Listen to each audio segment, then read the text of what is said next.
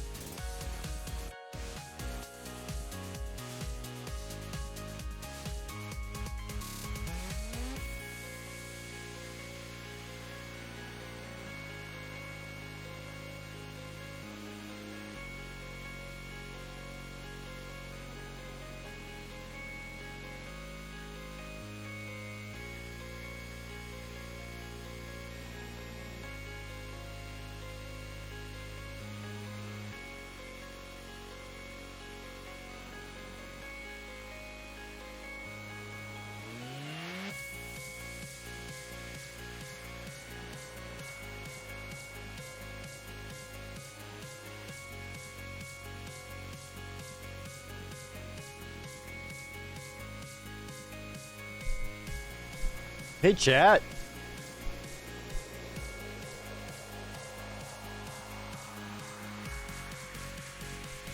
This frickin' Chrono Trigger remix, though.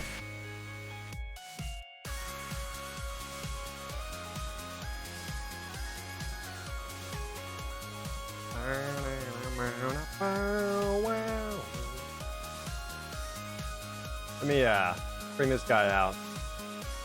I can see exactly what it is.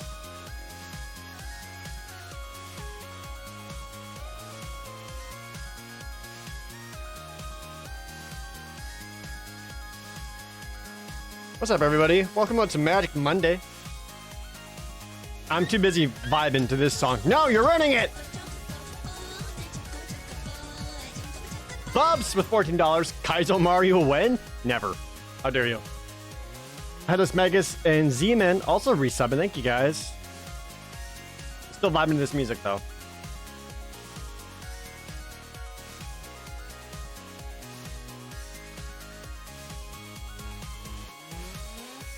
Sweet.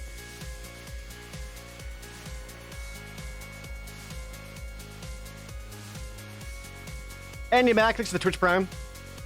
How's the Mega Man playthrough? Fucking terrible.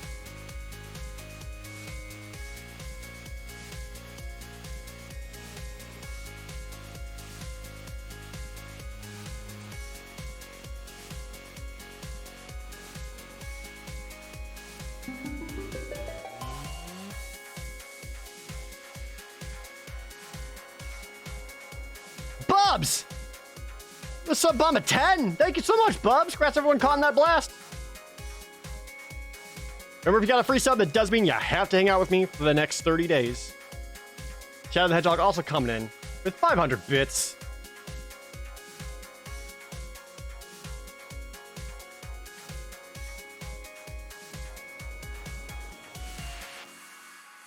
Damn, that's like one of my favorite remixes. I've never heard it before, but that was fucking awesome. That was so good. And now we got Crash Man out. I do like Crash Man. Is the highlight stream still on Twitch? It should be, yeah. I got a video of it coming up soon too.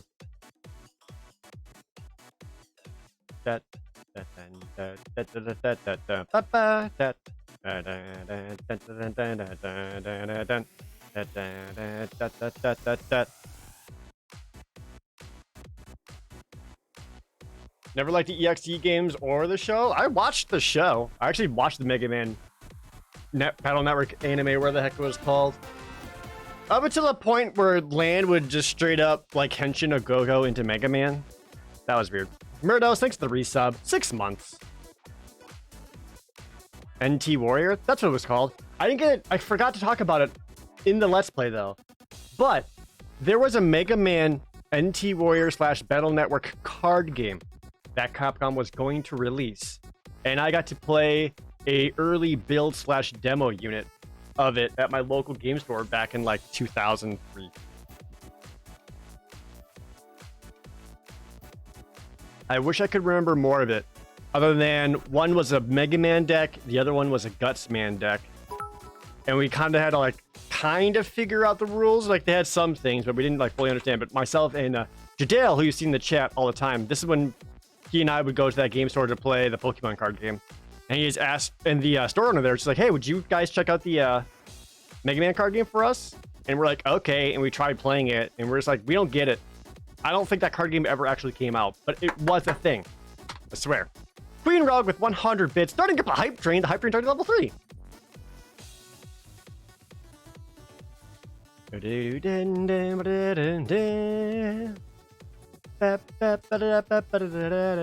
Jadale's doing well. He's doing well, yeah. Got a baby. His wife's still recovering. It's looking good. What do you think of Brightman in the anime? I don't remember seeing an episode of Brightman in the anime.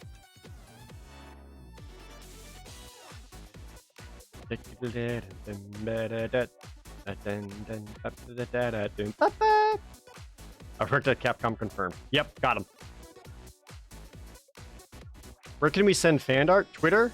Green Rogue, either Twitter, the ProJared 2 subreddit works really well. Maybe Instagram?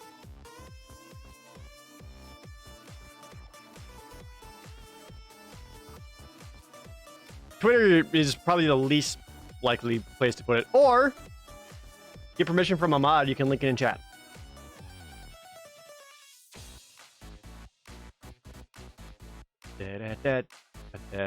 Also, thank you. Speaking of rogues, let's play some Heckin' Magic the Gathering, y'all. Boggle! Resubbing. Thank you so much. I've tried to rearrange my poop. Probably still gonna look really bad. So I'm doing my best.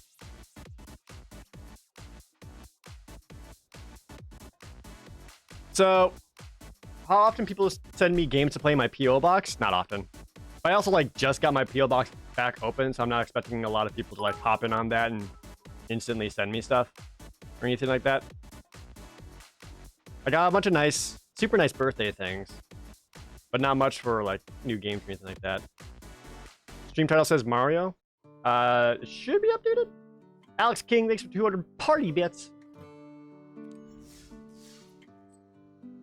So I did do a couple of drafts on my own off stream, and they went pretty well. I did a 3-3 draft, a 5-3 draft, and a 3-3 draft. Each one of those decks had blue in it. It was like blue-green, black-blue, and blue-white is what I ended up playing. So let's try to draft better. I really like the blue-black rogues deck to draft. But I also think I really like the blue-white party deck. Alright, if I go like this, am I carving up the rare? If I go like this, kinda. It's the Seagate Stormcaller. This is the mythic rare. It's a 2-1 for 2. When it enters the battlefield, you can copy the next instant or sorcery spell with converted mana cost 2 or less you cast. And if you kick it for 6, you can kick it twice. But then you gotta pay a total of 8 mana to do all of that. I don't think this card's very first pickable. Not into that.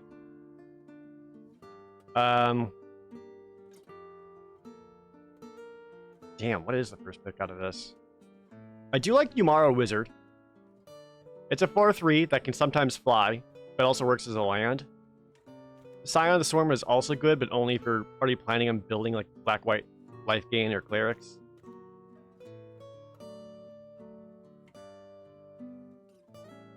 Yeah. Oh no, Fireblade Charger's good too. I do like him, I just don't like red. I think red might be the weakest color in this limited set. There's also a Rabid Bite. Rabid Bite would also be good to grab. Crab? Alright, new plan. We're building crabs to ruin people.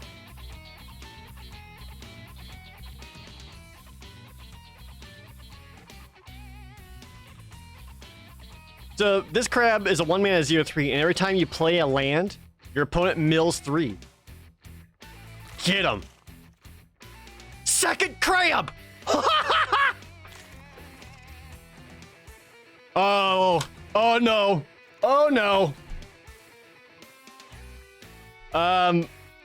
Clear Pathway is good.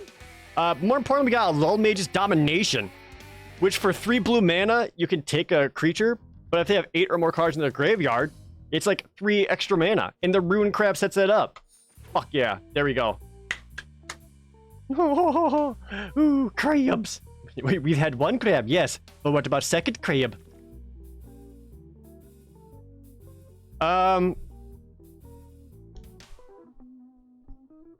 Because of that, though, like, what direction I want to take this? I'm seeing a lot of pretty good green. I actually like the Visionary and the Dauntless Survivor. I would love to get a bunch of card draw stuff to help make sure I'm hitting land drops for the Ruin Crab. Yeah, but I think just being able to draw extra cards to hit that looks good.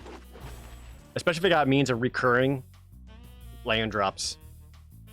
With 2 Ruin Crabs. Like, 1 Ruin Crab's like, okay, there's a plan, but 2 Ruin Crabs.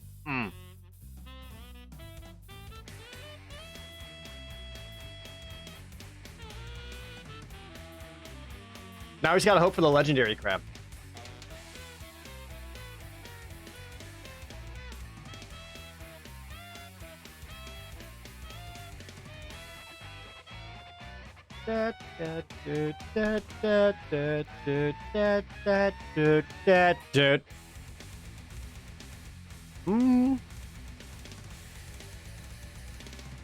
Not very exciting cards here. I'm not tired with going green-blue by any means. I might just grab the Cascade Seer to cut blue. Yeah, I might just... Like, everything else here is just such filler cards. I'd rather cut blue. Just to show to the people to my left, don't take blue. Give me all your crabs.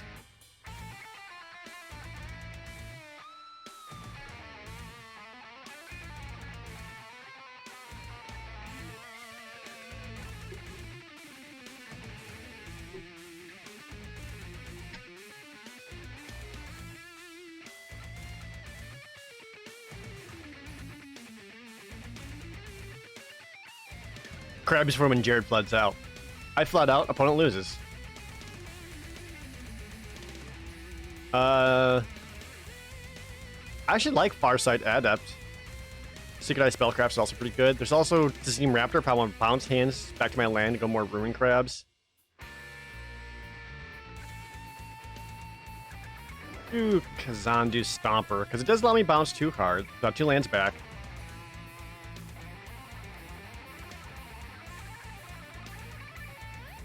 Cunning Geyser Mage I like a lot.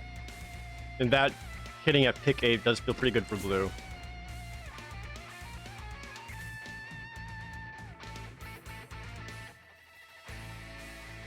Right now our win condition is crab.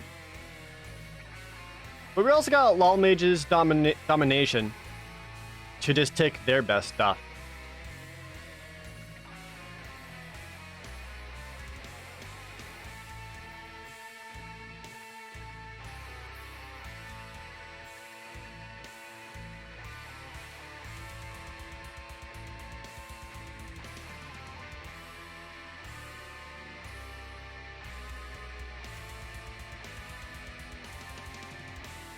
What kind of cards do I want to see still? Any of the green cards that's lets me get lands out of the deck would be good. Like the sack one, get 2 basics out would be great. Quantum Nuka-Cola, thank you so much for that resub.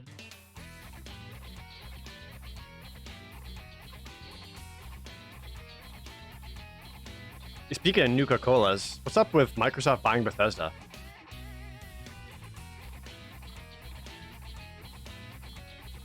I don't think I'm a fan of that.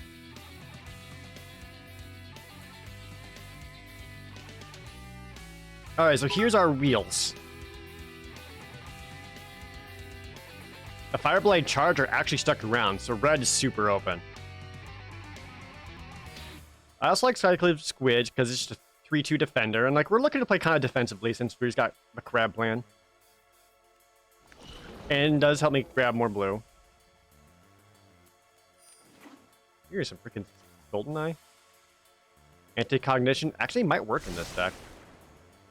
MMO Addicted with another 100 bits. Last draft had the white enchantment to make a 2-2 cat. Oh yeah, that one's really good. Damn, that's nuts. Good combo. I really hope they don't do to Bethesda what Bethesda did to Bethesda. That's fucking real. I kind of want to.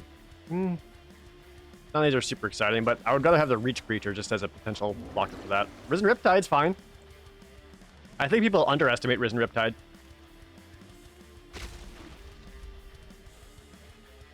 Green-red dual land. Oh, Relic Golems are super good too. This is a 3-mana 6/6 artifact creature, but it can't attack or block unless the opponent has 8 or more cards in their graveyard. I have 2 Ruin Crabs, and this guy can pay 2 to mill the opponent for 2, and then you got a 3-mana 6/6. Relic Golems are awesome. This is an easy grab for this deck. If not him, Vanquish the Weak looks pretty good. And maybe the Scythe Cat, but this is an easy grab here. I'm still lacking on removal, so I wouldn't mind getting some more stuff for that. Let's actually go Skyclave Plunder, just because there's a card draw spell. There we go. Baying Veil isn't so exciting that you want to first pick that or something like Bubble Snare. I just need to be able to tap stuff down to protect myself.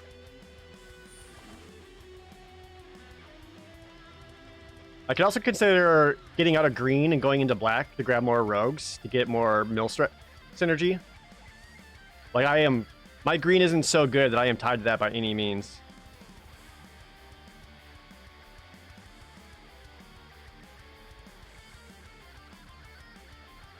What do we got here? Yeah, like we're getting past some really strong black stuff. Vanquish the Weak, Deadly Alliance. Like, I do want to grab some of those really powerful removal cards. We also saw stuff like the Flash 2/1 Flying Mill Rogue. I would love to get more of those.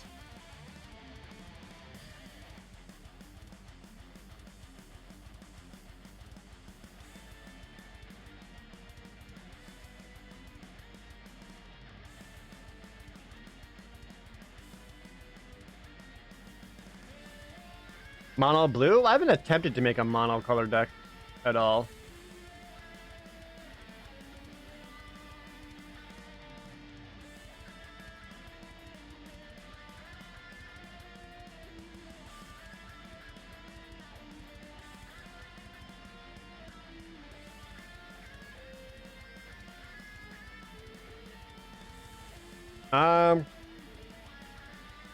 Yeah, like there's that Sky Dancer that helps the opponent mill. I think I might use this pack to pick up some very powerful black cards.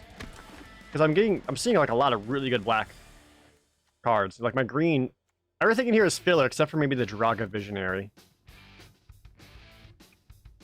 Yeah, there's another one. That looks great. Double Ruin Crab? Heck yeah. Ruin Crab was our pack 1, pick 2, and pack 1, pick 3.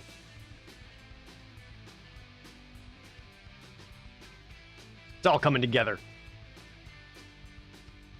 Any of you must have cats or dogs for the Ridden Centric deck?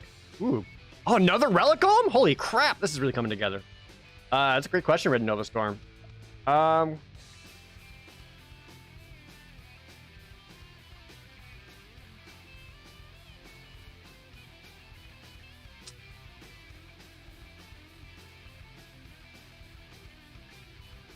don't know if there's any really new ones. There's the, maybe like the Scythe Cat.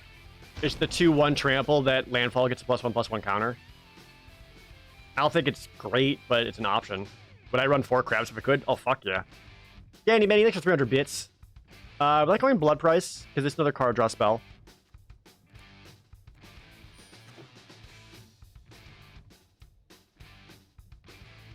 Yeah, I feel so much better about my black cards when I do my greens. Let's go ahead and take green out of everything I got here.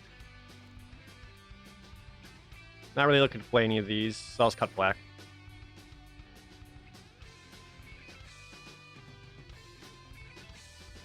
I don't think there's any new dogs, Red Nova Storm.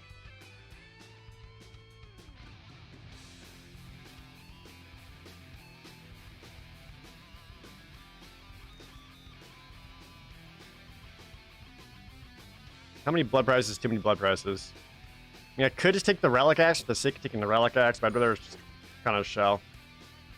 I am forcing... Oh, Skitter Sneak's not bad. If the opponent milled to 4, this becomes a... Milled 8, this becomes a 4/4 trample. Or 4/4 menace. Ruthar, thanks for the 2-2 resub.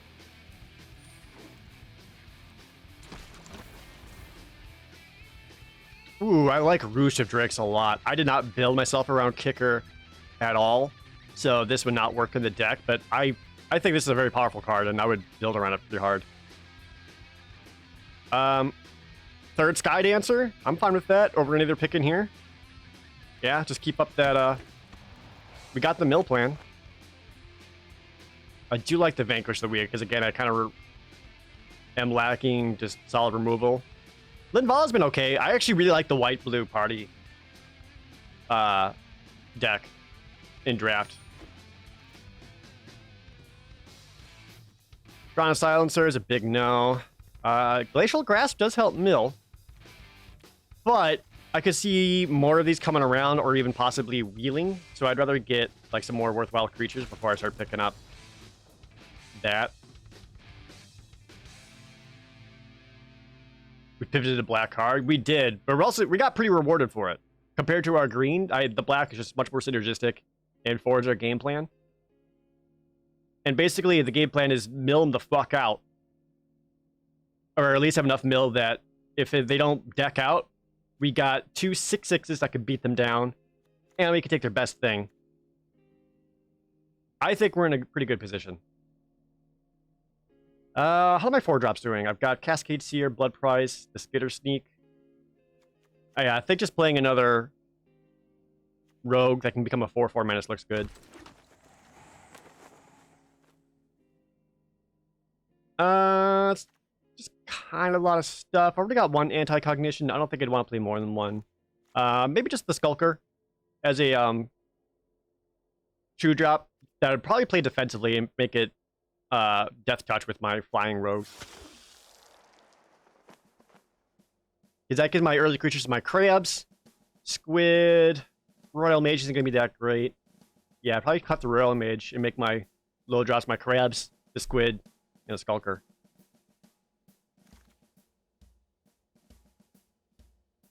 I don't like this card. Like, at all. Just because it costs 6 mana. If it cost 4, I'd be all in. 5, it'd be like a filler. About 6, it's just too much, and I don't like it. I guess negate. Is cardboard live on? It is. It just does not work during the draft portion.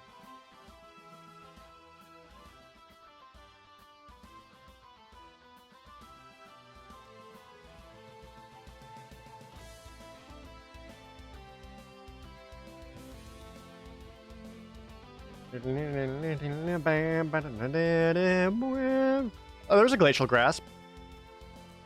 Already got 2. I don't know if I want a 3rd one. I'd rather make sure I got that Glacial Grasp.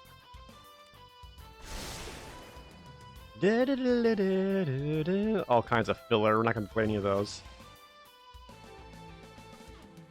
I actually like this deck. I actually feel like I saw a plan and then drafted cards to further that plan.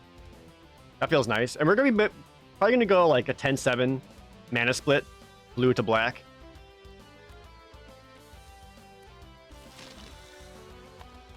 Sweet. Archie, it is sweet, Michael Jordan. Thank you so much. Oh, cool. Thanks for being here, Luigi Celestina. Hey, GoTrek. Good to see you.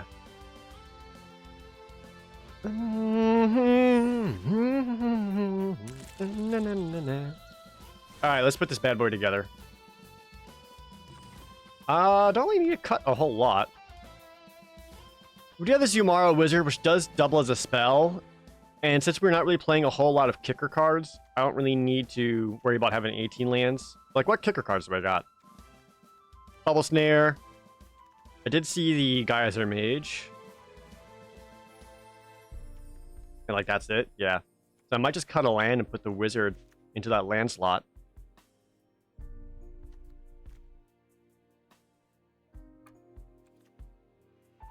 This is 3, 6... Got 9 spells. It feels like a lot of spells. Don't need spare supplies. Having both Blood Price and Skyclave Plunder's a bit on the weird side. I mean, like, I guess I could run both, but I feel like just having Skyclave Plunder is just a better option over Blood Price.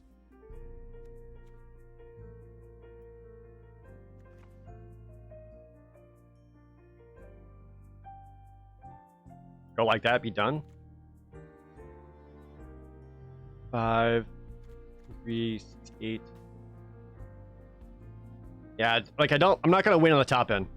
I'm basically looking to mill them out before that. And again, just take their better stuff. Or I could take out one creature to bring in. You know, let's take out the... It's kick return sorcery. Or instant from your hand. What can I hit? Anti-cognition. I like an awesome targets. Yeah, let's actually take out the Royal Mage and bring back in Blood Price. I like that more.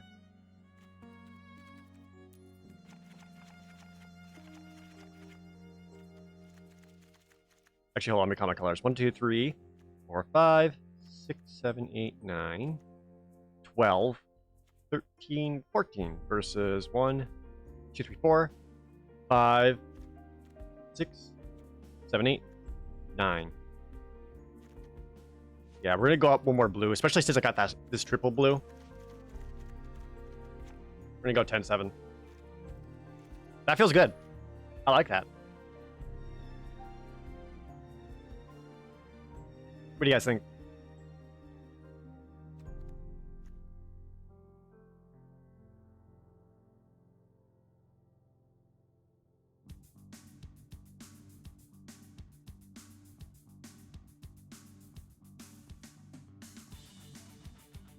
Am I liking the new set? I'm liking it quite a bit, Joshua. I'm into it.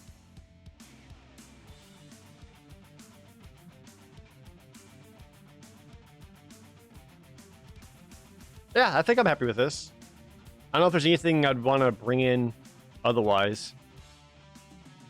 Anti-cognition's also kind of more awkward cards. But again, like if I took that out, what would I bring in instead? Another Blood Price? Negate? Nah. Alright, let's try to Crab Rave.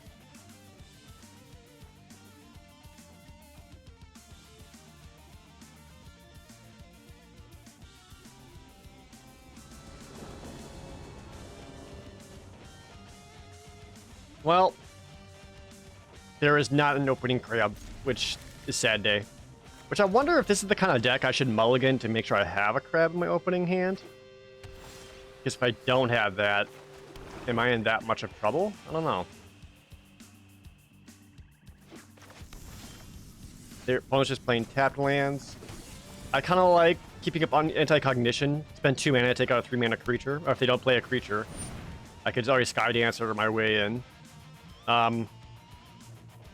Another option is to blink this and vanquish that and start attacking in for 2 and starting up the mill. Yeah, I would lean that, but I'm not sure if that's the right choice.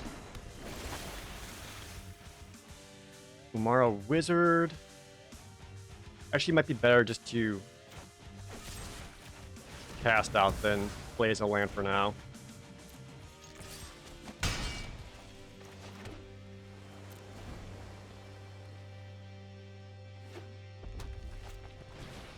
Second Mystic? Okay.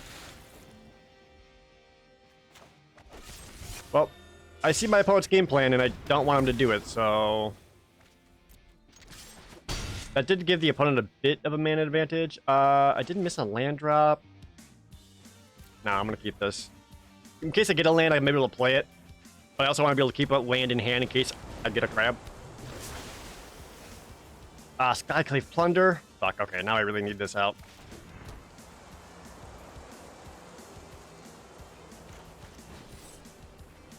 I'm gonna kick this to tap this Expedition Diviner. Only because if that dies, he's got another wizard he's able to draw a card. So if I take it down now, and won't ever die, he'll never get the card off of it. Could the new Nissa work in a 3-color deck? I think the new Nissa is actually a little bit difficult to use in Constructed at all, Rampardos. I'm not crazy about it. Mostly because she has an awesome way of protecting herself. And in Constructed, that's like kind of the main thing that you want.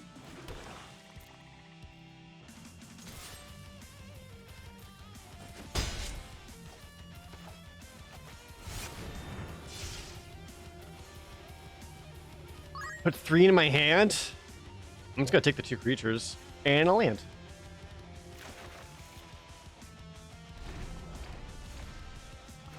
Not really seeing any of our mill payouts, although this one Sky Dancer is freaking doing work. It's already hit in there for 4. Kicks back its own wizard. That makes sense. Really? Damn it. So they now have still 7 cards in their graveyard. Play Skitter Sneak. Keep up Anti-Cognition for a potential big counterspell. Or I can go Sky Dancer, Anti-Cognition to ensure a ensure the counter. Actually, I'm gonna head on board. I'm gonna keep playing threats. I like this a bit more. Reason being is at their end step, I can play the amount of Sky Dancer, mill them down, which will turn this into a 4/4 menace.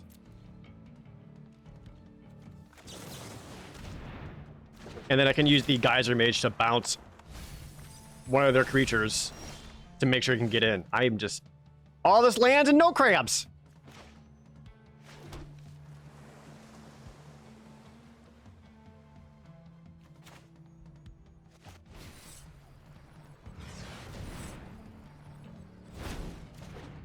Yeah, if I kick this in and bounce the Diviner, I can get in for 8 damage right now.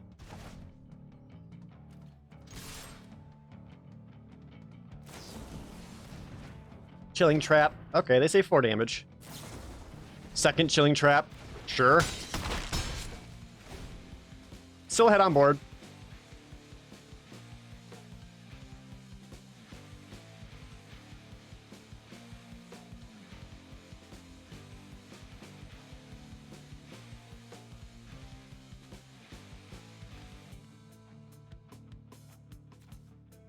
They have 15 cards left in their deck.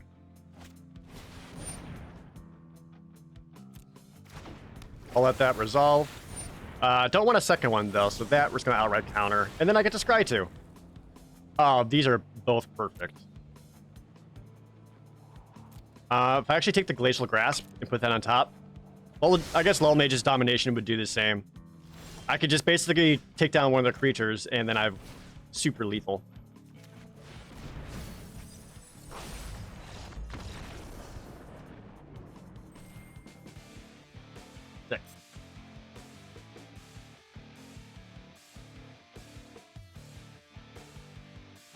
Yeah, even if I didn't have the crabs right away, I was in control of that game the whole time. That was nice. You were just mowing and 10 million bugs revealed and all the birds went back to eat them? Well, you were helping the birds out. That's nice of you.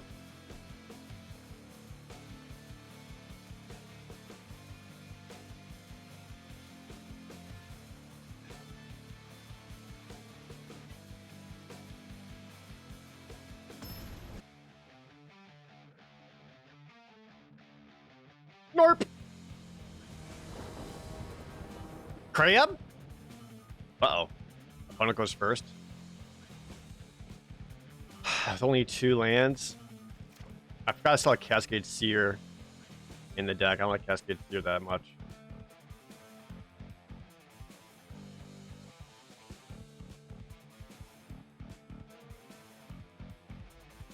Risk keep the day. I'm on the draw at least, which helps, but my wizard's gonna be coming down as land.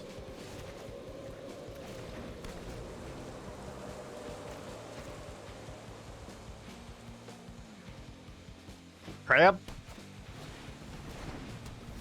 Crab? God damn it.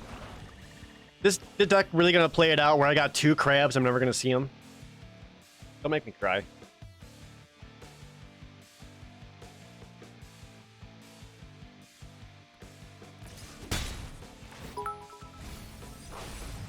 Just hits a land. Hey, DJ okay with 100 bits. Do you eat crab? I eat too. I actually don't eat crab. I don't like crab. I've had it on numerous occasions. Even like as an adult.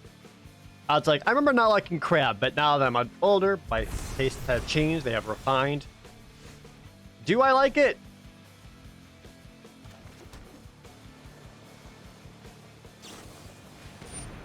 So then I would go to try to eat it. I'm like, no. Oh, they hit the relic golem. That's a bummer. That's one of our boys.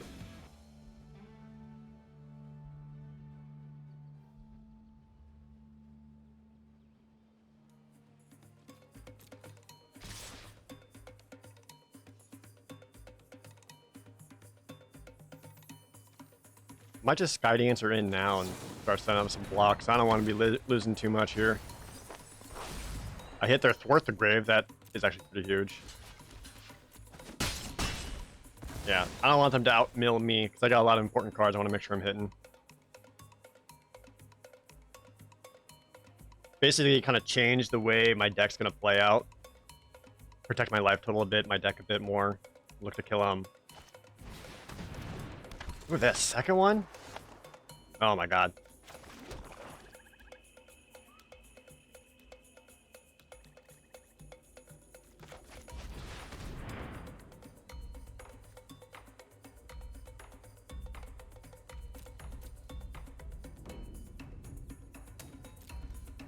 I only got 3 cards in their graveyard.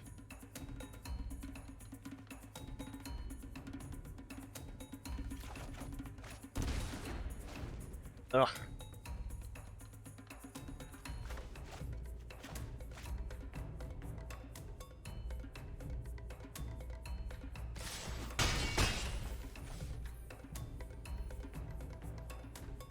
Oh, my opponent has missed land drops.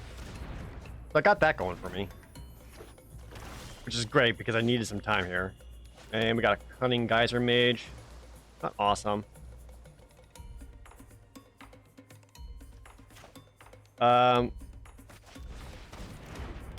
Just go Skulker.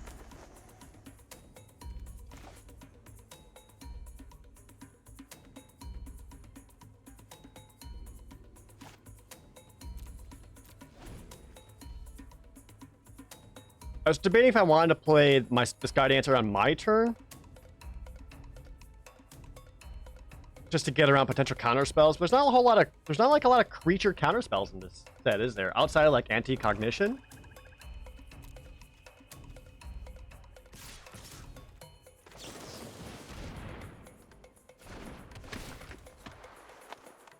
Alright, this mills the opponent to 7. One more card in the graveyard gets Relic Golem online.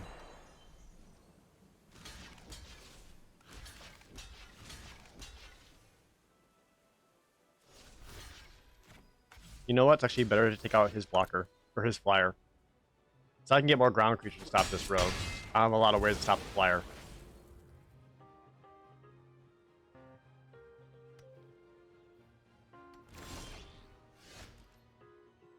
Well, that seems suspicious.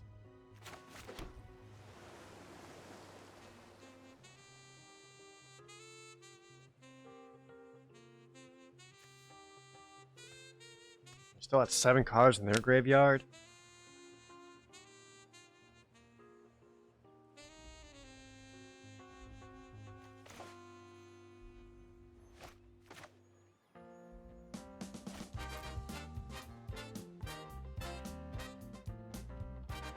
This Sim City? Yeah, it is.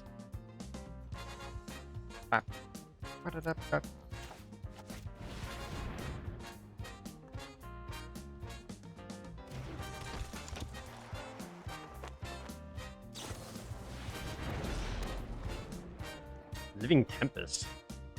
Okay. I haven't seen any of my removal spells at all either, by the way. Acquisition Expert for 1. He can take 1 card. Here, you can take my Cascade Seer, that's fine.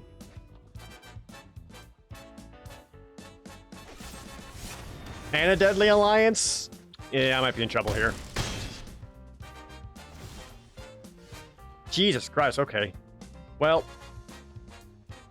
the deck did not cooperate.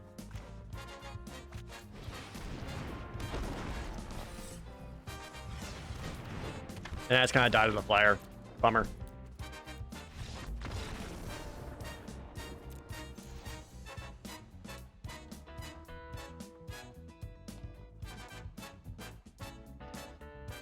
I think some of the earlier blocks could have been different. Yeah, how have we gotten 2 games with 2 crabs in the deck and we haven't seen them once? Like, not even just opening hands, we haven't even drawn them. What the fuck? We get both our Skitter Rogues, though. Brass Wingman, thanks for the resub.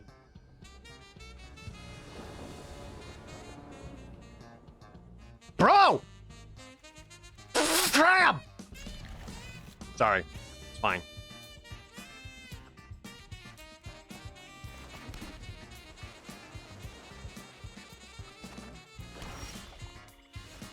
It's never gonna happen, is it? The fucking crab dream. I put them in my deck, right? Oh my god.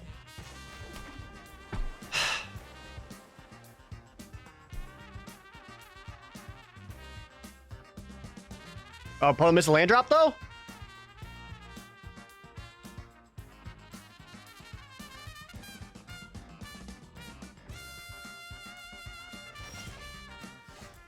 That's a bubble snare. That's not even a crab.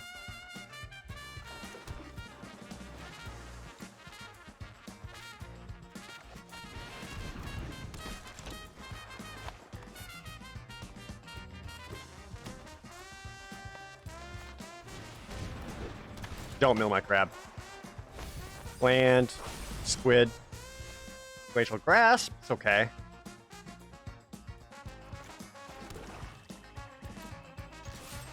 He's not gonna block.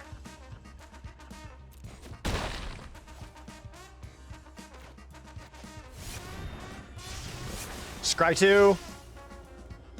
It's the Risen Riptide, which I don't really want. We're gonna keep the land on top though, in case he pulls some milling shenanigans. I like the rest of my hand. I just don't want him to mill some shit. Well, I guess he's black-green. I probably didn't need to worry about that as much. That probably was not a smart choice of me.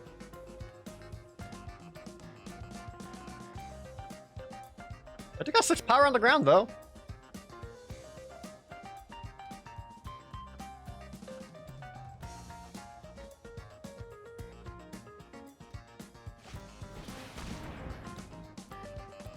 Oh. Okay, now the opponent's got lands. I've got nothing but reactive spells. It's fine.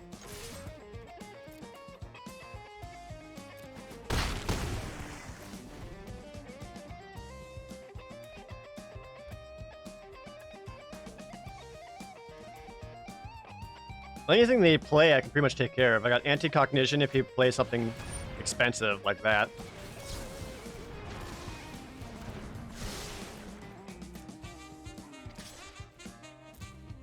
I'm okay with taking the 2. I'm still at 18 life. Land, getting for 6.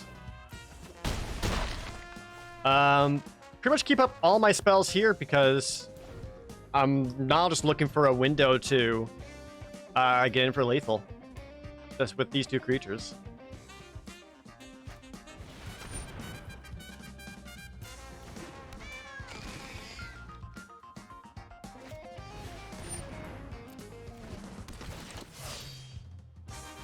So in response to the +1/+1 counter, we can kill it. So you get no counter. Go to end step, tap down another blocker. Draw a card, kick in the bubble snare, tap down the other blocker, get in for lethal.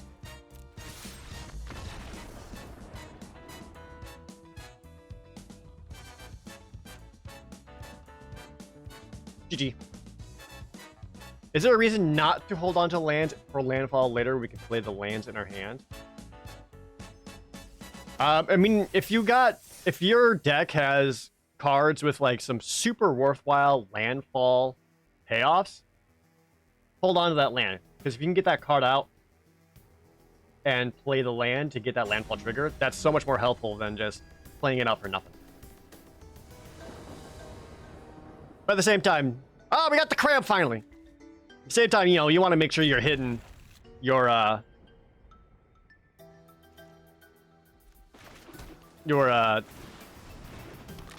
curves, right? Well, still want to be hitting a land drop every turn. Second crab? Yeah.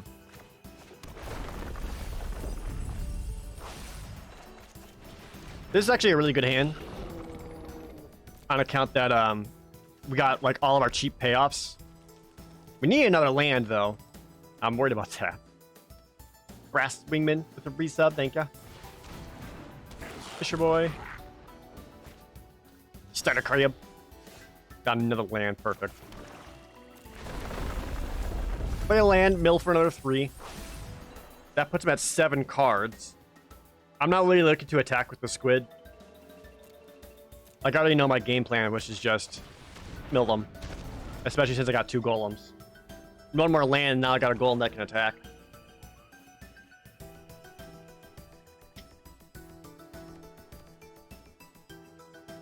One more land, we also got a 4/4 menace that we can turn online.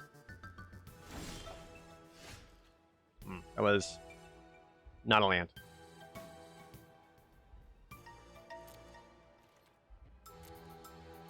Can't attack. I can play one more golem.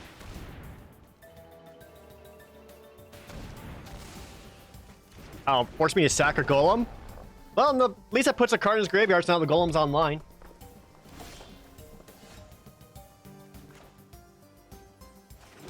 Land. Mill for 3. They're down to 19 cards in their deck.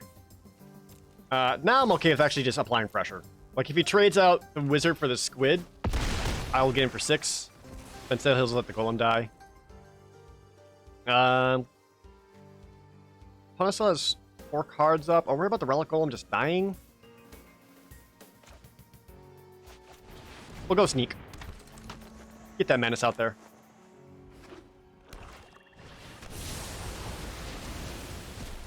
Sorry, what is that?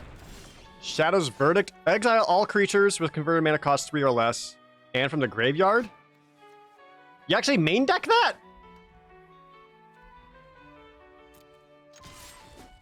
I guess.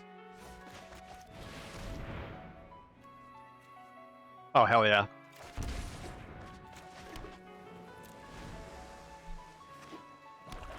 I will admit, I didn't think anyone would main deck that, but alright, fucking got me, I guess.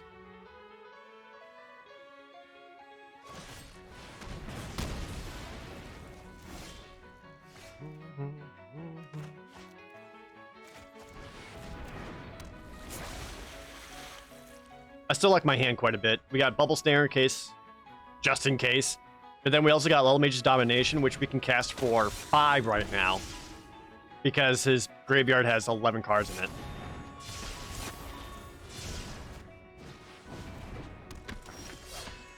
just kind of played a lot of stuff.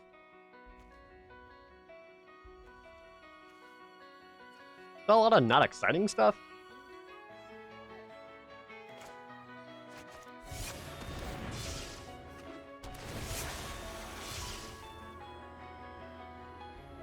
We need one a 4/4 menace.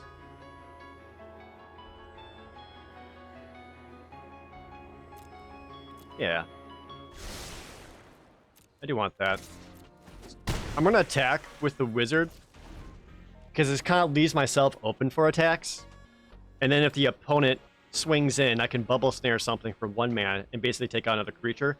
Let the Cascade Seer block and trade out for something. I don't care what.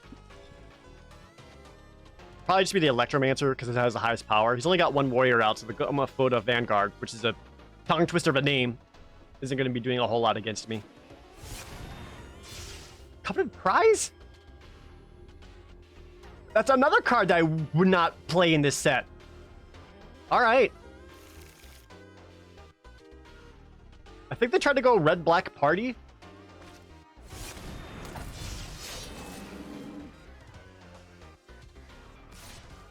Ooh. Oh, you cost 6. But can't quite lull mage ya. Yep, just trade that.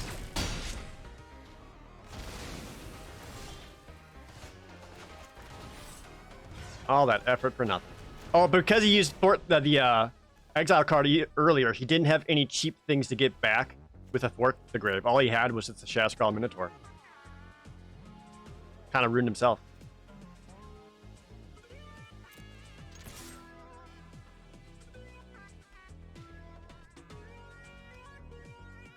See if they throw up a double block, which if they do, great. Because now their board is empty and I've got this 4/4 menace. Lithoform engine? What are these?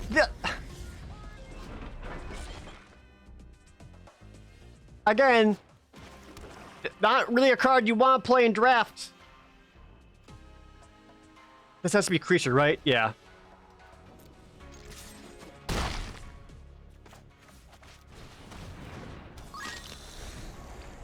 Kane Gaston gifting us out to Rutho. Oops, all rares? I guess. I don't know what that deck was that we were facing. I guess. Top Keck.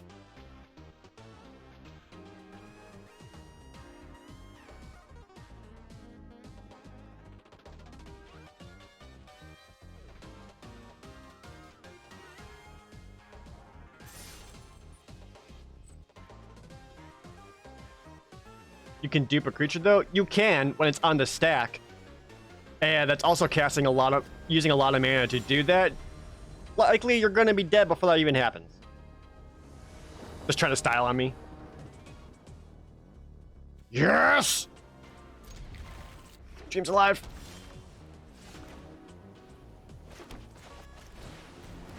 Crab! Come on, second crab. Oh, that fledgling's gonna be trouble. Second crab! Suck it!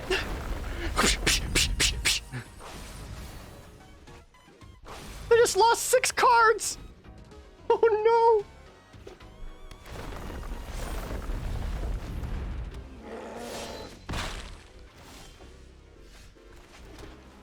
Oh, land. Crab rave.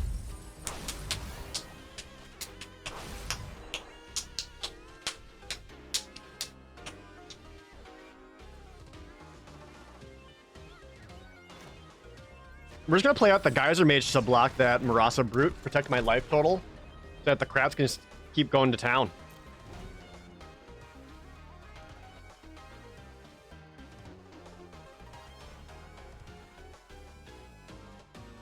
Oh, they bit one of my crabs! It had to happen.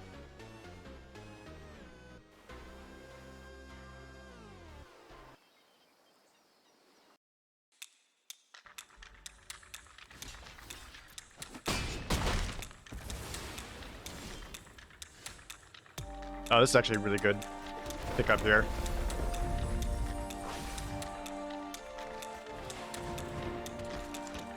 Fucking got him.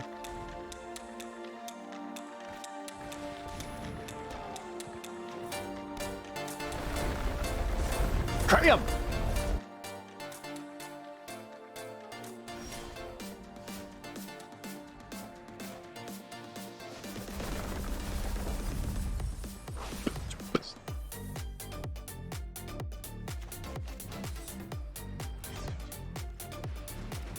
Boop.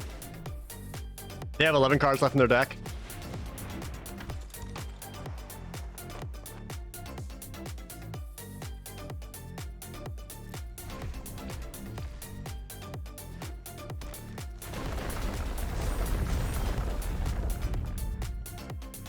I think all the opponent has is lands, because I went straight to combat. Ooh, Risen Riptide. Extra blocker. Attack for 8. I'll play this Riptide. Then my opponent can say to himself, "Ah, thank God, I'm glad there wasn't. Ah, shit, another land crab."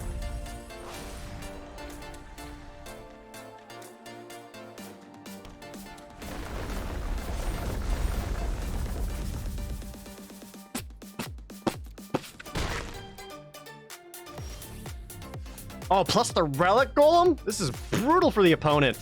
And the Golem Mills.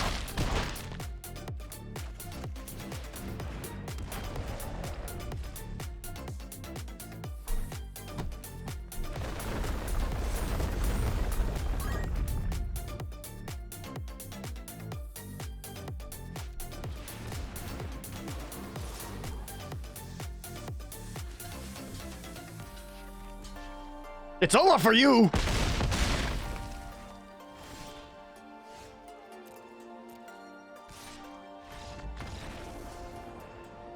Alright, that's the end of that bit.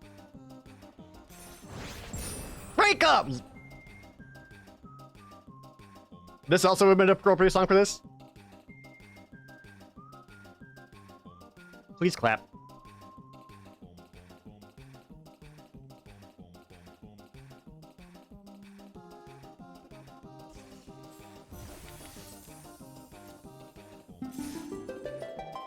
T-Dizzle with a sub bomb! Dropping 5 subs to the chat. I want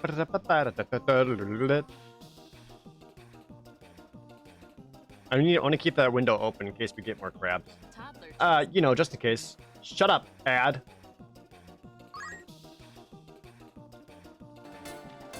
Oh, shit, stop.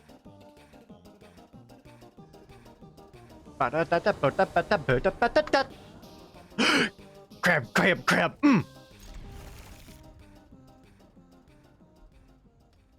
Odysseus! Thanks for the resub.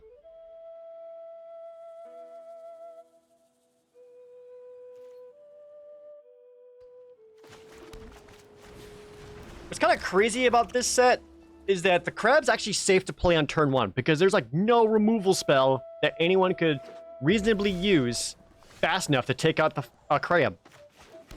Get milled. Psst, psst, psst. Oh, those look like good cards. Thundering Rebuke.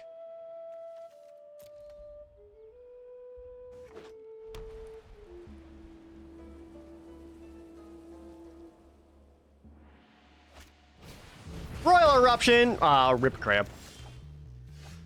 You hate to see it. If they play a big enough threat, we have anti-cognition to stop it. Otherwise, we got the Nimana Sky Dancer, start getting in for 2 more. That'll bring the opponent to 6 cards in their graveyard. Angel Heart Protector is just a 3-2 on the ground. Yeah, that doesn't really do much. But this... taking out 2 more good cards.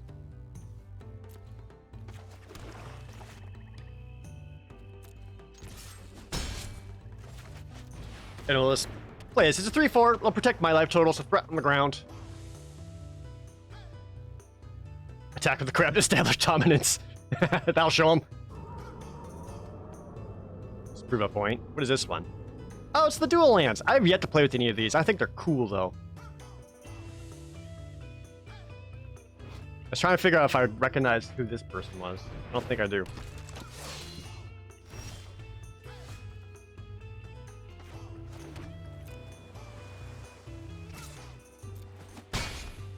Actually go with the Expedition Skulker. This Death Toucher is going to protect my life total even more. I wish I had 8 in their graveyard so I could anti-cognition get that scry too, but this will work fine. The pathways need to come in blue-white. I'm sure that'll be the case next set, GB Acer. And, was it Strixhaven coming next? Yeah, Strixhaven is next, right? I wish I had a knife to give my crab, so my crab could become a fight crab. Oh, Viking set next. Scavenge Blade?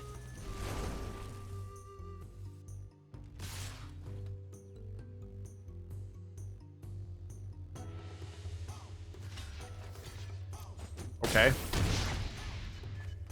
So now if you want to use that again, you gotta spend, what, 3 mana for just +2/+0?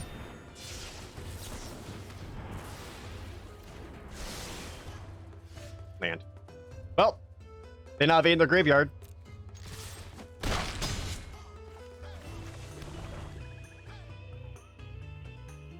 Are the dual lands literally pick one of these 2 colors played on tap? Yes, Red Nova's turn. So it's literally like blue on one side, red on the other. It's like, which side do you want?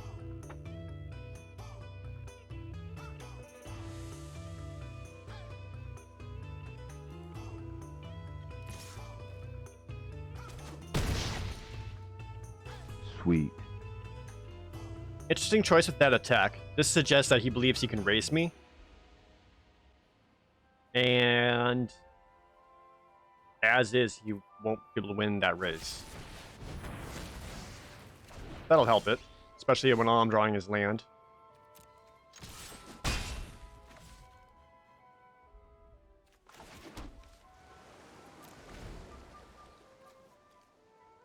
What can I get here? D-Cross, thanks for the Twitch Prime resub. Ow. Fuck, okay. Did never expect the Minotaur. Anything? Crap. That's actually gonna be too little too late.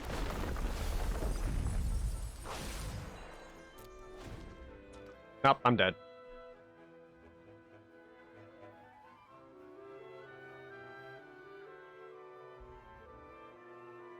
I don't know if there's anything in... Like, is there anything I could draw next turn that actually save me? Especially if he plays one more creature.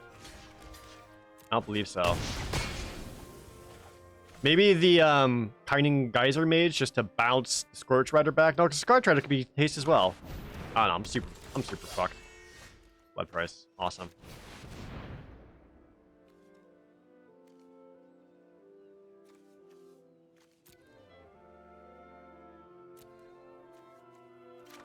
This is literally the best thing I got.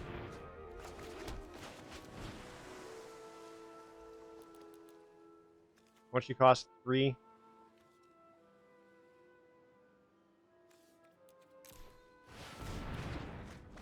Like, I can do that to protect myself. That's all I got. Bummer. That's a bummer.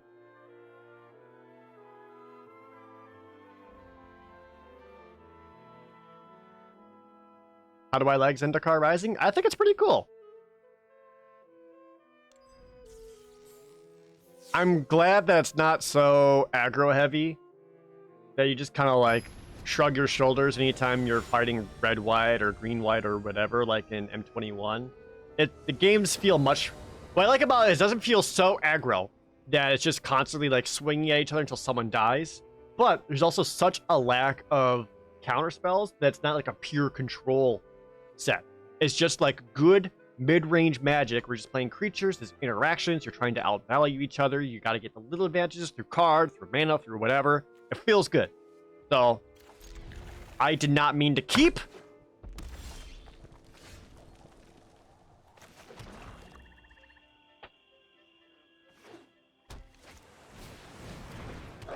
Fine. It's fine. I was trying to click like the OK or whatever. Like I was like just doing a bunch of hand motions, put my hand on the mouse and just, ah, fuck. Was Godzilla like a movie promotion or something? Yeah. Yeah.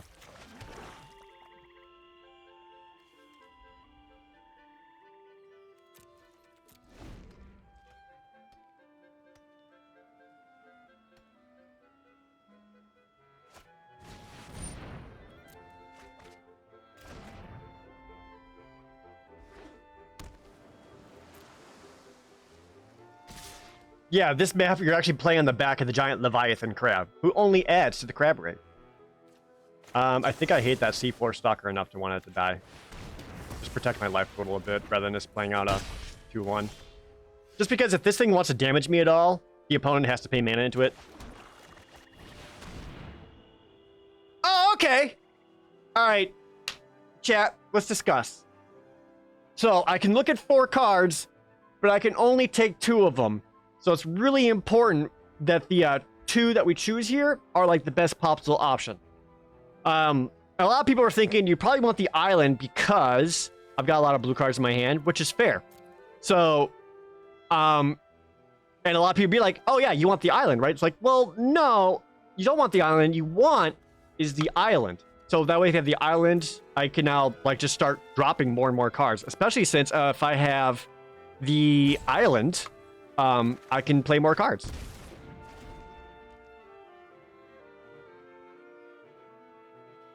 And that's the end of that bit.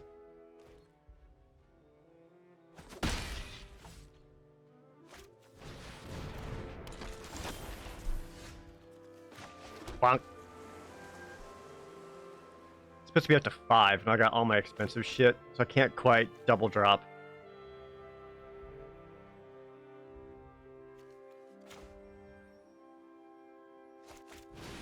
Let's put down the 3/4, because that's going to protect me the best.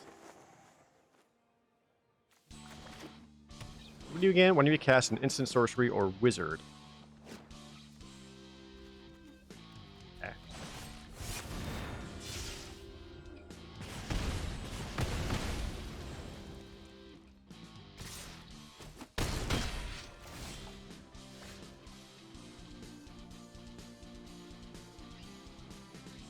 Okay.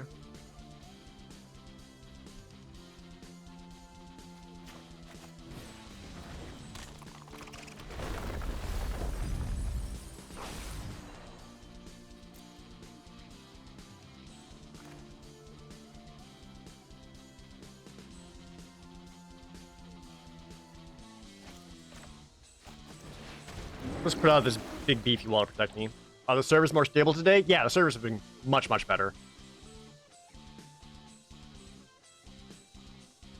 Do I stream on MTG on Mondays purely for alliteration? Yes. Don't judge me. It may also help people remember, on Mondays is magic. Mostly because I don't... Fridays isn't one of my stream days. If Fridays was one of my stream days, I would just do, you know, FNM.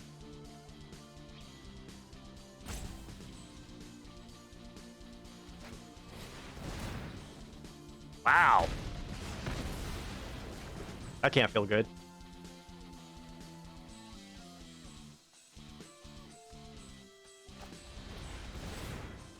And a royal? That's actually not bad. They're getting in for a lot of damage. They have 8 cards in the graveyard now. It's getting nothing but expensive stuff.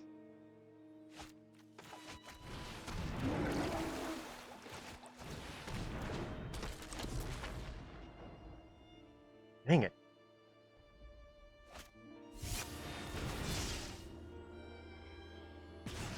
If I can't kill a Rock Slide Sorcerer, my opponent can just cast spells until I die.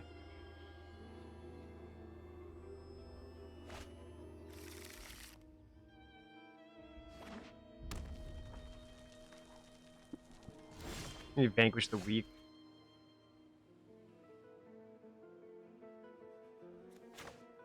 Alright, let's go Cascade Seer. Try to find an answer. Deadly Alliance. Yeah. One more land. I think I actually want one more land so I can keep playing more cards, yeah. Now, if my opponent's able to just cast 2 spells, I'm dead. There's 1. 4 mana left. Yeah, I'm pretty sure they're gonna have the spell.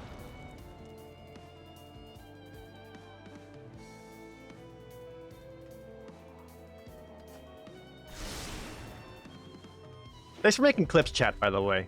Kind of wish it was funny enough to have more clips every month so I could do like monthly compilations. Yeah, I'm dead.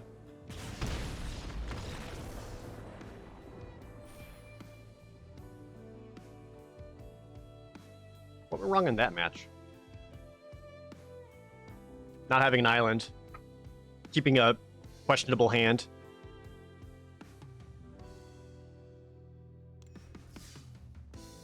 Well, Crab Race sadly only went 4 and 3. It should have done better than that. But that was 2 games with none crab? No, it was more than that. Yeah, maybe when I used Blood Price, I should have picked an island instead of an island.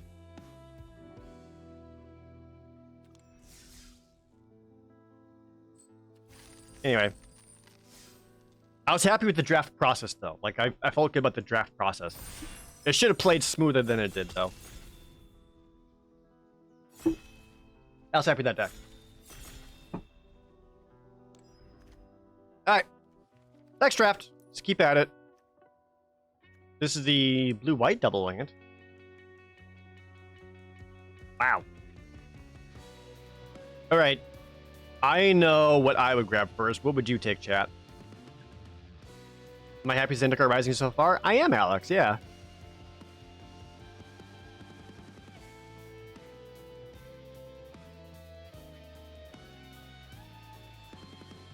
You'd say Rabbit Bite? Bubble Snare? I think Rabbit Bite is a bit better than Bubble Snare. I think the best card in this pack is actually the Fearless Fledgling. Because when this crazy bird goes off, it frickin' goes off. It's very, very powerful. It's just a beater. And like your opponent has to deal with it. Especially if you're able to curve out. So I like the Fearless Fledgling quite a bit. If not that, yeah, either the removal spells followed by a Myria Captain. But yeah, I like the Fledgling quite a bit.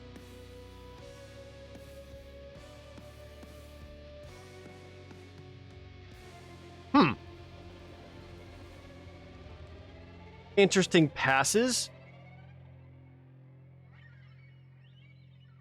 They took a common. But they left Deadly Alliance, Legion Angel, who's still a 4/3 flyer for 4. Like, that's still, like, good.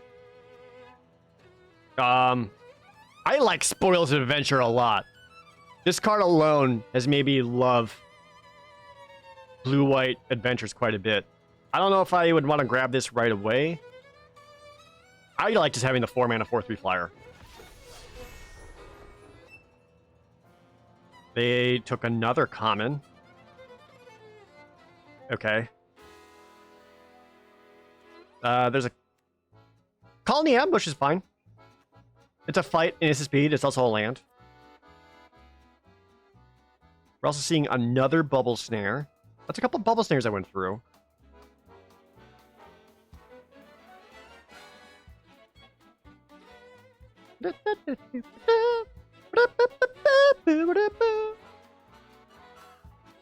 Can't decide if I want to go this or the Bubble Snare, just because we already saw a couple of Bubble Snares come around. We'll do the ambush. I like the instant speed. Lots of white. And here's Binding. I like playing one of these. More than that, I get less excited about, because if you end up going up against a party deck, this doesn't destroy their party. But having one's fine.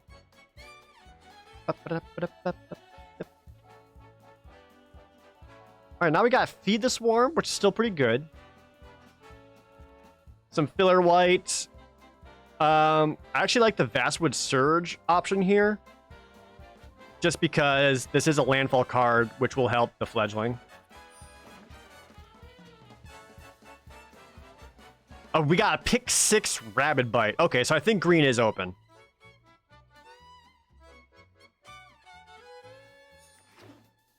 Grab that Rabid Bite. That feels good.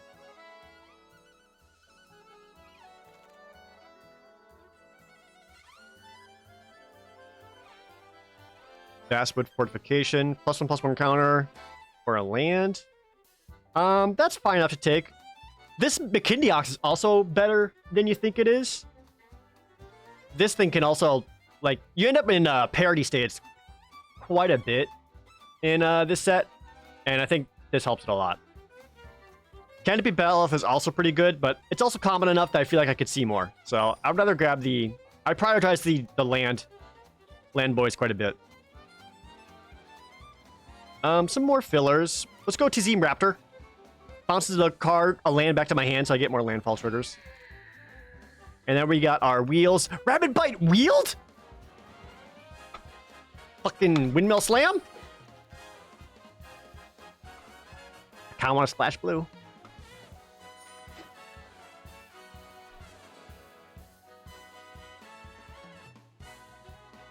Okay, so Rapid Bite wheeling is insane, so now we're playing green. Was that a creature with a land on the other side? How does those work?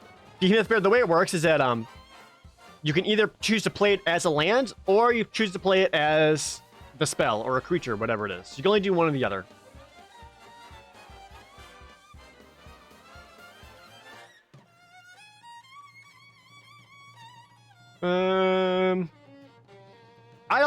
This guy I've been, like, less excited about.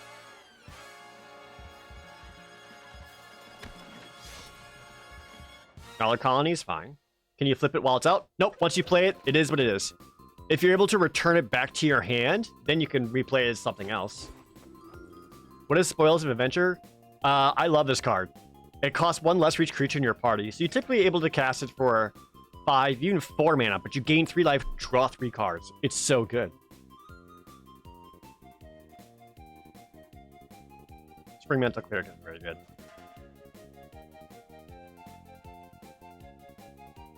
It's like those Oda Invasion split cards.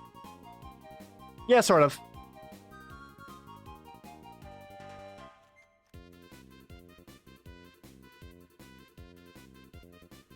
Turn Timber Aesthetic? Sure. Sweet. Whatever. You're a guy. Red White Land? No. There's another Nahiri's Binding, which is fine. The Kazandu Necropot, you gain life from playing lands. That's not as exciting as just being able to... I like the Visionary. Just a 4 mana 3/2, draw another card. I like that. Oh. Skyclave Pickaxe, though, if we're building up that green-white landfall, this is a super strong card for that. There's another one. Forest Celebrant, McKindy Ox. I like the give creature protection from color till the turn. Pack Beast is kind of sick. Pack Beast is super helpful. That's another one of those cards that I think people are starting to realize the value of it, and they're taking it more often than not, just because you need to be able to fill out your parties often.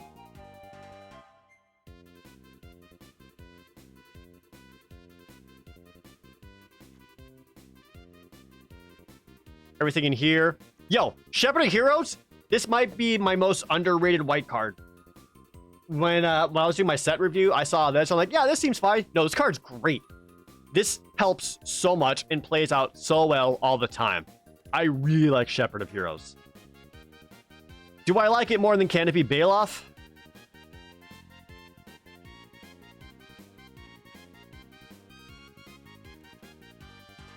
For this deck, Baloth would just be better. It's another flyer, though.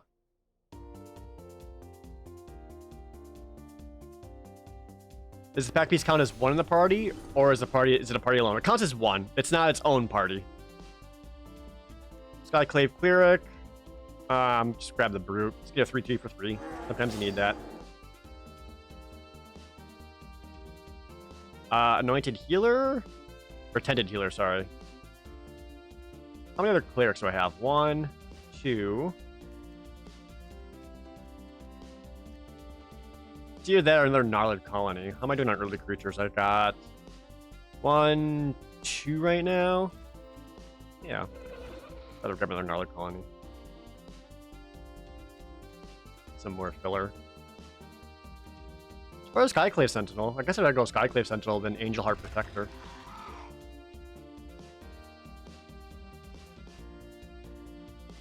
I like the Pack Beast. Get the Pack Beast.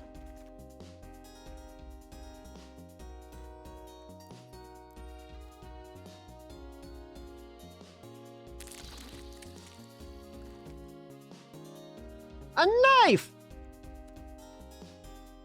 Resolute Strike. Actually, we'll keep it main board for now because it's like an okay combat trick.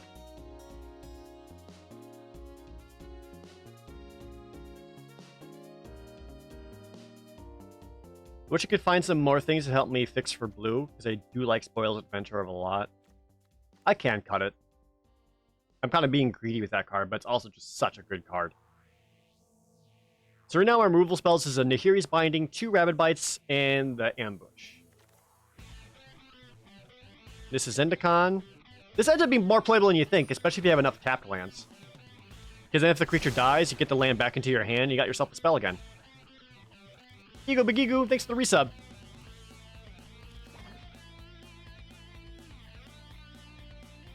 Enjoying the Daggerfall series? Good. I'm glad to hear that.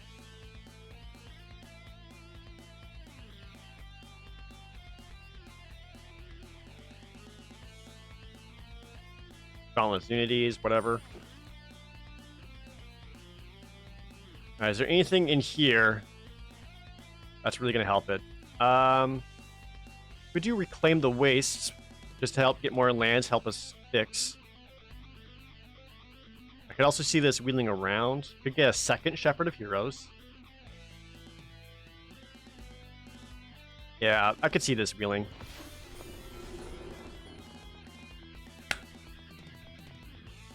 Or I could splash black.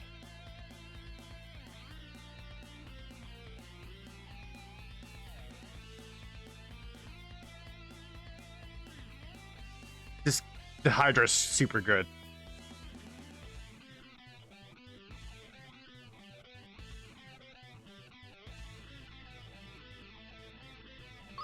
If I didn't take that, what else would I take in this pack? Balagad Recovery, which is okay. Go for Skull. Thanks for the resub. A second Fledgling? Ooh. I'm okay with that. What's the best version of Final Fantasy Tactics? The PSP version is, but if you emulate it and get the patch that fixes the slowdown.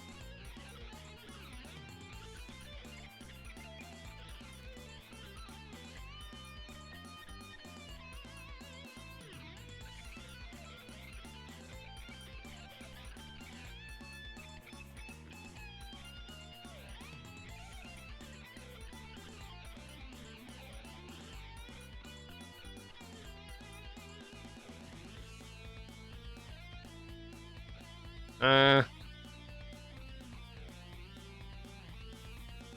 think I should just like the Visionary. Oh, the Root Grazer! Rewarded! The green-white beast that with Vigilance, we get to tap it to play a basic land card, or tap it, return a basic land back to its hand. The chat.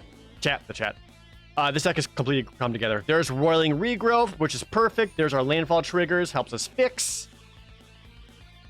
Another guy. Actually, just liking the Blight Blade, just because it's a 1/1 Death Touch. Good early, good late. Both look really good. Especially with Rabid Bites. Like, if you get a Rabid Bite with a Blight Blade, like, you kill anything.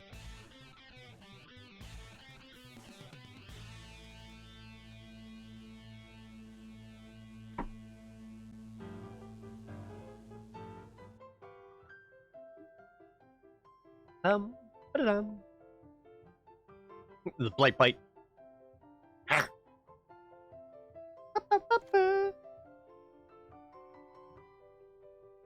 Really nothing here I'm looking to play. Oh no, we got Mikidiox. I'd rather play the Ox than the Turn Timber City.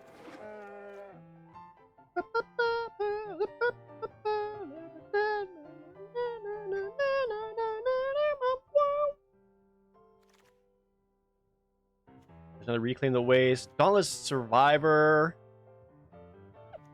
I actually might play this in case I end up playing the Grakmaw, because the +1/+1 counter sub theme will end up being important with Grakmaw. And between, like, I got 2 Fearless Fledglings, like, they're gonna get counters, and I have also the Gnarled Colonies, which, when kicked, have counters. Any tips for Zendikar Rising Draft? Ooh, good question.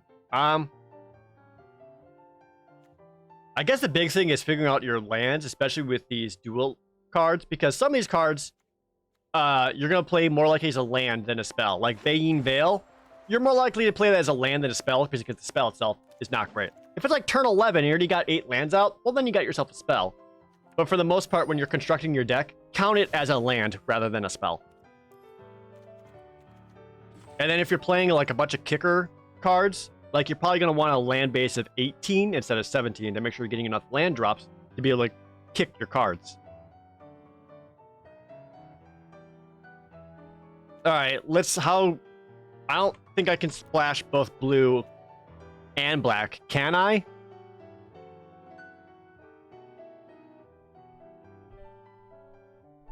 When it's card draw.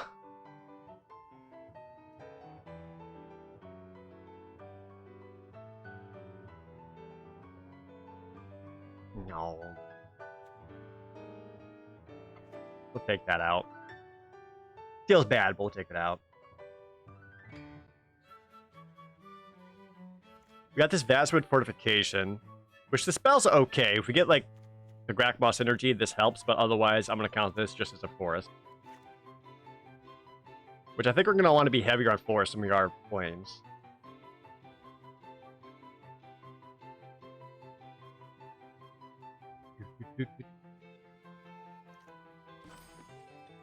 I need to fix up my creatures quite a bit. Let's take out the Nectar Pot. Since I took out Spoils Adventure, I don't need the Pack Beast anymore.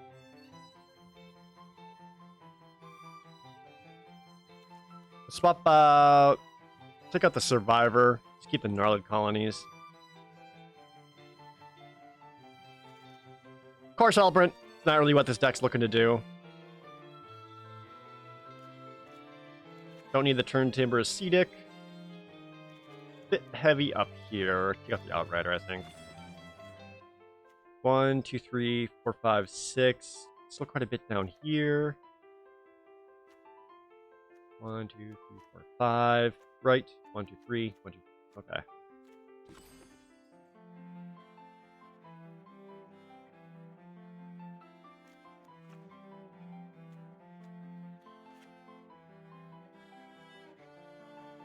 I don't want to play too many tap lands.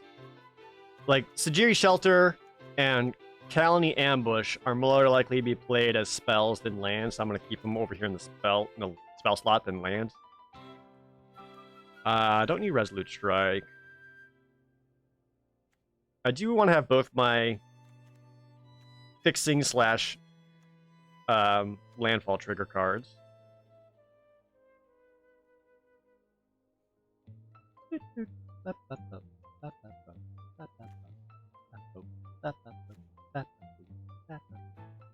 Ba-dun, ba-dun, ba-dun, ba-dun, ba-dun, ba-dun, ba-dun,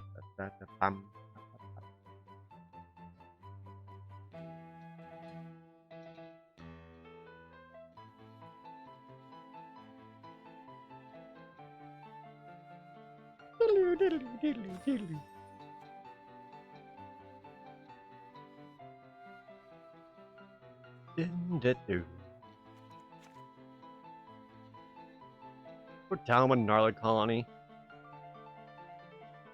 The Marauder Brood is like the least exciting card in here. Actually, no, the Snarecaster might be. Might just cut the Snarecaster. Yeah, Snarecaster's not doing much for me.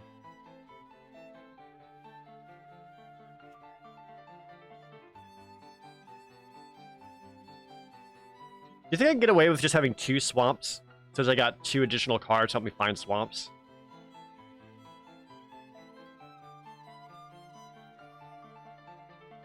Just to go up like one more basic forest.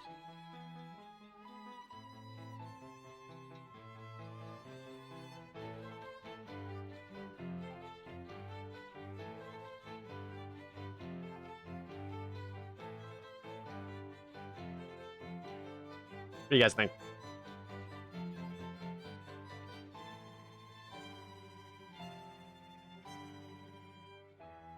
Probably, but I've never played MTG. Okay, well, not helpful. Because that basically still gives me technically 1, 2, 3, 4 sources for black.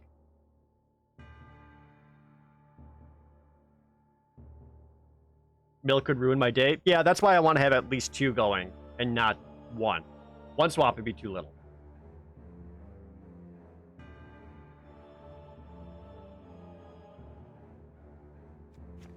Just because I want to have more green. This will give me a total of... Hold on, let me do this.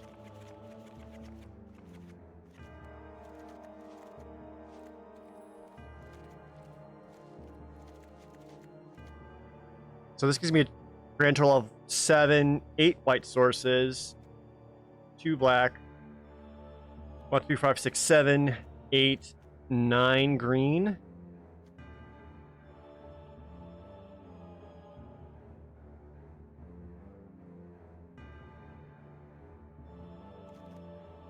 I don't have anything that's double green. I have 2 cards that are double white. But really it's... Yeah, I think it could work.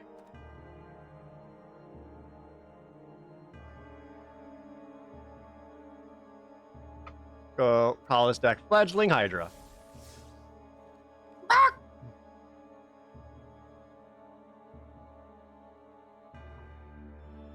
For green, white, splashing black. I have not splashed a color in this set yet, so we'll see how this goes.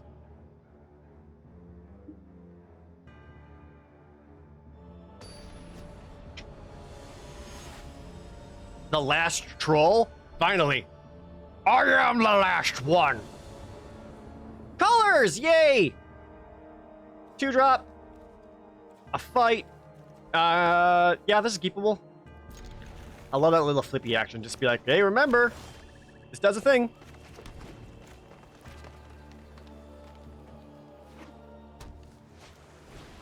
Oh, no!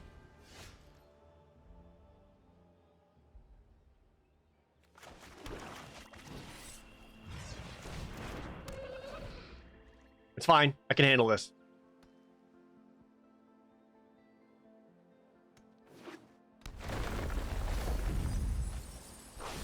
Wow, rip Grakmaw. That feels bad.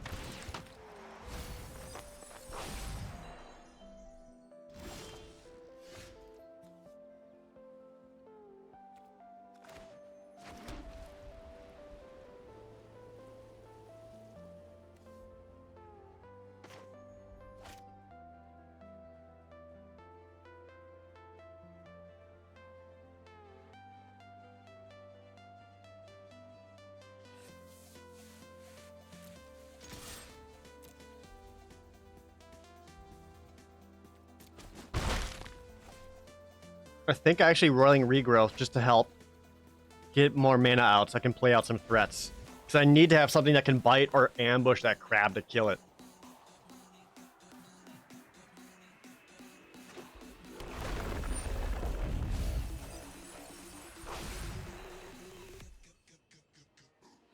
Like, it already hit 4 of my best cards. And that sucks.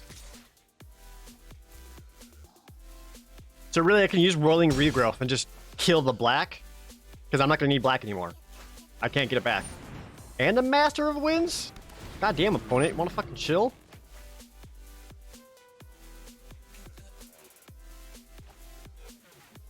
Thanks, Ramperdos. Have a good one.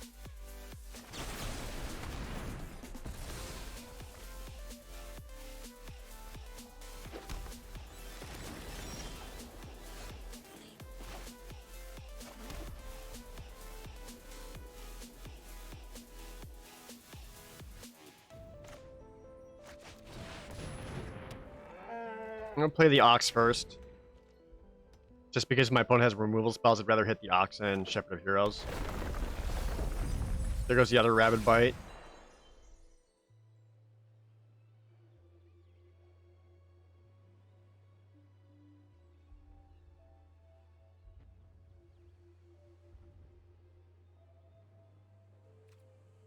Leaves me with 16 cards left in my deck. Opponent has 31? Oh, they played a big boy beefy deck. To what? Go against Mill?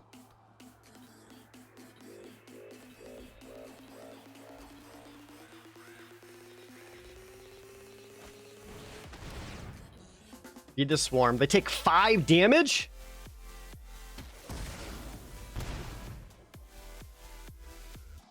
But then can attack in for 6.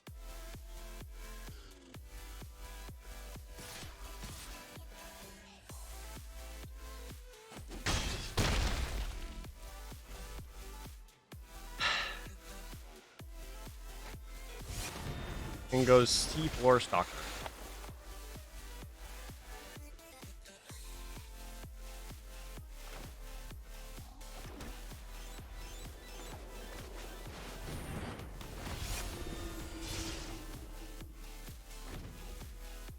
A Seafloor Stalker could be problems too, because he can make himself unblock and we'll start getting in.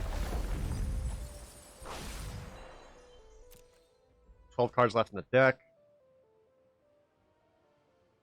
Yeah, I feel like I kind of worry about that more than anything else. I'll take the damage. I got plans for this Shepherd.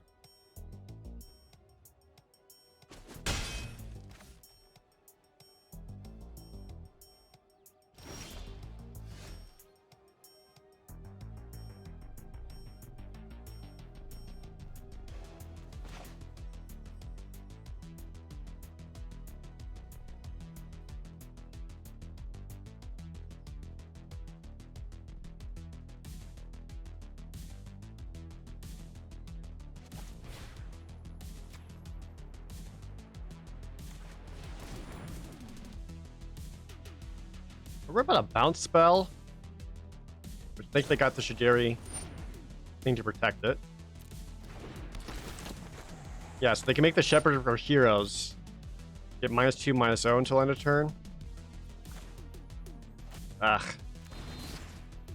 Not my favorite way to do this, but I can then make a protection from blue, protect it from the Zulaport trigger, and then make sure it kills the crab.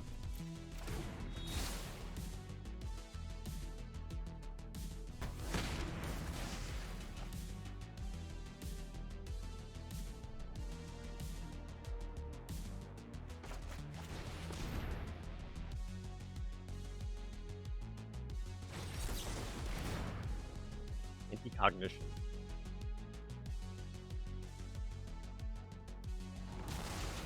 It can attack. But I feel the crackback more. Because that's 3 damage in the air with crackback, plus another 4 damage here. That's a total of 7. I think I value protecting my life total a bit more than right now.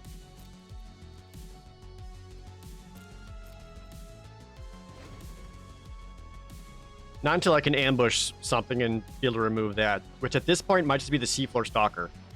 Because that's the only thing that's going to be getting in for guaranteed damage right now. Double activation.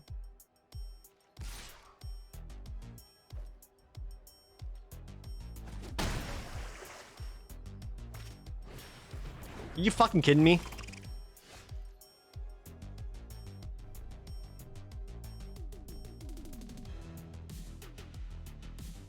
They've only played 6 lands.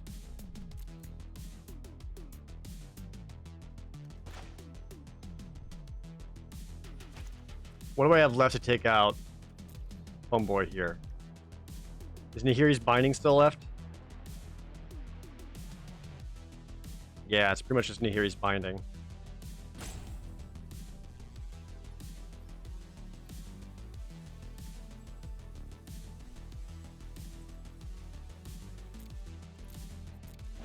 We'll keep up the ambush, just to see what the opponent gets.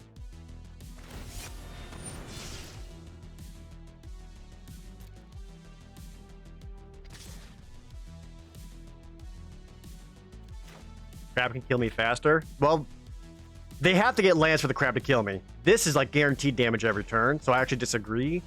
The Stalker can kill me faster, because I'm at 9, and it's hitting for 3 every turn. You can pump it one more time, which will kill the Shepherd of Heroes. And they chose not to. I don't know if they realized they could have done that.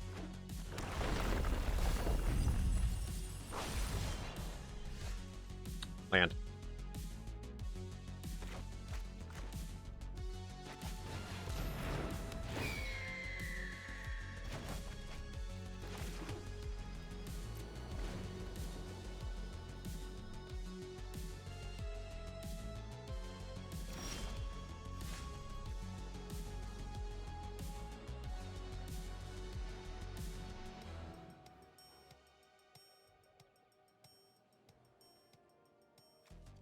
This is its activated abilities.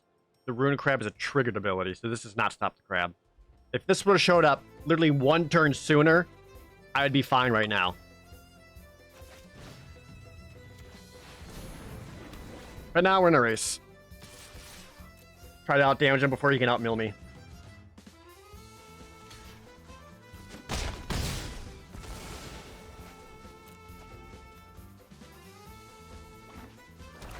Fuck.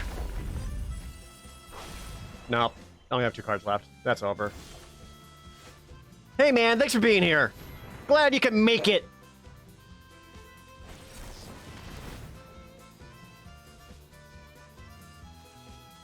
No.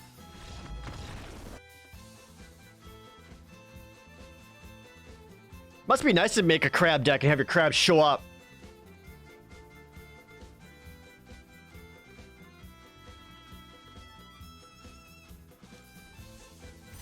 Master Sphinx is also super good. Even just as a defender, being able to draw 2, discard 1 is so good.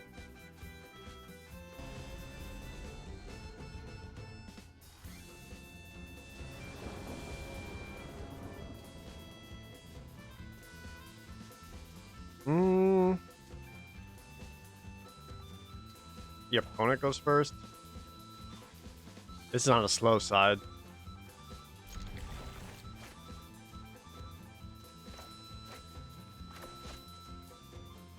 It's slow, but again, I feel like the format's slow enough. I just shouldn't be too punished for this.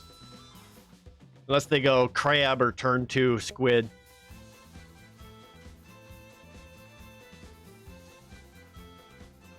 But we got some like great late game payoffs. We're just basically looking to get to 4 mana so I can hit one. We'll start with planes. And depending on my next draw, we'll see if I need to play County Ambush as a land or a spell. Oh, we got a land. Okay, that helps. Because I basically want to make sure I had something by turn 3. And if I did the land there, I would have put this down as a tapped land. That way, turn 3, I could potentially have Nahiri's Binding or Marasa Brute.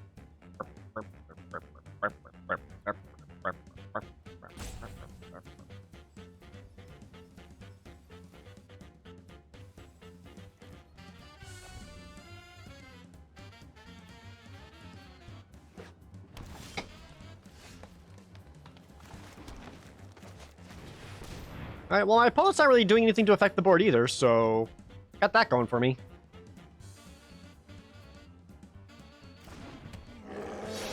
Instant speed response. Is that the Sacco land get 2?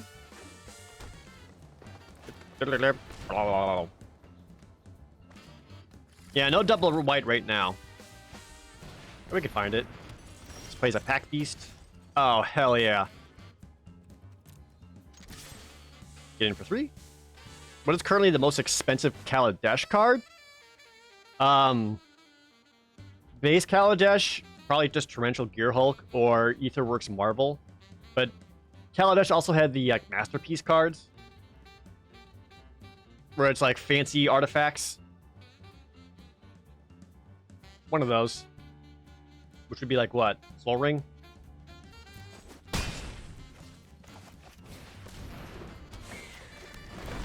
Start building that bird. Walking Ballista? Ah, Walking Ballista got banned in a lot of formats. I don't know if it's still up there. Like, they banned Walking Ballista out of Pioneer.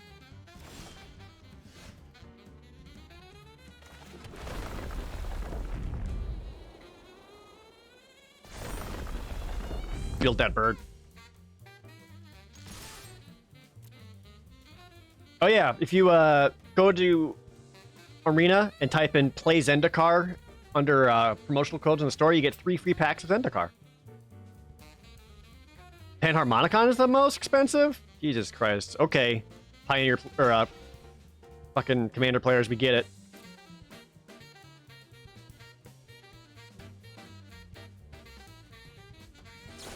Do you have Dauntless Unity? Give creatures +1/+1.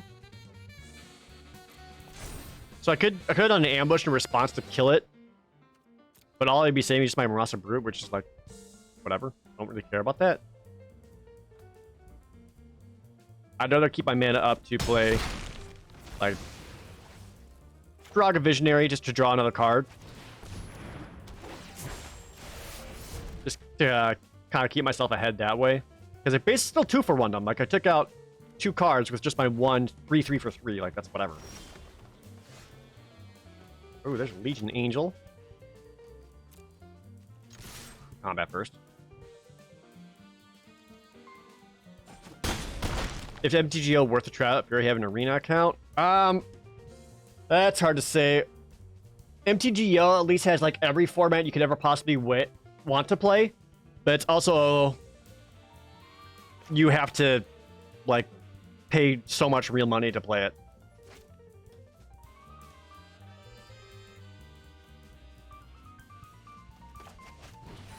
I think I like kicking this guy in. Rather than keeping up mana for the ambush. Okay.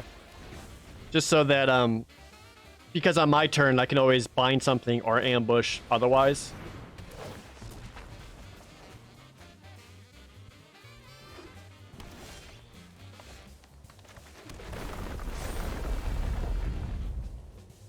Do I have a way of getting lethal this turn? I don't think so.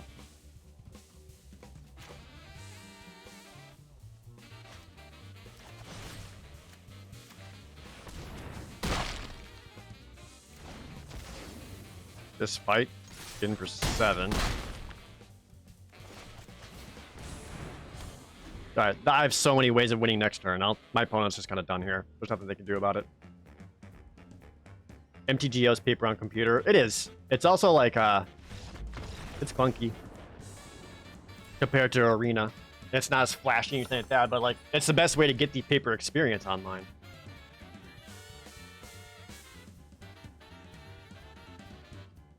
Do I do any hobbies besides gaming? Are you trying to imply I'm some kind of fake gamer? Bro, gaming's my life. It's my own personality. Yeah, I'm a gamer. I'm proud of it. If you can't handle that, then get out of my face.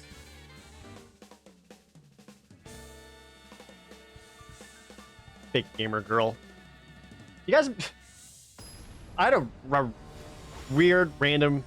like memory show up. Remember that weird period of time on the internet where all like the quote unquote gamer girls were just posting photos of themselves doing that thing where they'd like take like a gaming controller and they'd be holding it up. They had their headphones on, but they just take a selfie of themselves being like,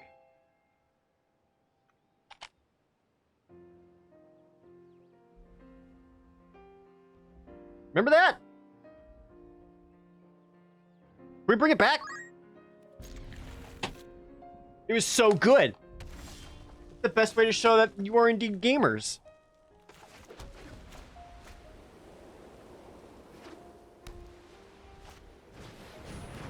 Ah, shit. Fledgling? Fuck.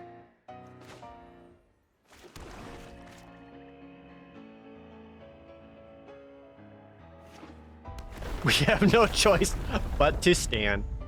Yeah, I'm gonna bind the fuck out of this. I hate it.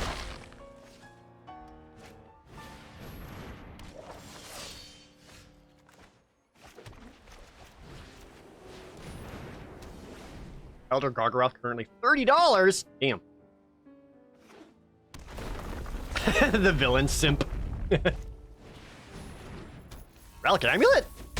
In your red white duck?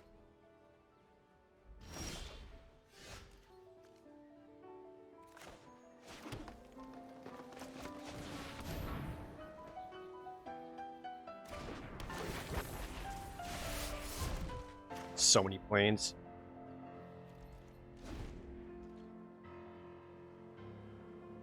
Just curious about hobbies. You recently got hardcore into gardening? That's cool.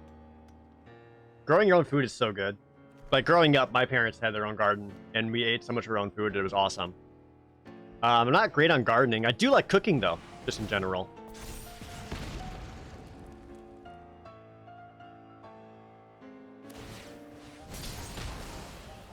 You did it. You killed.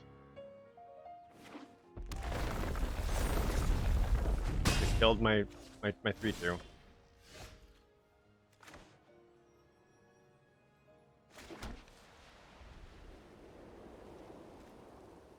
God, I really need more forests. If I play this, I'll go up to 14 life. It does protect me against the Cell Sword. Probably wouldn't want to outright block the Cell Sword, though, just because any other extra damage would kill it. Yeah, we'll just,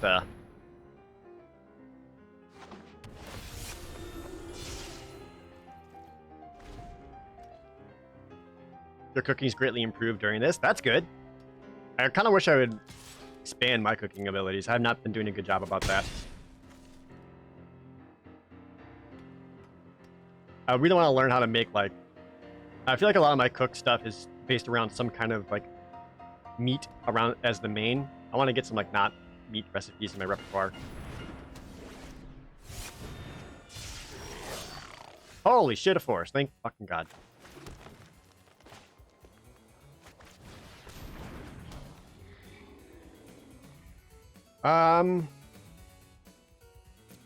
Yep, we're gonna chill here. Might just give the Root Gazer the +1/+1 counter to block one of those idiots.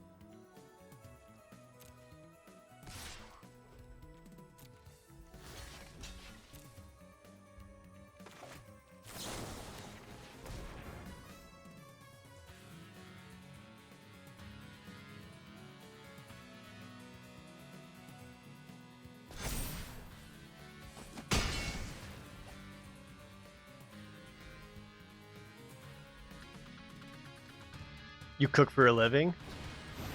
Ah, Cinderclasm? Alright. I got some friends who are like professional chefs. Ooh, Shijiri Shelter's actually awesome. Because at my end step, I can give the Shepherd of Heroes protection from Whitetail end of turn, which will remove Nahiri's binding off of it, allowing Shepherd of Heroes to block and attack again. Or I could just do it now in response to this attack to kill his guy. Revelox, thanks for the $10. Only recently jumped onto your Twitch, loaded from YouTube. I'm glad you're going strong on Twitch. Much love from England. Thanks, Revelox. Appreciate it.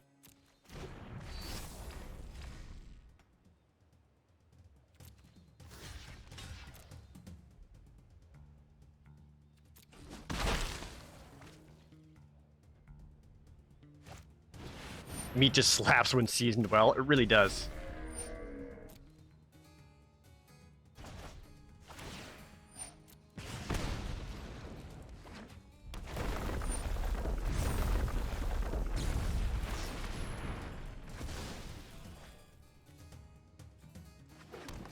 Thin out the deck some. Fuck it, of course. Better grab some lands out of the deck.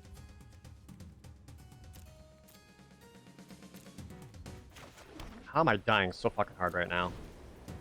I played 5 cards. 4 cards. No, 5 cards. My opponent's played more than that. Don't royal me.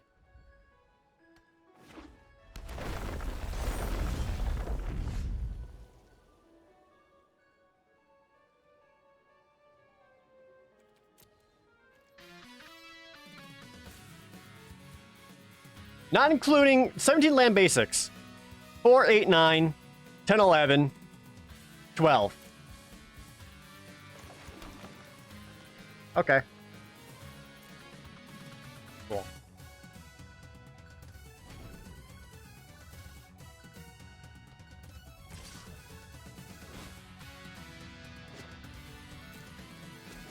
Remember when you guys like, if you play Zendikar Rising, you don't have to worry about being flooded. Yeah. Literally anything, please. Sure.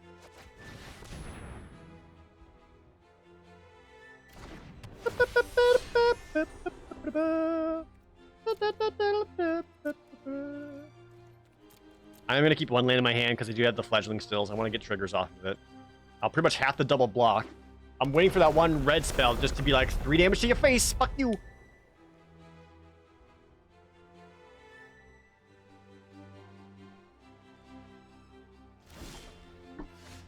Oh, hell yeah.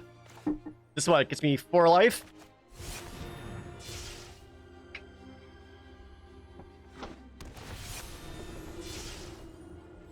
Back in it.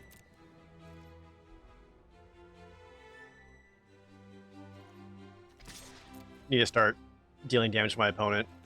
Put him on a clock through. Got 5 turns. 19 cards left in my deck, 23 in his. I've gotten so many lands. 5, 10, 11. Yeah, still 5 basic lands left in the deck. So my likelihood of drawing gas should be good. But you know me.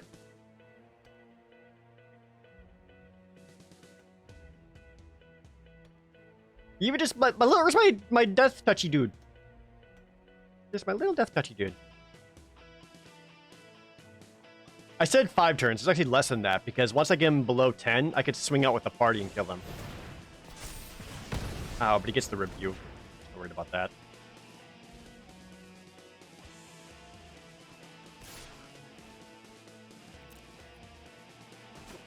I'll go to 1 and just keep up my double blocks.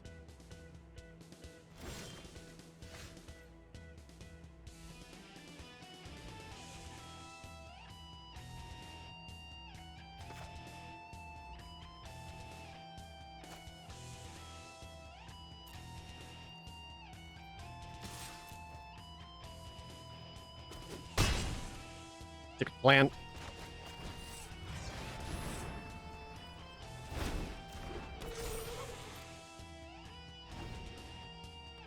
I'll have to do a double block. But it's also, if they screw up, the crackback could be kind of punishing. But I can still double block in such a way that they won't be able to take out 2 creatures, that stupid relic amulet. If a creature is kicked, does devotion to color counts? No, Ultimate Mad God. So it's only the creature's base casting cost. So for Gnarled Colony, it's just 1 green. Oh!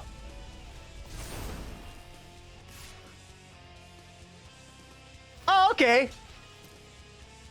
Yeah, that's pretty good. That's pretty good. This is a good card.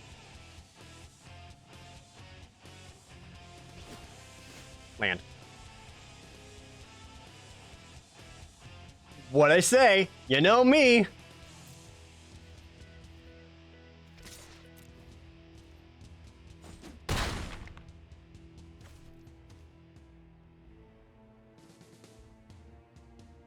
But any of my removal, literally any of it, none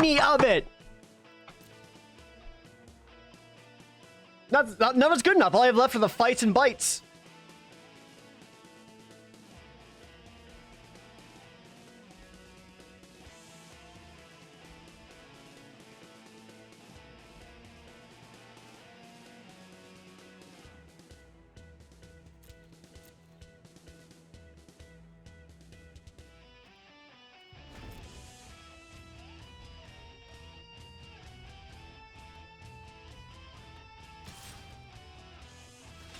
I pretty much need more flying creatures that I don't have. Yeah, this ain't happening. Like, even if I continue to chump block them and get him low enough that they're close to death, it's only flying till end of turn. Where were you? I don't know, 12 lands ago.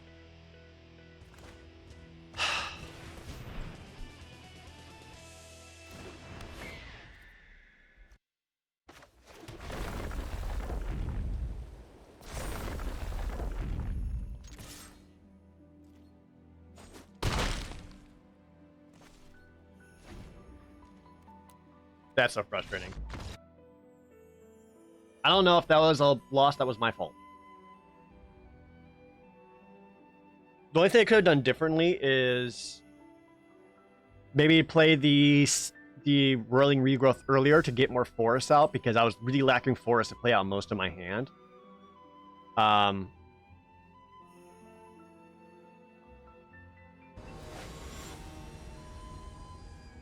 I don't know.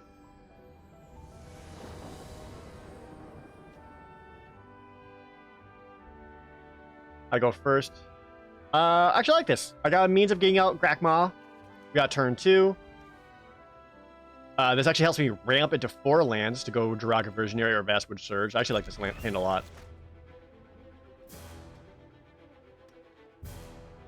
That was an obscene amount of lands. For only playing 17 basics and pulling a bunch out of my deck.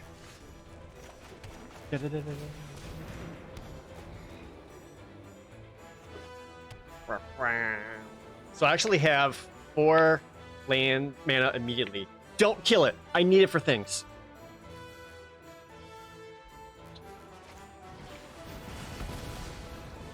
Great.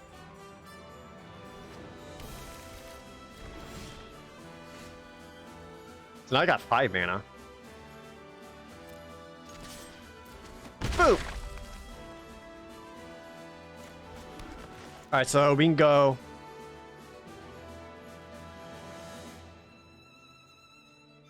Wait, did I do that wrong? No.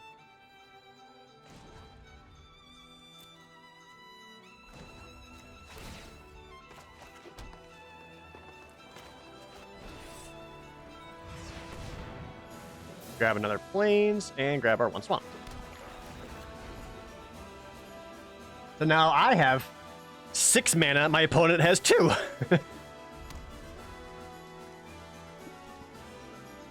That feels pretty good. Ooh, I'm gonna regret that in a second here.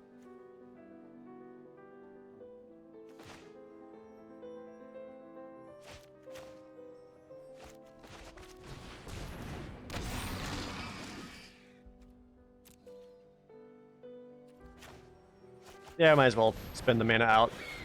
Because now I can be like, now what do you want to kill?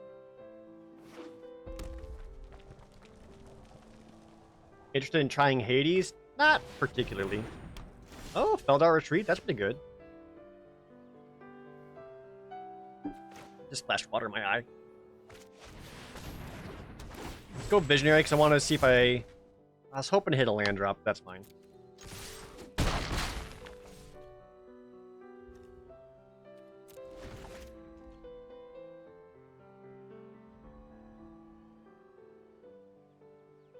People seem to really dislike the new Golgari Nissa. Yeah, Tara, she's not great. She's really good in Limited, but for Constructed, it's not awesome. Mostly because even though you can make a creature into, or one of your lands into a 3/3 menace, I think the big thing is that... There we go. She's not...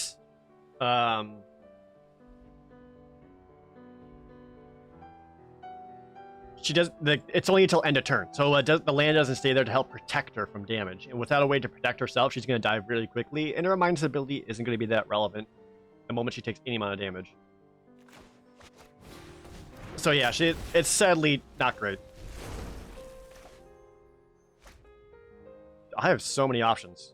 Let's go Hindi Ox, then play the land. Boop, boop, boop, boop. Let's tap Flyer. That flies. Gets another +2/+2 from the pickaxe, and I attack in for 10.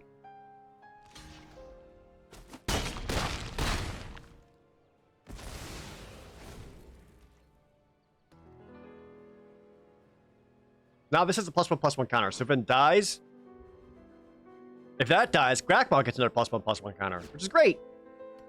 Been loving the Daggerfall playthrough. Oh, thanks, Enclave. I'm glad you're enjoying it. By the way, chat, Baldur's Gate 3 comes out a week from Wednesday. So, you know.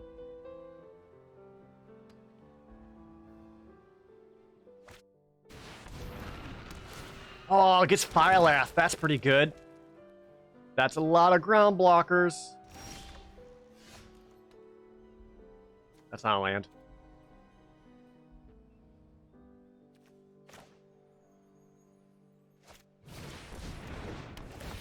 Stream, please. Did you know that Baldur's Gate 3 has Twitch chat integration? And then like 2 days later, Star Wars Squadrons comes out.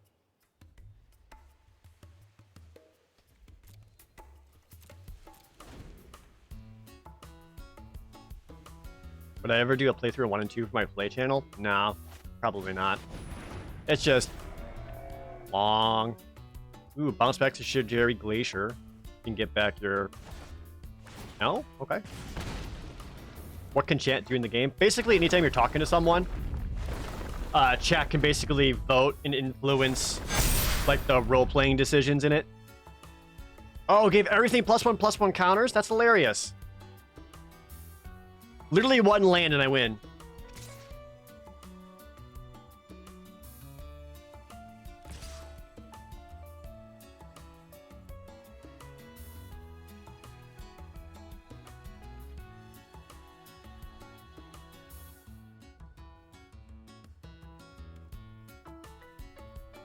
This is 8 damage.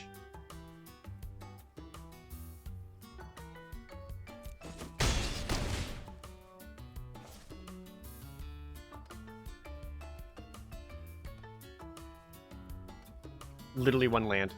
I've never asked for anything more in my life. This is the one time I want to show up.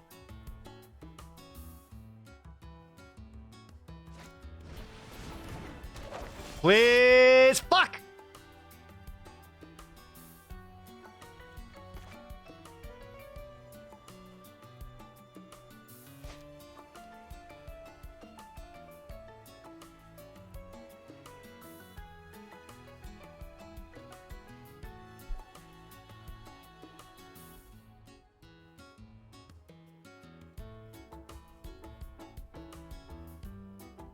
I'm just dead here, right?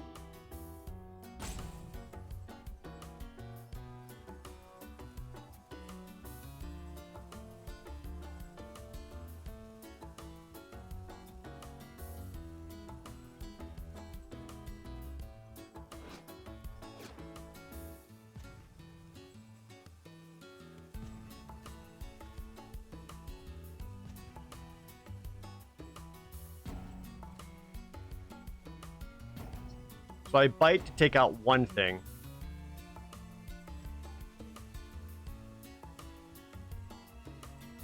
If I kick, it's a 4/5, allowing it to also attack in the air. That's 4. Ugh, no. I just need to take out as much stuff as possible.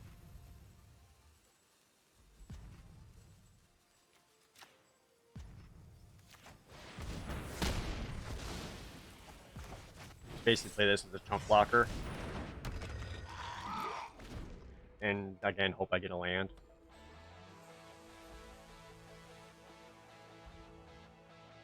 Throw some trumps in front of the biggest stuff.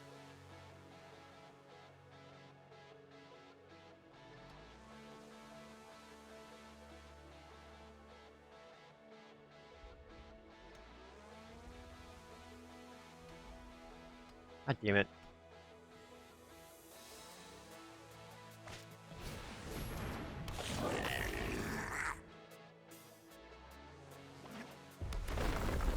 Oh, come on. Y'all really gonna make me lose here?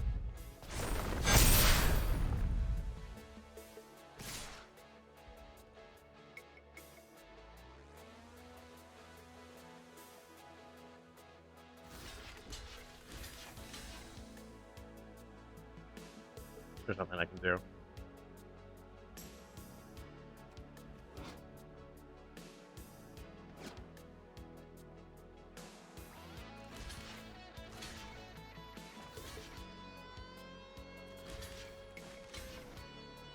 Two, 4, 6, 10, 14. Yeah. There's no blocks I can do here. I literally just needed one more land.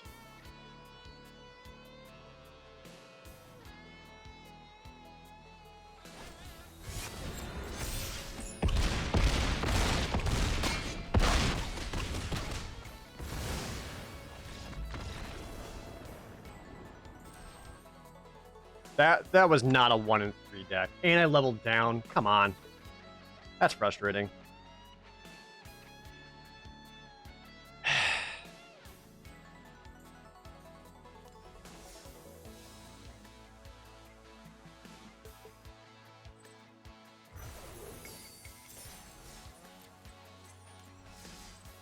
Damn it. That should have gotten so much better. I'm upset about that. Oh well. Move on. I feel like there's only one game I could have played differently and maybe changed the outcome. The rest were just super unlucky. Is blue the best? I don't know. It's either blue or black. Most people are kind of leaning black because black has some of the best removal in this game. Or in this set. Like, so much good black. Green Rogue, thanks to 400 bits.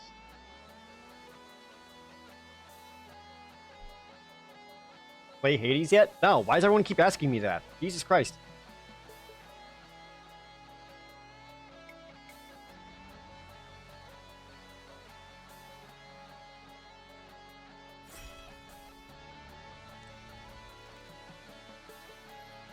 And our opening rare sucks. It's coveted prize. We're not playing that.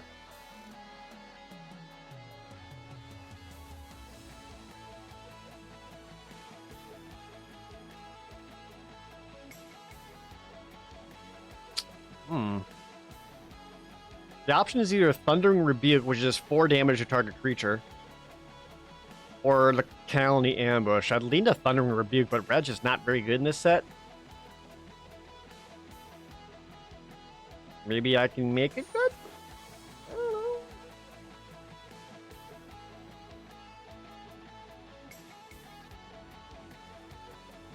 Are y'all just arguing over why it should be called Baldur's Gate 3 or not? Baldur's Gate 3. Fucking chill, dude. Sorry, you passed on Inscription of Insight? What uncommon would you take over Inscription of Insight? I guess it does cost 8 mana. That's fair. Actually, how good is this? It's not as good as Green's Inscription, is it?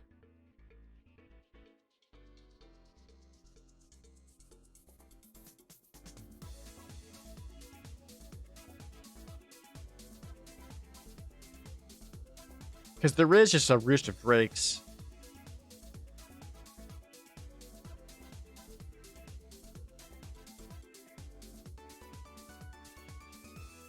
Is I Hate Blue on your right? Oh yeah, I forgot about I Hate Blue.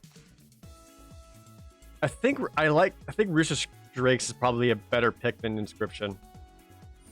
Because this keeps me open for many different directions for the deck to go. I've had my red option. I could end up going blue-green kicker. We'll have to see what gets passed to me. I'm not tied to either color. I want to see what shows up. Now Swarm Shambler's here?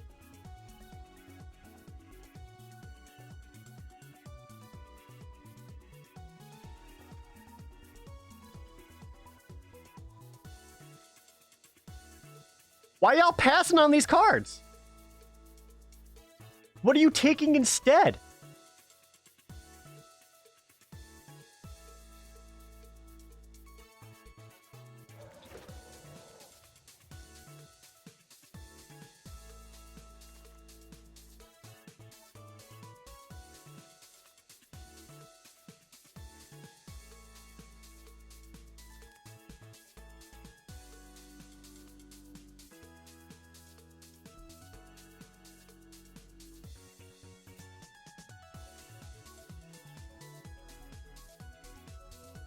Huh. Iridescent Horn Beetle with Scoot Shambler is amazing. We did see 2 of them. I'd imagine at least one of them comes back around. I'd rather, like, so I could end up going the green-black counters deck. If I do that, I want some, like, solid black removal. With Moss Pit Skeleton. Some more label black.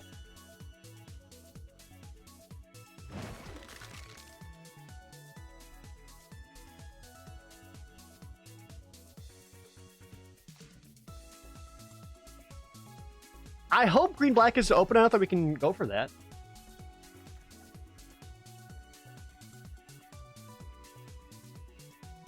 I mean, these are cards that help it. Ghoul draws Mucklord, gets you a counter. A Believe in Hunger lets you draw a card if a creature has a +1/+1 counter on it. Or the Vastwood Fortification, just put a +1/+1 counter on a creature, which I kind of lean that. Gloom Hunter with Kicker. Skitter Sneak, no. I actually like the Gloom Hunter here.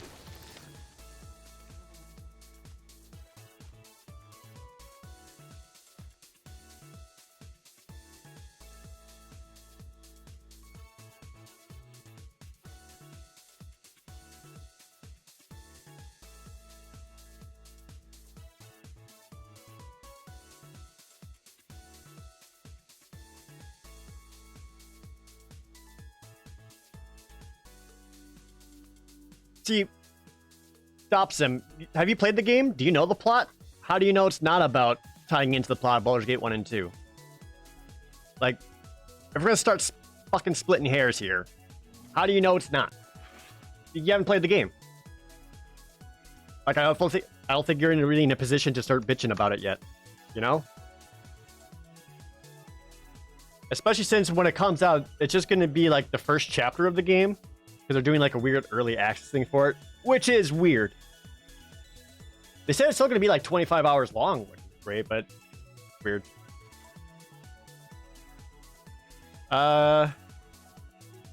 Second Gloom Hunter? I don't know about playing two of them, but I like it more than my other options here.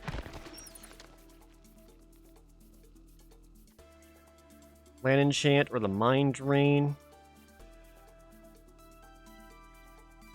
Might just keep cutting black.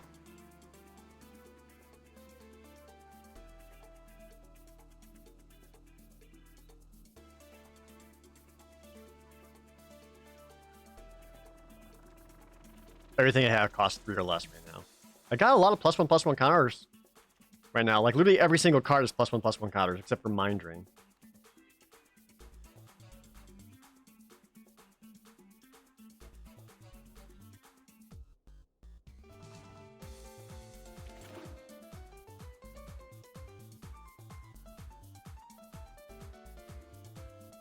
Ooh, we got the Jira Blightblade or the Marasa Brute. I've already got a 1-drop, but just having a Death Toucher just seems so good, especially if I find any Rapid Bites. The Ghoul-Dross Mucklord, normally a filler, but could actually fit with this deck.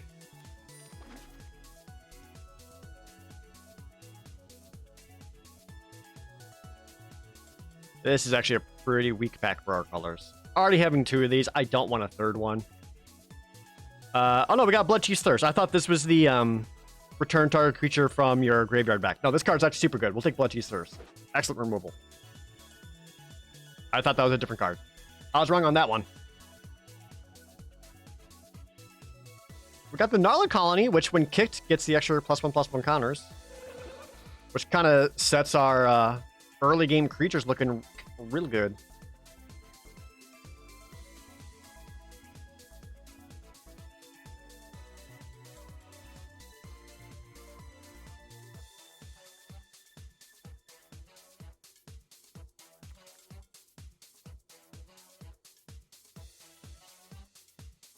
Hagar Constrictor. Every creature you control with +1/+1 counter has Menace.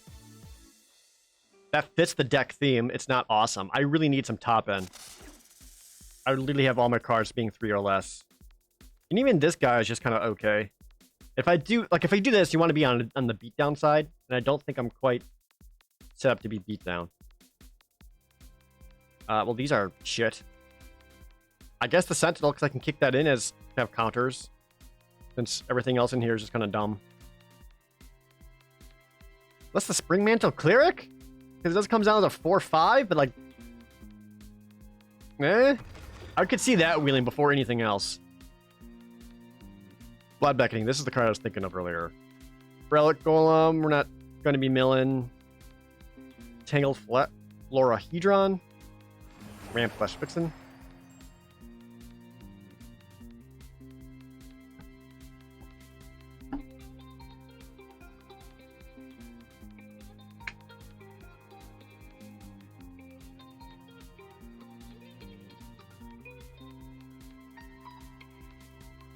Is no one red? No, I don't think anyone's red.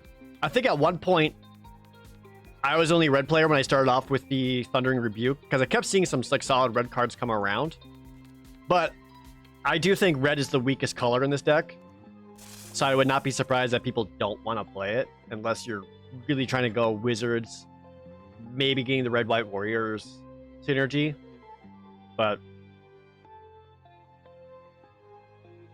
I think I got enough synergy and rares that it's worth trying to make this, putting this deck together, than trying to do a late pivot into a weaker color. Is red aggro not a thing? Aggro's not great in this set, Stage Select Show. There's enough incremental life gain in cards that it's hard to just beat down people before they can gain some amount of life. And which I like. I like that this whole set just feels so mid-rangey. Oblivion's Hunger actually works with this deck a lot. We'll see more of these though, because it's just not a great card on its own. I kind of want to get a Blood Price, so at least get some card selection.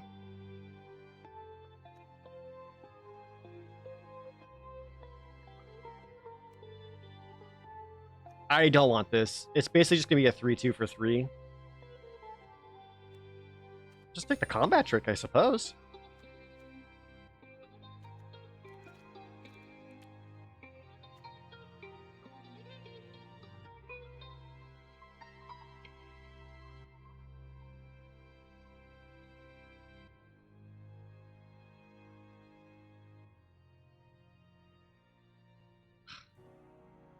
My removal is not awesome right now. I've Vanquished the Weak and Blood Chief's Thirst.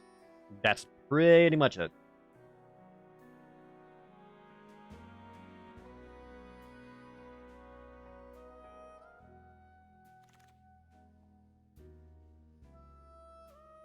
Dad. Is everyone trying to go green-black? That was my wheel. Everyone was supposed to read my signals and leave my cards alone. Think about me for once.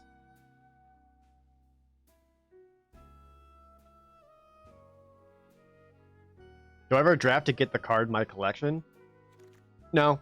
I play this enough and I'm drafting enough that I don't really need to worry about make sure I get a card for my collection. I usually end up having all the cards at some point.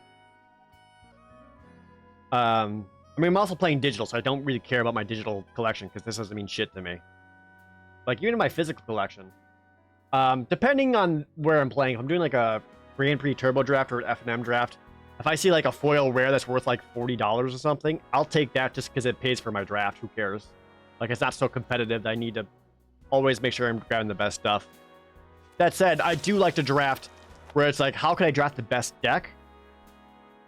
And like I focus more on that than being like what's worth money or not.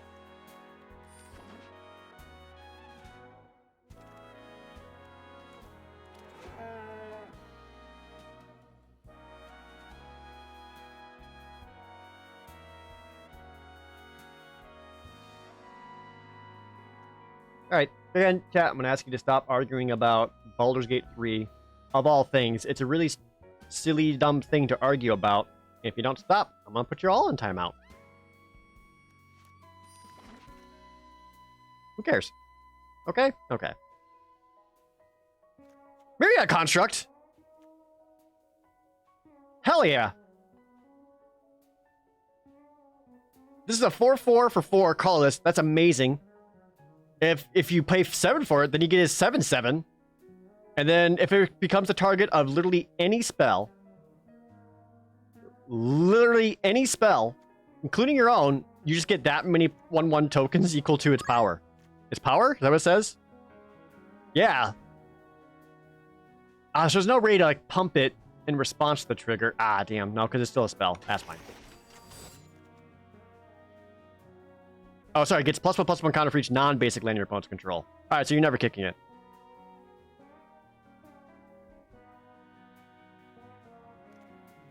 This is some more shit.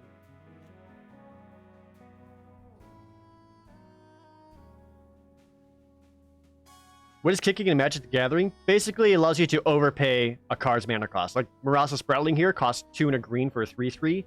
But if you kick it for an additional 1 and a green, a total of 5 mana, then you get an additional ability on top of it. So it's just like pumping more of your mana into a spell to get extra effects out of it. I don't know what I like out of here. Turntibber Cedic just because it's high-end big boy. I don't know. Grand Almighty, thanks for the resub. Hello? Is this card good? Mythic Land, 4 green, green, green. Look at the top 7 cards. You may put a creature card from among them onto the battlefield. It has converted mana cost 3 or less. It gets 3 +1/+1 counters. Otherwise, it's a bolt land. Yes? This seems like a big yes to me. For this deck? Yes. second Moss Pit Skeleton. Oh, I want it, but I needed the bite.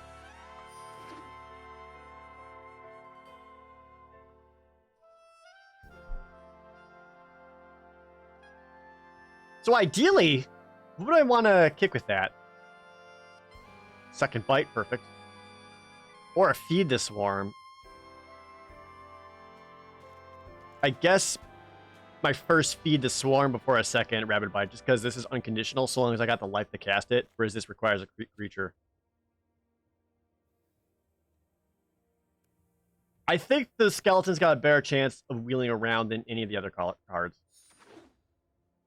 Like, I don't know if anyone else is really playing green-black. We'll have to see.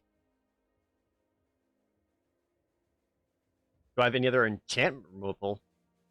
No, I don't think there's so much enchantments being played that you need a main deck enchantment cards. This is a best of one format. You don't want to play reactive cards. You want to play proactive cards. You want your opponent to deal with you, rather than bringing a card that's like, maybe this will be helpful, just in case your opponent has something. Oh.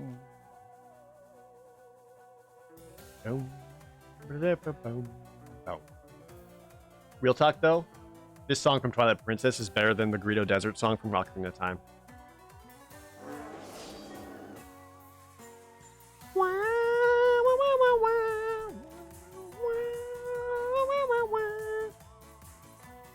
Sure. Ding. Oh, we got our Oblivion's Hunger. I was hoping for at least one. Limited is basically sweep or be swept. It's mostly in the best of one format, Arst. In any other on best of three, not quite the same. Then you can you want to take those cards as sideboard options, but we're doing best of one, so you're just kind of grabbing the best stuff and not worrying about sideboard at all. God, why hasn't Wizards just put together a fucking limited tournament? Why is that so hard to do? Fuck. You give all these other streamers early access shit with their own fucking whatever. Why can't you do that with everyone else? Why am I hitting Mythic and Limited just to go play goddamn Historic? That sucks.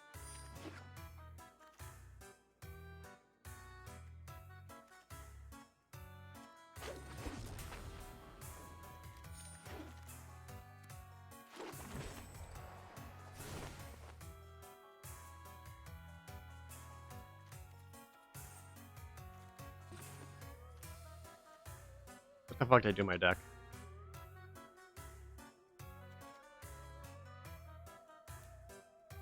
Have I got my booster boxes yet? Not yet. No, my boxes are going to be super late. There is a shipping or printing shortage around here. So only literally 50% of the cards are being printed because of the Rona. So I don't think I'm going to have mine until early October, hopefully. All right, so Turn Timber Symbiosis is more likely to be played as a land than a spell. Same with Palaka Predation. Tangled, I wouldn't mind the ramp. I could definitely cut some shit.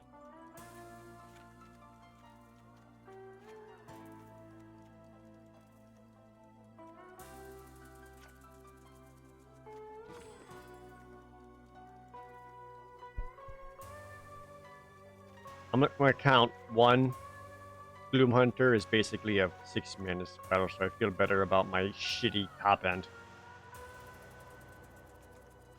Oh man, this whole deck is basically kind of relying on the counter synergy.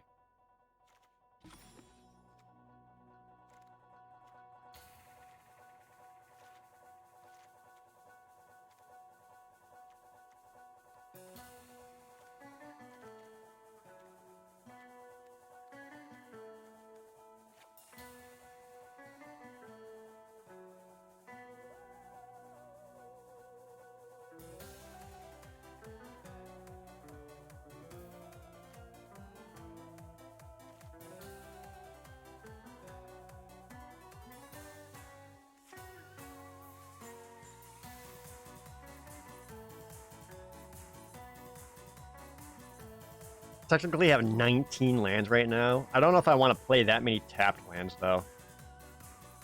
I kind of worry about that the most. Is Arena done crapping itself? Yeah, it is.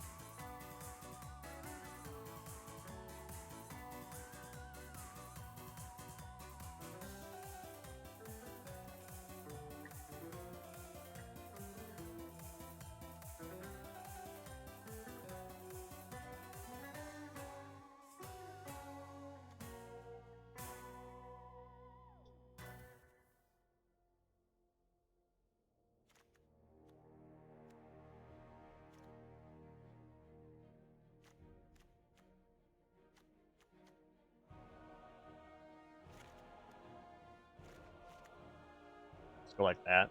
3 tap lands should be okay. 7 black, 10 green. I like the 10 green because I do have the triple cost here. Nothing in double black outside of kicking Bloodchief's Thirst. 1, 2, 3, 4, 5, 7, 8, 9, 10, 11. 11 green sources. Black is 1, 2, 3, 4, 5, 6, 7, 8, 9, 10, 11, 12. About the same. Really should have one more black on top of that.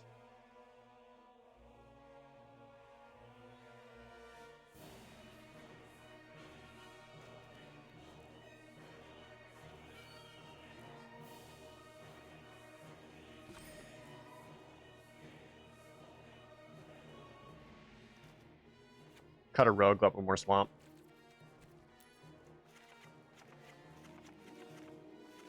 This is more or less just going to be a 2-2 for 2. Got 8, 9, 10, 8 swamp. Technically 11 with this. Yeah, looks good.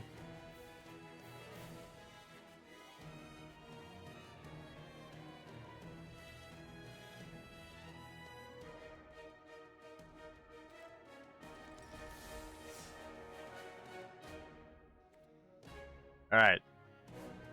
+1, +1, win pulls. Oops.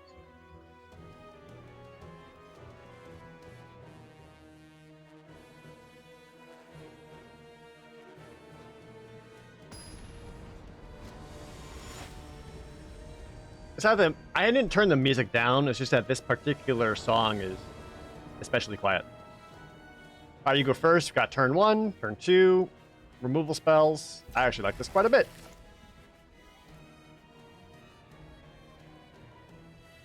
I wonder if I should wait to kick it or just let it die so I can, knowing I can get it back.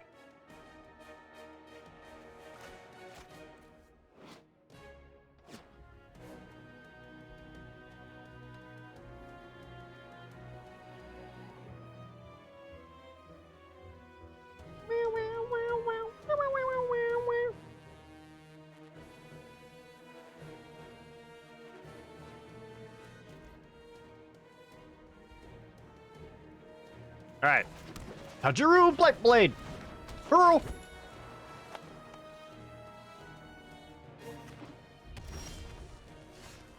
Malakir Rebirth.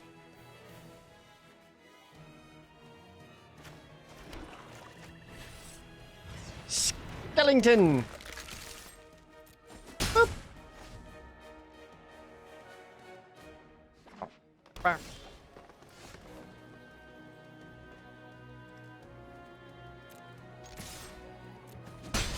There's another 3.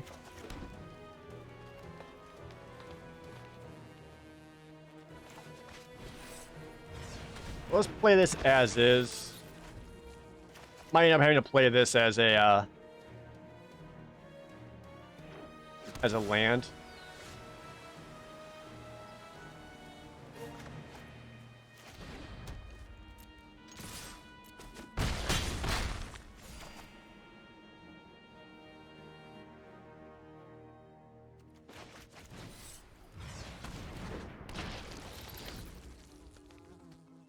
I kind of want to keep this out for when Mossbest Pit Skeleton dies. Because then it'll be easy to kick this in back in as a, what? It's a 5-5? God, that's good. Once I get my 5th land. Like that.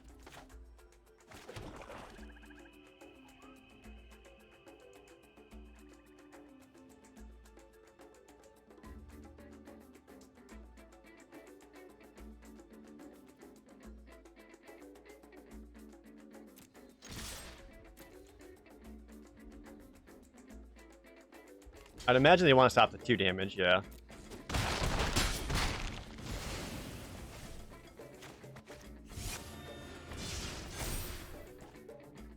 Put that on top of my deck. That way I got Vanquish the Weak to take out any potential threat they play, and I can get the Moxspin Skeleton as a 5/5. Anything standing out to me is pretty good so far in the format. In Limited or Standard? Fox Hero.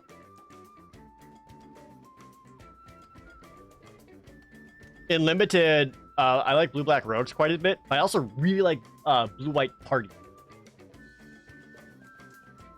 With that gold card where it's like draw 3 cards, gain 3 life, that gets cheaper with your party members. That card's super good. It sustains you so much, it gives you just a lot of stuff.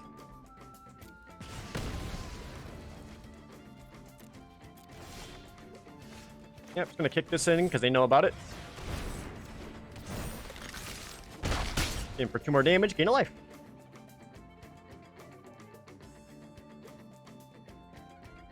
If you're wondering about standards, from what I've seen, just apparently 4-color Omnath is super powerful. I personally want to make a black-blue rogues deck.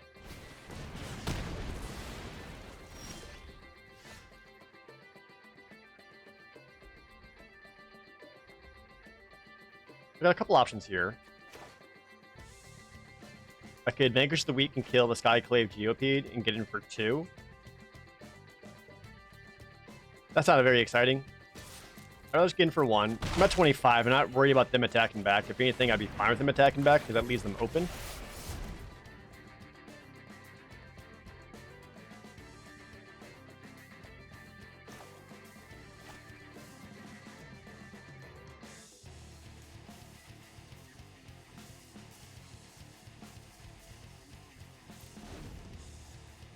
That's back. Rogues are good in standard if you're running enough interaction to deal with the Omnath decks. Yeah, I'm not sure how to super deal with the Omnath decks. Because... I mean, the dream would be to... No, actually, how would that... No, that would not work. Sorry. I was thinking you get in a Zareth, grab an Uro out of their graveyard. But then when you hit the battlefield, you didn't pay the escape cost. I guess it gets you a little bit of card advantage. That's it.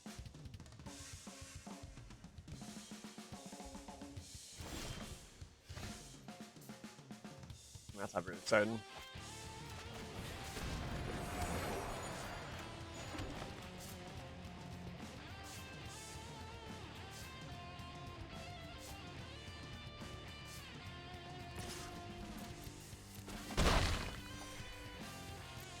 Let's keep up the Vanquish.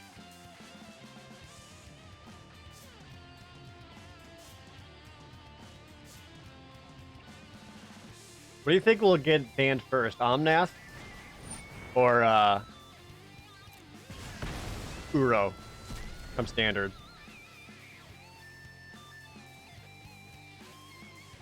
There's a card that exiles all 3, convert mana costs less from all graveyards. There is Bookadoo, but it also costs 5 mana to cast that. Or 4, or whatever it is. And that's clunky and slow.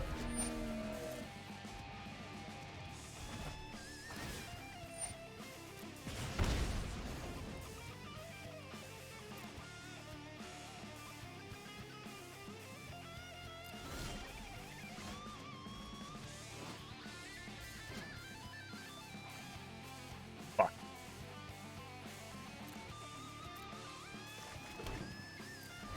Not getting any of my anythings. Could be a cute Scoot Worm. The mutation interaction is hilarious. Oh, I didn't even think about mutating that. Damn.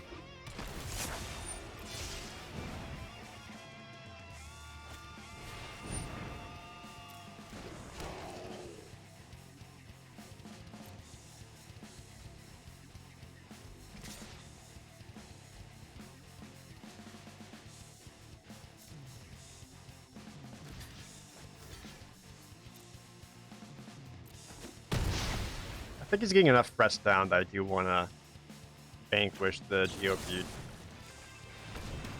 That way you can't pump it, attack on the trample, and then fling it afterwards. Here we go. So we can play this Swarm Shambler, which gets +1/+1 counter. Let me put Moss Skeleton back on top of my deck so I can guarantee myself a 5/5. I got a Death Touch to protect myself. I can start pumping up this Swarm Shambler. And if he tries to spell any of my Swarm Shamblers, I get 1/1 tokens to block myself with. And if he wants to use like the Warlord's Fury to fling something into it, he's sacking one of his creatures to kill my 1/1.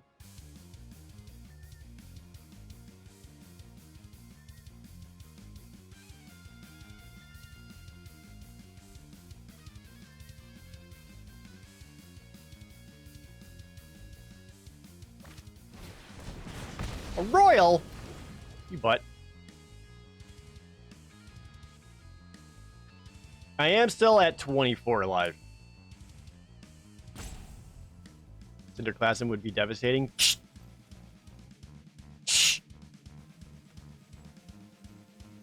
Don't you bring that evil into my house!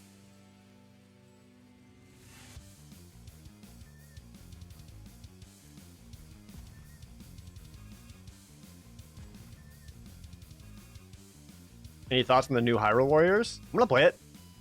I really like the last two Hyrule Warriors quite a bit, though I feel like they're gonna be able to do less with this one compared to the other. Like, just because they won't have, like, they just won't have as many playable characters. Probably suck at hard here, right? Pick 13.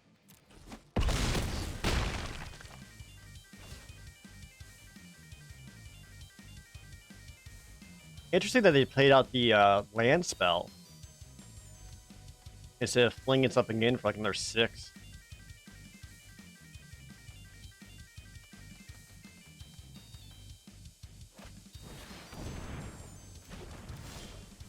Oh, Balagad to recover. Fuck. Man, I'm dead, aren't I?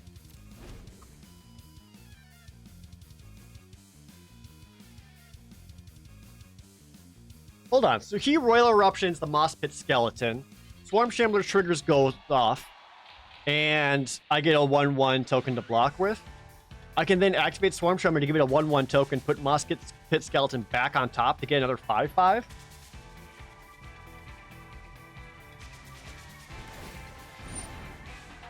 Or you can Royal the Swarm Shambler. Unkick.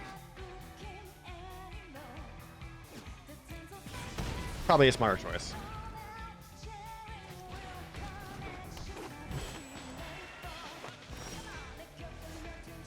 I get a land.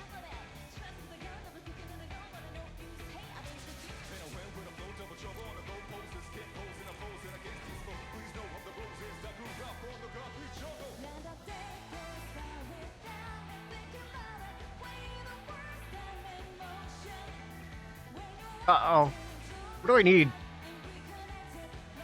Rabbit Bite! Marasa Sproutling? God damn it. My opponent's just getting such better draws than me right now. And they're only like a couple cards deeper into the deck than me, so it's not like a pure card advantage thing. I'm just not getting shit.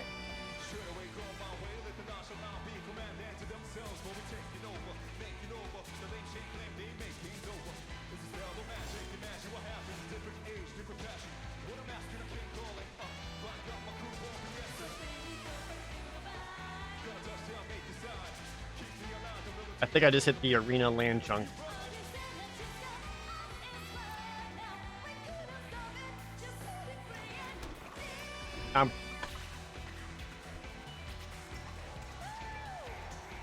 She can just swing out and kill me. It doesn't matter. Save the Royal Eruption to go with to go face. Especially if they play a land. If they play a land, it's like definitely just gonna kill me. If I can block in such a way where I stop. 4/5, get me for 4, go down to 7. Ah, well, no, maybe not. Maybe can't quite Royal Eruption to face. But they're thinking about it.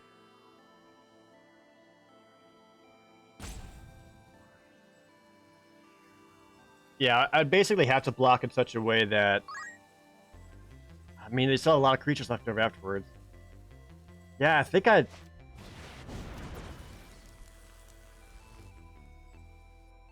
Come on.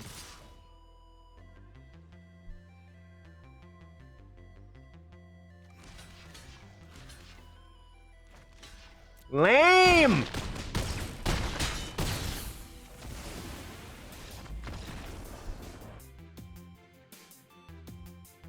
Come on. Just let me rank up. That's all I want. Rainbow Falls and Zeros. Coming with the resubs.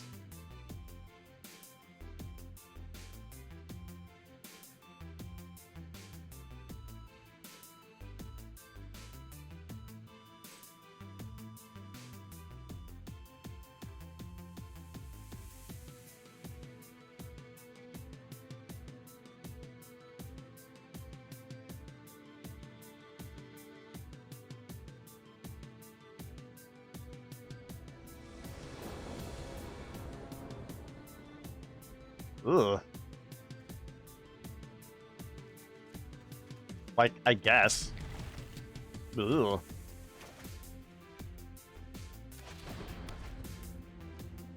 I can at least get a little bit of ramp.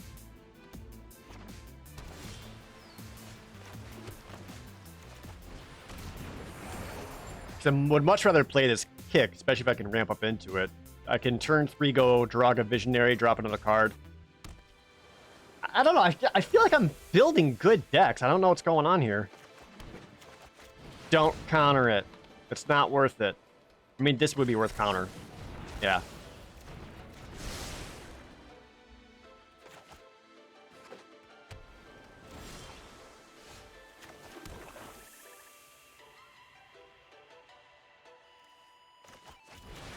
Got another one?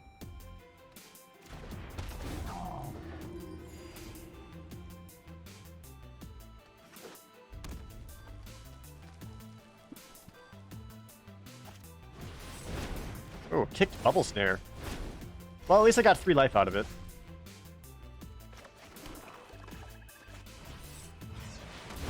Speaking of life. It's the Arena Shuffler. I'm telling you, like, Arena Shuffler just does that thing where it just puts a clump of land somewhere every time.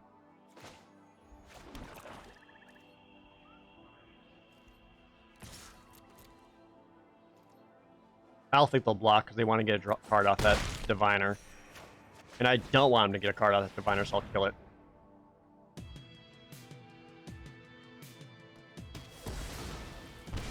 One blue mana response. So they got the -4, -0, the chilly spell.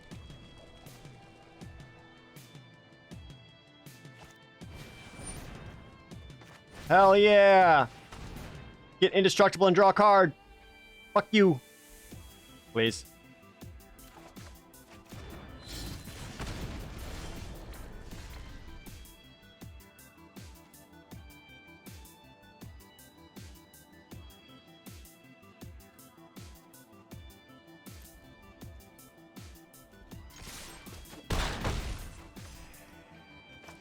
I think we just go Scythe Cat and then chill. Because right now, this is just basically paying 1 mana to get something 1/1/1 counter, which isn't super exciting.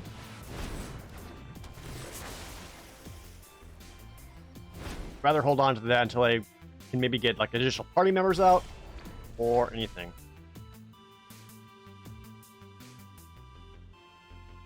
So as is, like, the Gloom Hunter's gonna die. What I can do is I can bite the Royal Mage. Gain another 3 life on top of it. Keep pressuring my opponent's life total. Get him for 6. Isn't it 4 +1/+1 counters? It's +1/+1 counters equal to the number of party members you have. I have 1 party member right now. If you had all 4 party members, then one green to get something +4/+4 permanently, super good. They're getting low on cards in their hand.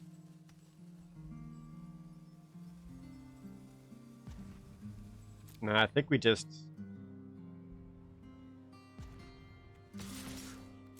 Because, like, the Gloom Hunter's gonna die no matter what. I don't have a way of saving that. I'd rather, if the opponent somehow does manage to play a larger threat, I can use the Turn Timber Ascetic to bite something.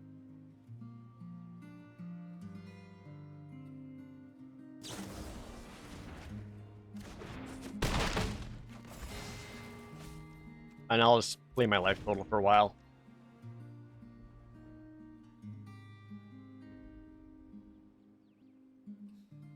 Like, I have other stuff from the deck. Like, I have wizards, I have rogues.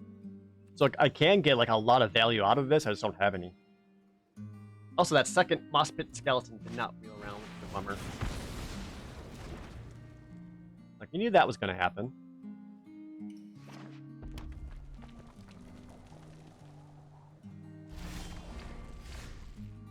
There's like another rogue. So now this is going to get 2 +1/+1 counters. Which would bring this up to a 4/3. While my opponent still has 6 open mana. Ah, doesn't feel awesome.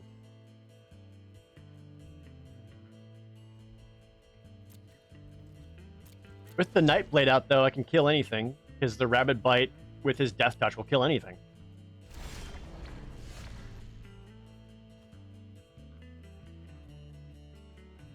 Now that's interesting.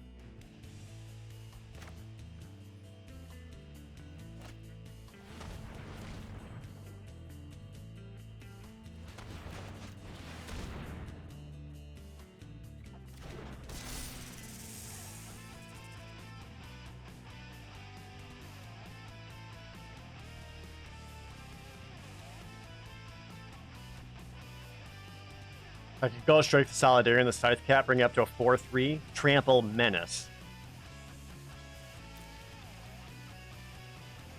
I don't think that's quite what I want to do, though. Is it just me, or is a 1-cost Death Touch really good? Oh, it's super good.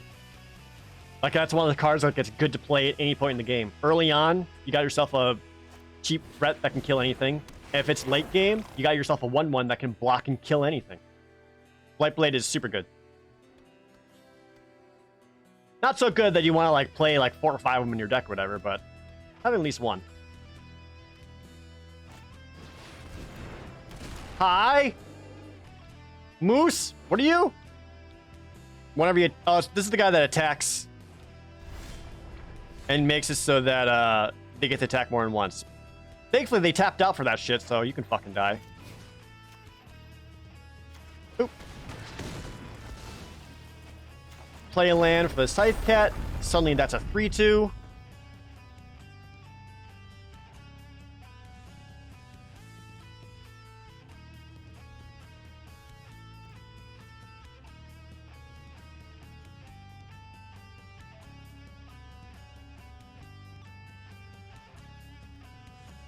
Strike Solidarity would bring up to a 5/4, and they would need a double block to kill it.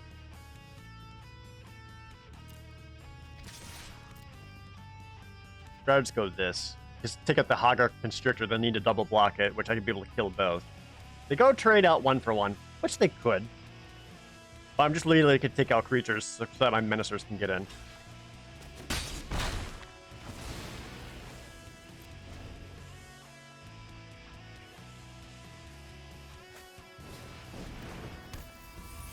A late Relic Amulet.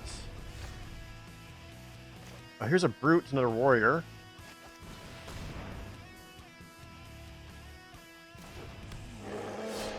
Both my dudes have Menace, so I can just get in for 5. Start threatening lethal multiple ways next turn. What's a good way to start learning MTG? Honestly, just download Arena. It's free to play, and it has a bunch of decent tutorials inside of it. And you can start slowly building up a collection that way.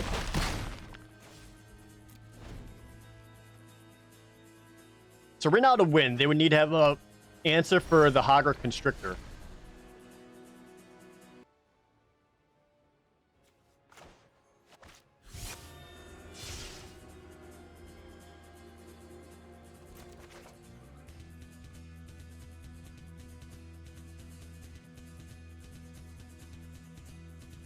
What do they have here?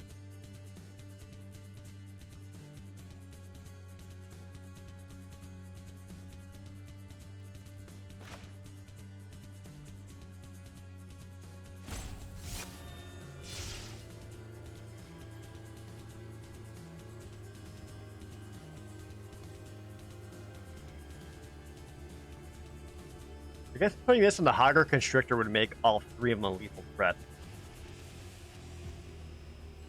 Yeah. I think that's the play. That we gotta stop all 3 of them. 2 of them will have menace. I would assume like an Into the Royal or similar. Okay.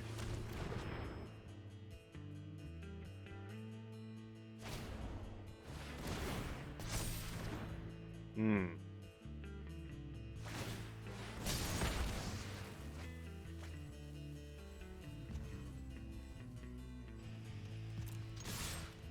I'll still attack in. Because they got nothing. And I got shit. There's no way. Gotta stop 2 things. 1 card in hand.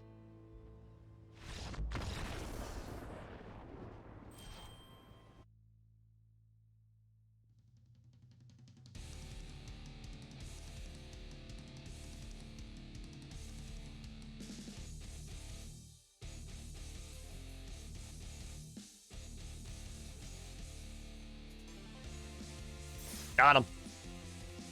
Hey, DJ Kimpling.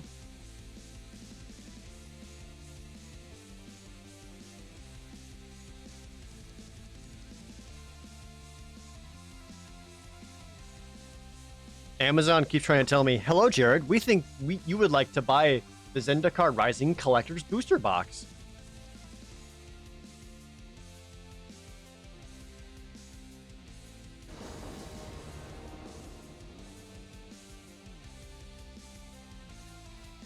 Ooh, we got the Swarm Shambler, Rapid Bite. I actually like this hand quite a bit. We'll bolt myself to this bad boy.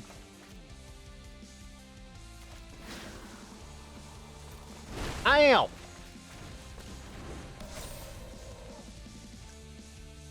But value! I tried that with the stupid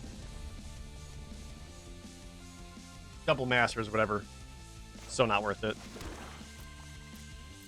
I'd rather start pumping this up than trying to get in for 1 damage.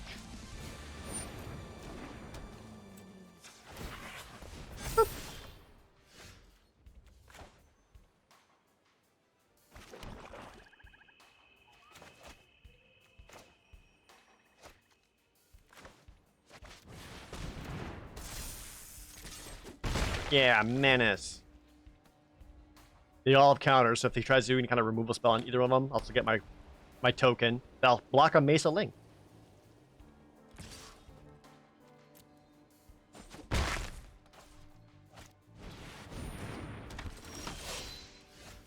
Converted mana cost. Converted mana cost for less. Okay.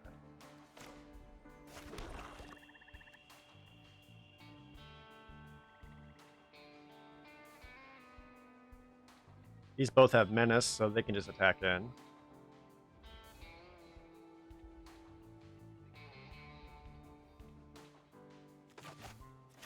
We like the most here.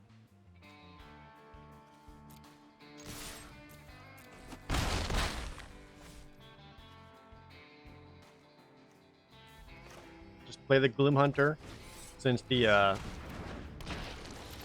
1 point of lifelink may end up being very relevant in this matchup because they're clearly looking to curb out with warriors and start beating face. Sure.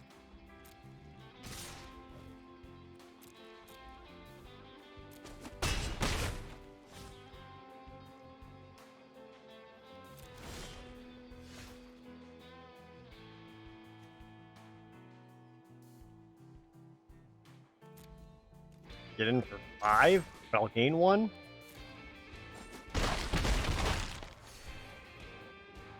Just want to say you got me back in playing Magic. Just hit Mythic and Historic. Oh, good job, man.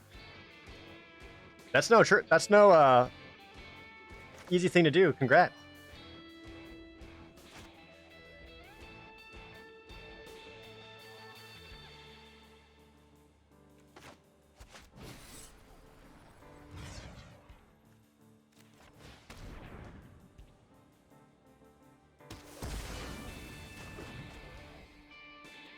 But 5 mana.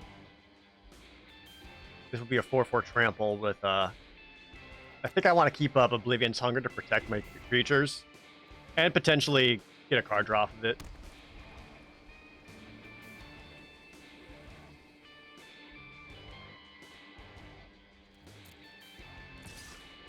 Just take out that one creature, slows down my opponent's attempt to outrace me by a lot. Shepherd of Heroes, that's pretty good.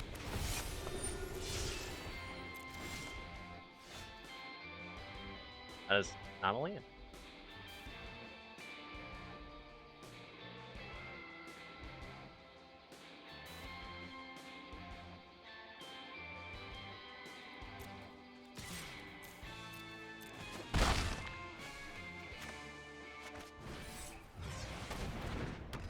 I think I need to start building up the Swarm Shambler so I can use it to Rapid Bite either one of his defenders. I can't even decide which one.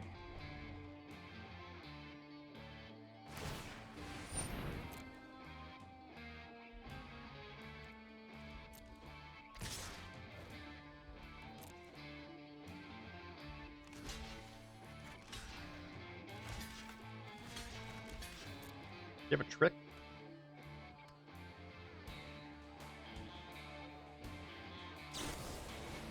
Inordinate Rage. I think there was something like that in there. But I'd rather take out my creatures with that than hit me in the face with it.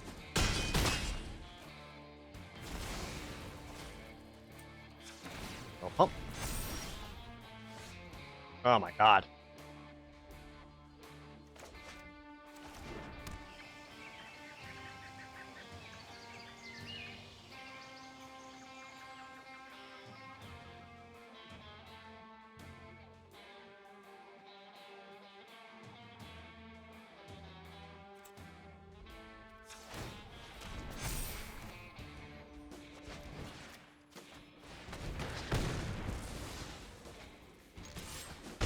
That's some.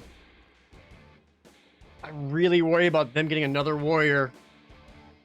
Because then that's a 4/3 flyer, and that's going to kill me faster than the 3/4. I'm not sure if that was the right choice or not. Like that! Now it's even worse! Fuck. Team's dead here.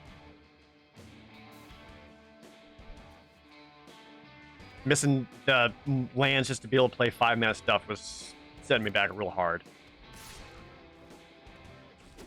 Unless I get my pump spell.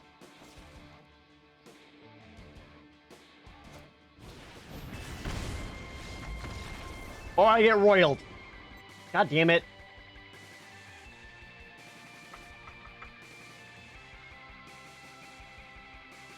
Then I don't feel like these are bad decks. I just don't know. Are they? I don't know. Like, it can't all be luck. It can't all be luck. And if you just blame it all on luck, you won't improve as a player at all. Like, there's definitely got to be something I could be doing way better, and I don't know where it is. My guess would still be an actual draft/construction process, but I'm not certain.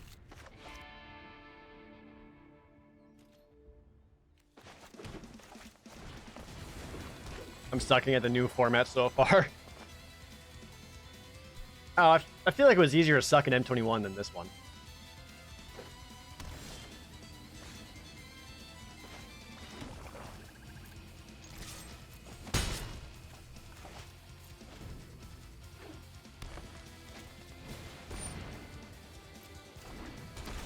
Dauntless Survivor gets himself a 2/2.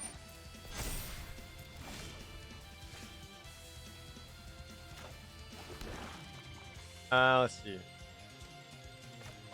A lot of interesting options here. Well, I know you're not going to block. Maybe you will.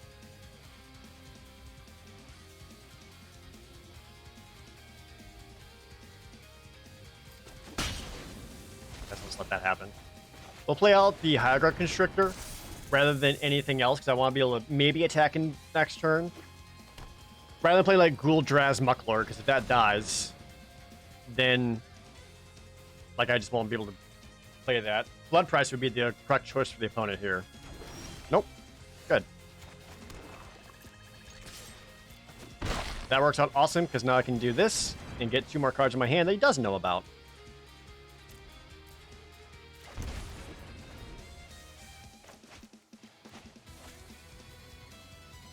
I actually like this a lot. To play Swarm Shambler and have the Oblivion Hunger to protect both my creatures.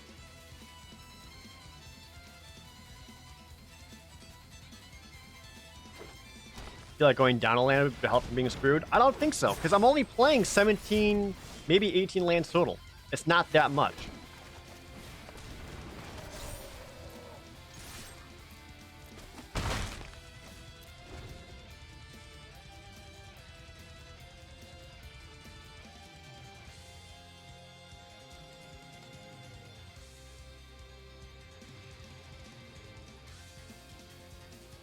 My opponent does know about the Oblivion's Hunger. So I gotta keep that in mind. Oh, they get a kicked Moss Pit Skeleton? Damn.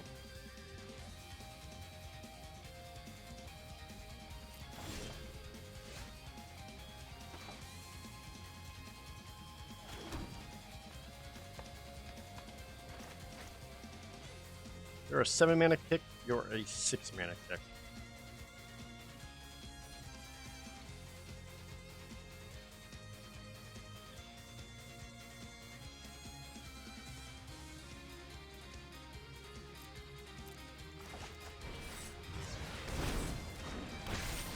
Thinking I start threatening some lifelink up in here, because I'm not going to be able to outrace that skeleton.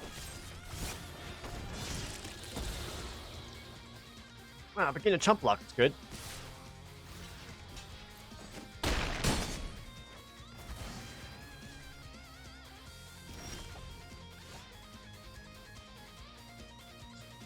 Not the best draws in the world.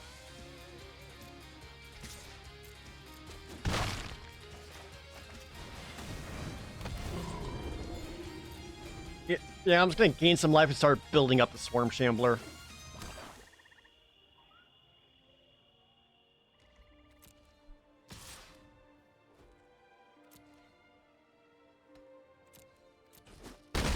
I am in a life total lead, though.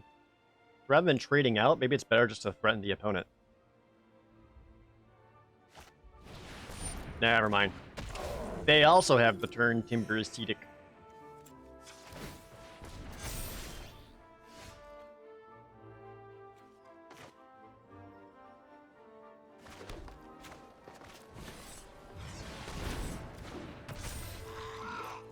I have a 4/5 Flying Menace.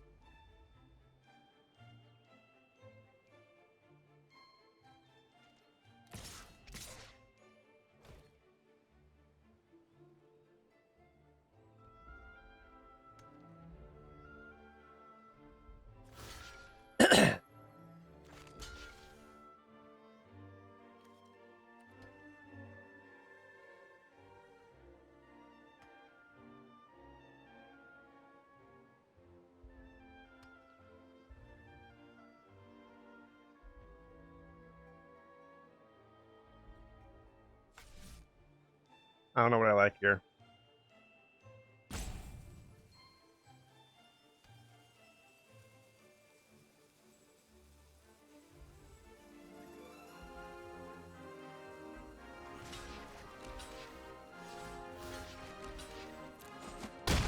Yeah, just gonna block like that. Not until I have the mana to be able to play Oblivion's Hunger to do like an indestructible block.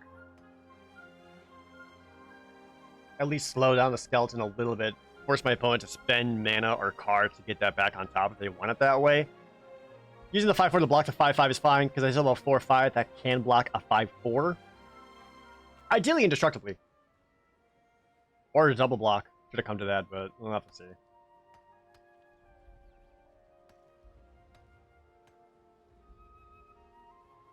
Definitely learn from how I explained it all. Oh, I'm glad. I try my best. I'm by no means like a pro player like that. Like, I'm not Ben Stark. I just kind of do my best with what I got going on, you know? I also feel like me talking out my plays is also helping me play better. This is getting me to slow down and talk out my options and think about them. What is the best, most direct way to support me? Probably just Twitch. Or telling all your friends about my channels and get them to subscribe on YouTube or here. And send me video games and magic cards to my PO box and give bits and some other shit I can't think of.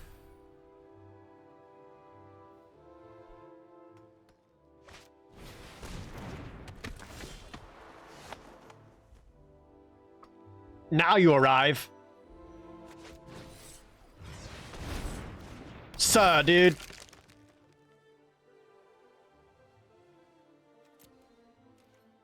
I don't know if I can outrace my opponent with this.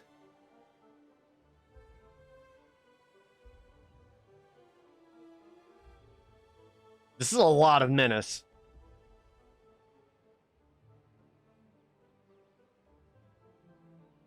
Oh yeah, just a duffel bag of cash money, unmarked bills, non-sequential, obviously.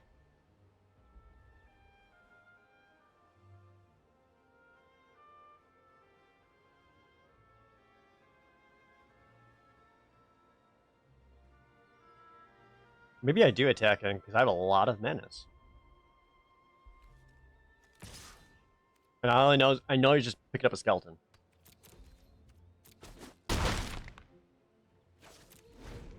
Look at this. Everything has got +1/+1 counters. If he tries to removal spell anything, I'll still get a token to block with. What's this guy? Malika Rebirth. Enters the battlefield. I gotcha. A duffel bag of 3080s. Oh, yeah, I'll take all of those. Or just one. I don't know if I'm really looking to upgrade my video card, though.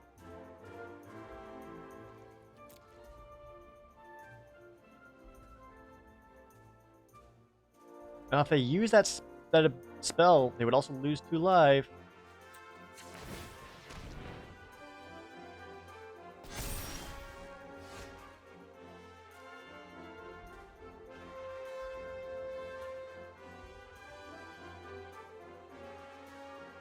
Okay, so I can get 4 damage in the air.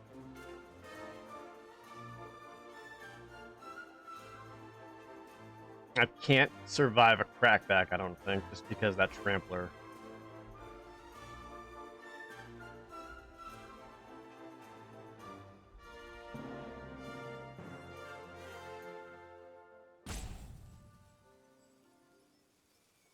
Can I target my own construct to get 4 chumps? You can, because it's any spell.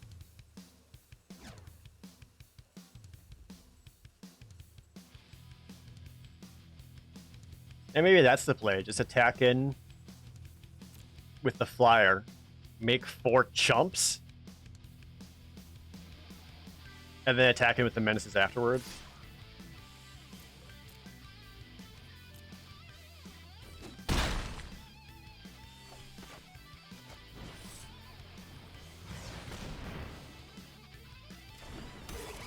Is this coming to mobile? It is!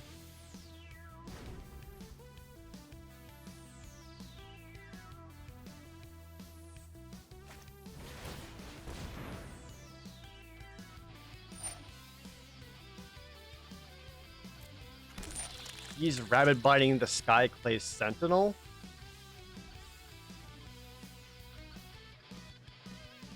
I think actually Oblivion's Hunger this and save it.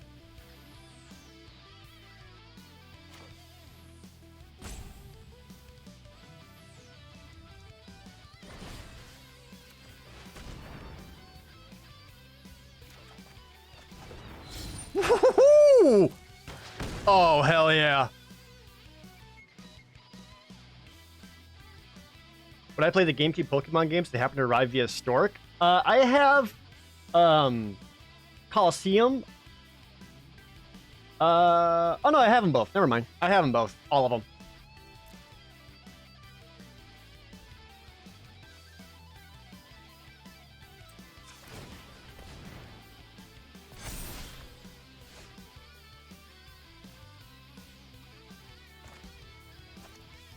Did I just win here?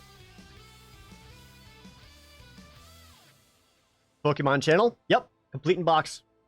With the memory card. Or, not channel, sorry. I was thinking Ruby and Sapphire box.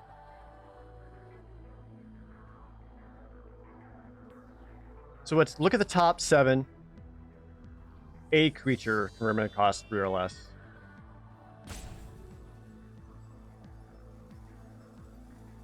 So they have 5 blockers, which means they can only stop 2 ground creatures. Would be the Mossbit Skeleton and Swarm Shambler. I would get in for 6. These guys will also get in. I guess lethal. If he plays this, he'd lose 2 life. They can hit on the turn Timber Acidic to gain 3 life afterwards, but that's not going to be enough. I think I just swing in with everyone, right?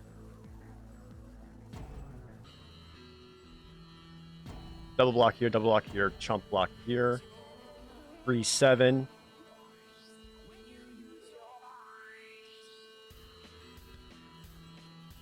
Maybe not.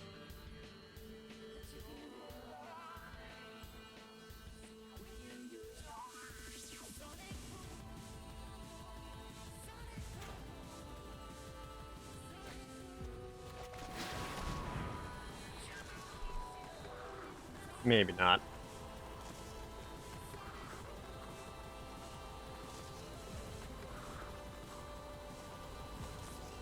For lifelink or a 6/6 on the ground.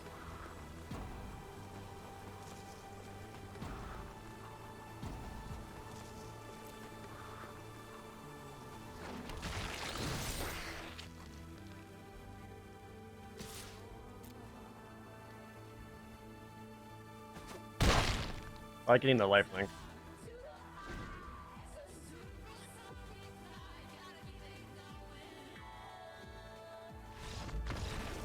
Alright. Thank God.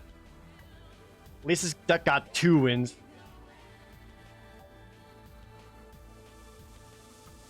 Have I played them or just collected? I played through all of Colosseum back when it came out because I was really trying to get Tyranitar and the Gen 2 starters for Ruby Sapphire. I never played through Gale of Darkness.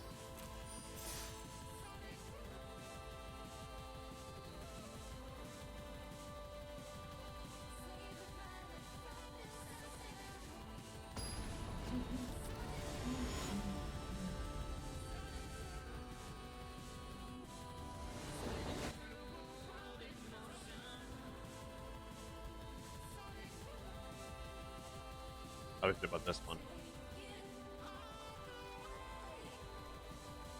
I think it's just keepable enough.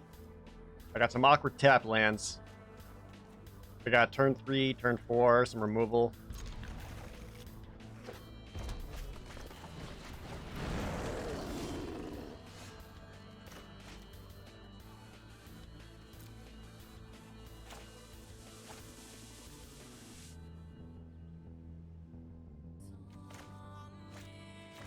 Start with that. We'll see if we can get a forest to keep this card around. Haku, 1 year! Thank you so much! Actually, I wonder if playing this untapped to take out the Akum Hellhound earlier would have been a better choice.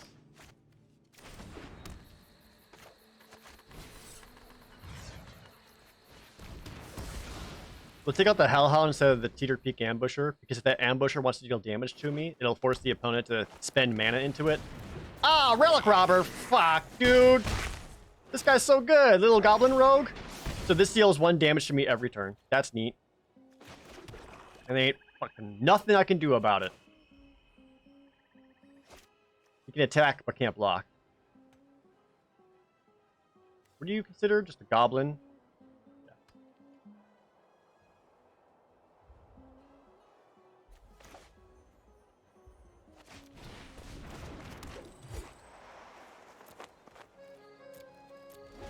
I'm gonna play the Nightblade and leave up Oblivion's Hunger. I want to take out that Relic Robber. And I want to have indestructible options. Any sack outlets? There's like almost no sack outlets in this set.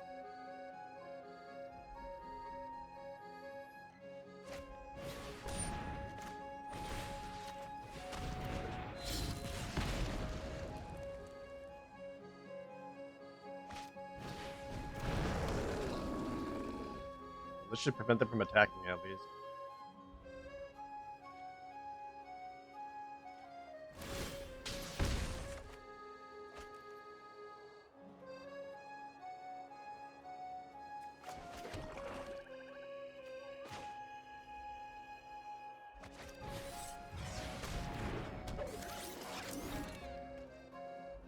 4/4. I guess I'd be okay with this exploding into jump blockers too.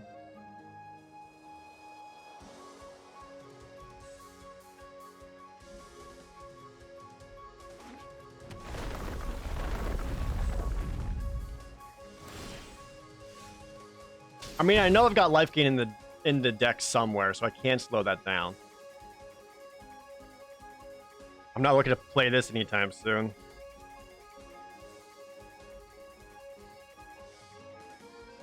I think I just go Scythe Cat, play the tapped land.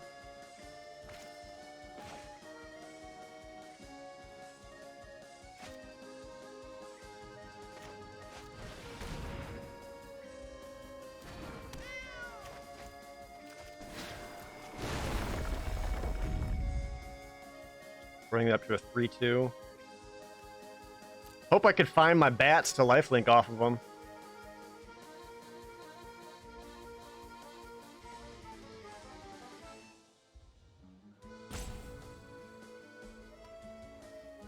I don't have any fights. If I had a fight, I could force the stupid goblin token to fight.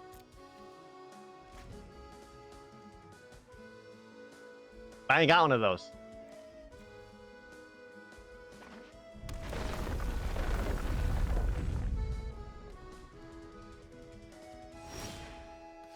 It's so obnoxious. It's just his head. Vanquish the weak?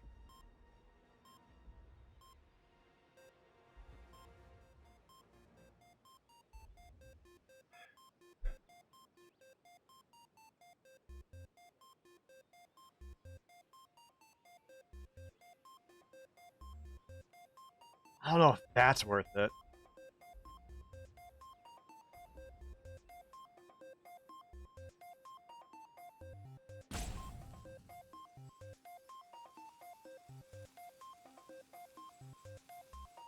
Put the +1 counter on to get in for damage. That's a possibility if it was like 7 turns ago, Cassius. Because at this point, I'm not going to outspeed my opponent dealing 1 damage a turn when this is also dealing 1 damage to me a turn. He's not going to care about it.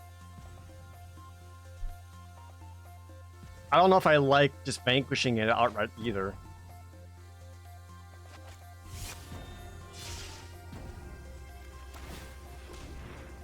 Oh, why did I do that? I forgot it was my own guy.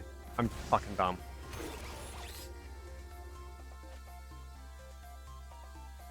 I already forgot. I was thinking about other stuff. Alright, I'm a fucking dumbass.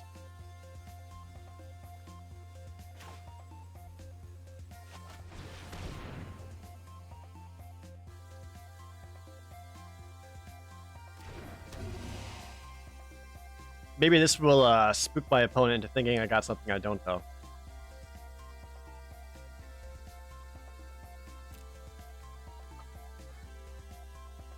Honest misplay. Yeah, I mean, I was talking to chat, and then, I mean, you do miss stuff. It's a very real thing. Like, talking to chat, making sure you're performing for stream and being interesting while also trying to play a very mentally intense card game. You're gonna miss stuff sometimes. Or maybe sometimes you mispronounce a word. It happens.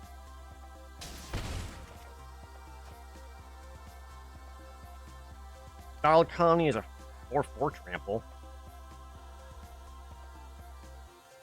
I think my opponent really is just chilling until I goddamn get killed by this stupid head.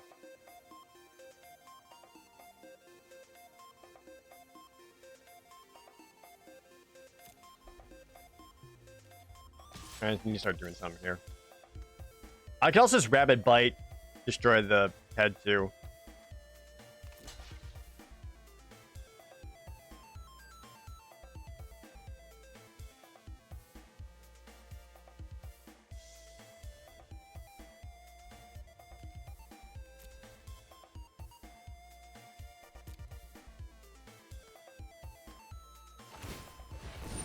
Yep, get a mana. Spread those out. Play 4/4. Do 1/0 creatures exist? No. If they have 0 toughness, they die. appreciate you sacrificing gameplay to give us attention. Exactly.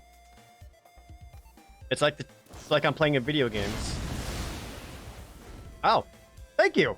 That helps a lot.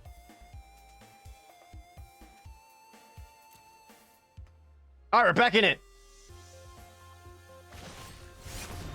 No. Still in it.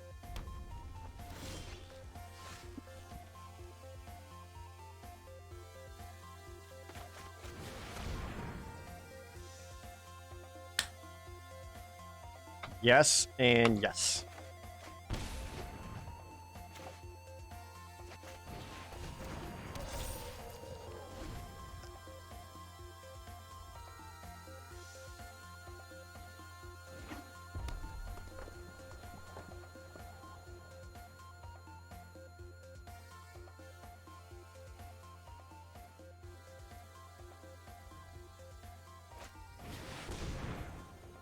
Here is lithoforming. I still don't like this card very much. I mean, like, yeah, the opponent is drawing 5 cards. But if, like, those aren't lands, you just tempo plated yourself a lot. Yet you got 1 land out of that. That doesn't seem worth it to me.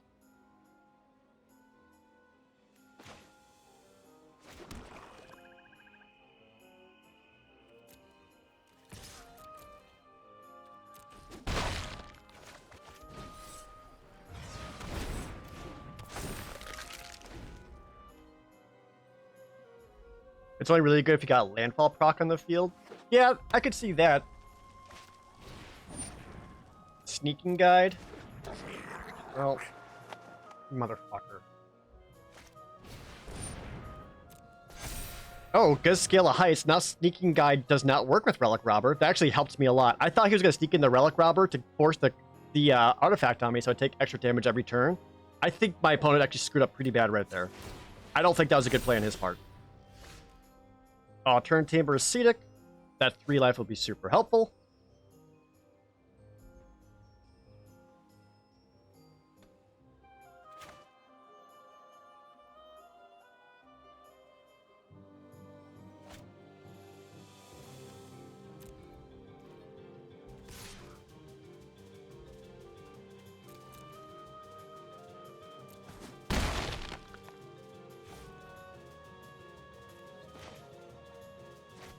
Yeah, I like just gaining the 3 extra life here. Just to sustain myself a little bit more. The opponent's tactics confuse me. Me too. I think they would have had it in the bag if they did not pump the Relic Robber. You could have pumped the Sneaking guy, just made that into a 2-2 to help make it into potential blocker for later. Onto the Relic Robber, I don't think that was a good choice.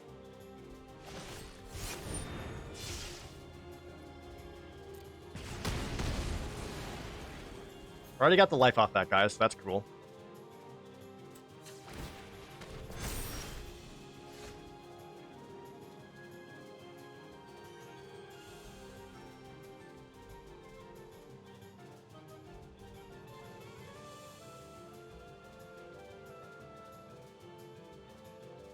I think at this point, I just pop the Relic Robber and just start threatening the opponent with 10 damage.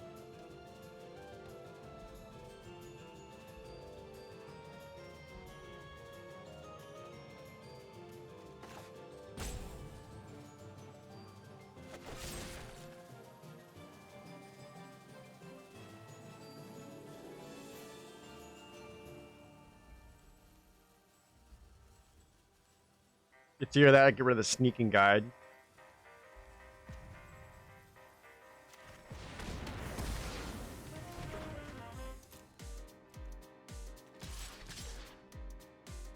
Maybe I should keep back the Swarm Shambler.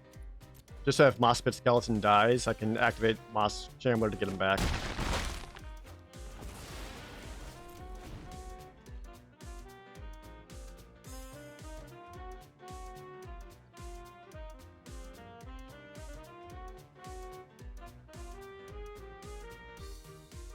What did the DM stand for? It stands for Dungeon Master. Canopy Baloth. I don't know, whatever.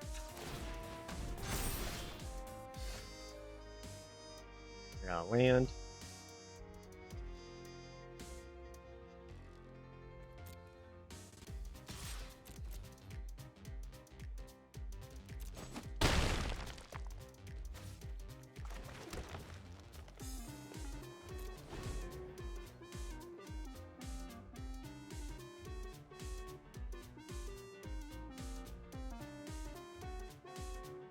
Just like TFG with Hammy. It stands for the fucking gamer. 4 notes. Hello? There it goes.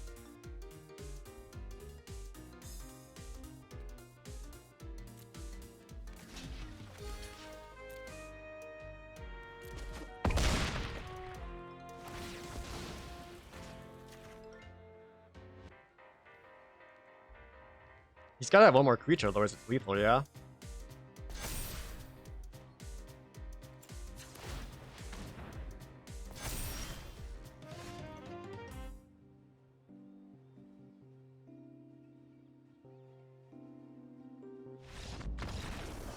Okay, cool. I would have played that out, opponent. I don't think he should have conceded.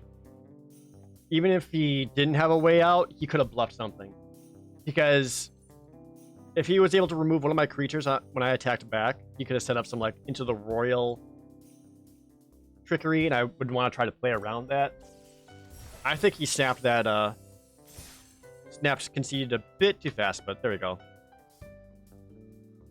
He should have won. He should have won when he had the sneaking goblin guide out with the relic goblin. That would have just destroyed me. He should have. And I feel like it's possible they realize it just a second too late. I go first. I could play 5 of my 7 cards, so it's keepable enough. We'll start off with just a standard forest rather than playing out this one. If I don't hit another land, then I'll put this one out. If I do hit a land, well, then I can play most of my hand here, and I'm okay. Oh, and it was a swamp. That's even better. That's just a 1/1. Yeah, don't need to worry about that.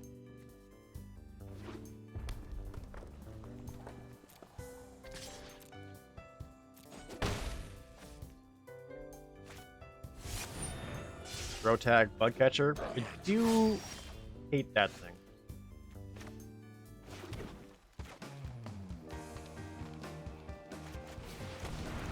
I think just having a 3/3 would be enough to shut that down. I'll attack as a 3/2. Or I could just not block and then use Blood Chief's Thirst to take it out afterwards. Which might be a better play.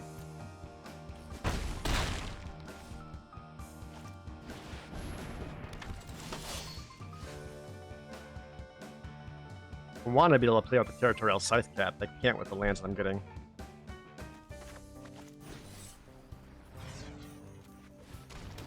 This brings the champion down to a 2/3. I guess I will just play it for now.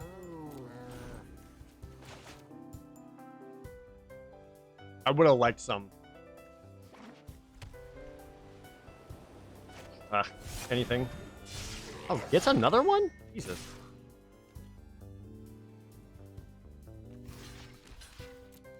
Yeah, we'll keep trading out. This is a very aggressive deck. And I'm looking to go long, so I need to start trading out creatures for creatures.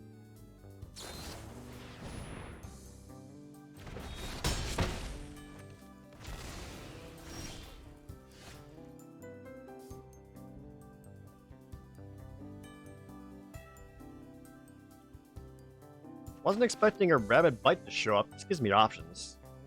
I could just give him a +1/+1 counter. Bite. Take out the Bug Catcher.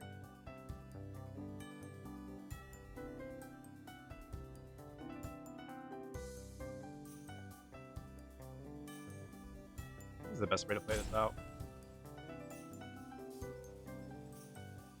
Or do I want to take out that champion?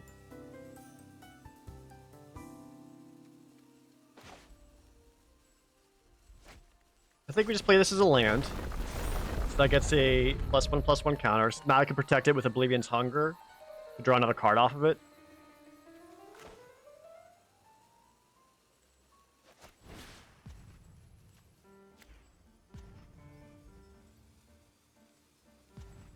Yeah, I think we might take out the bug catcher. That way that's down to a 2-3.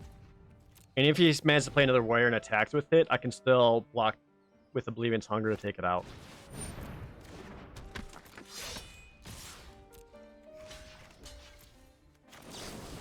And draw a card off of it.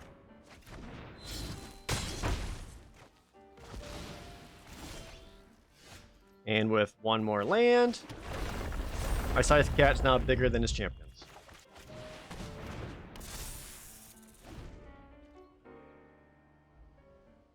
My thoughts on the 8+ cards graveyard mechanic. Is it better than the party one? In limited? I don't know. In limited, I'm not super sure. I personally really like the I really like the Rogues deck in general. This is gonna get awful.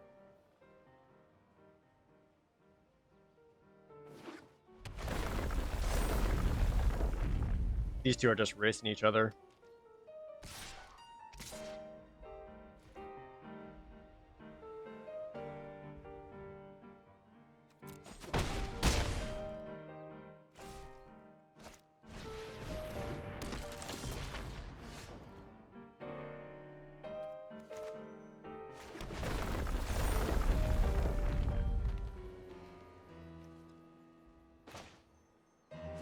We're just gonna take out the flyer because it's only gonna deal me 1 damage and stops his guaranteed damage against me, and just hope he starts whiffing on his draws.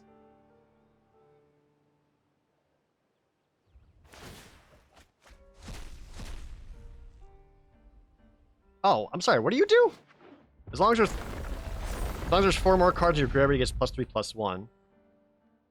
Otherwise, you can discard a card, exile the top 2, and you may play them. That's pretty fucking good.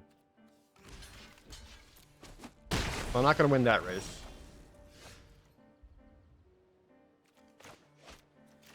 Honestly, just having out another 1/1 to stop the Expedition Champion sounds good to me.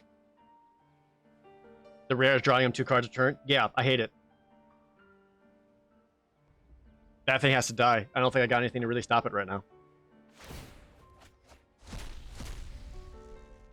Molten Blast or Felidar Retreat? You want the Felidar Retreat.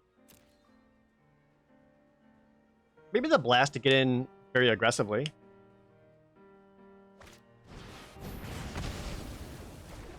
I would have gone the Felidar Retreat myself. Because if anything stops this dude, you're in trouble. Like this.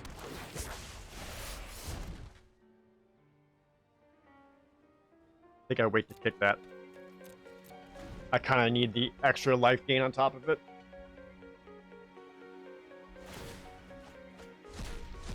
Could you miss? Ganyan Jerboa.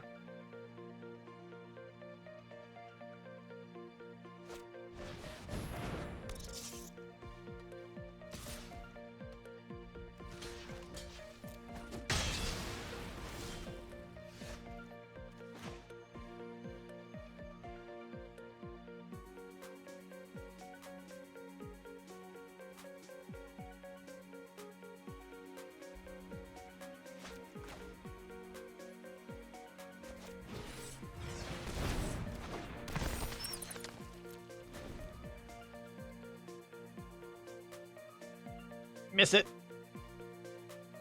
Maybe they'll mill themselves.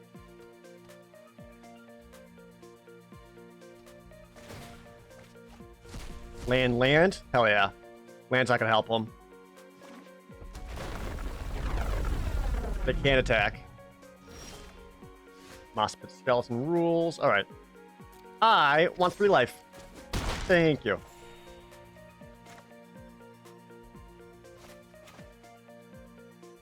I can do both. Kick that in as a 5/5. Play this as a 4/4. Okay, stabilize.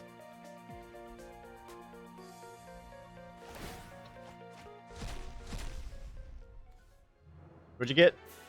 Maul of the Skies? At least you don't have great creatures to attach it to. And I'll definitely lifelink you more. Land.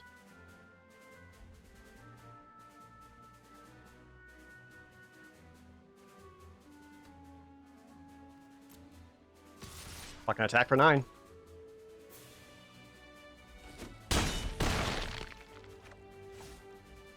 I want my opponent scared to attack.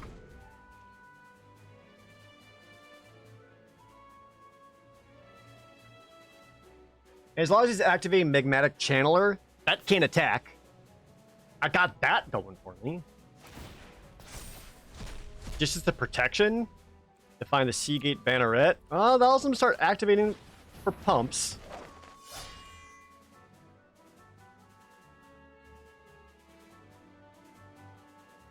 Need something to stop that Jerboa. Because right now the Jerboa can attack as a 4/5 or block as a 4/5, which stops the Myriad Construct. I can still threaten lethal.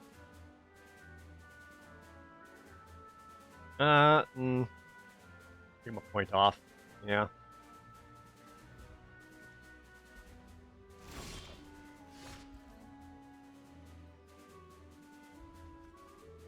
Sweet.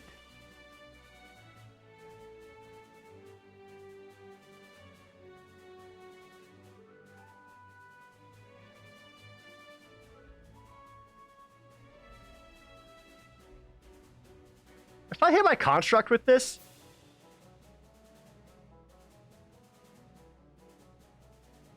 this wouldn't work, no, because the construct would sacrifice itself before this hits it, so it would just fizzle. Damn. That's a bummer, because that'd be fun. I'm gonna attack with just the Moss Pit Skeleton.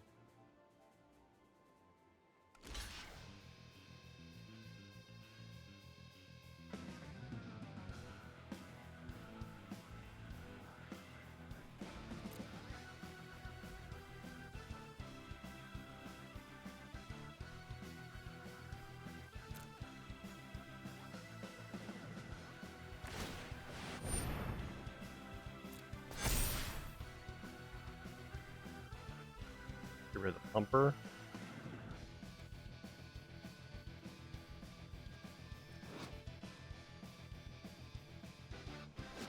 Worth bringing him back as a 2/2 for 2 life. I don't know about that. Yeah, I guess I'd almost rather keep this up as an option for the Myriad Construct to explode it into babies. And just make jump blockers.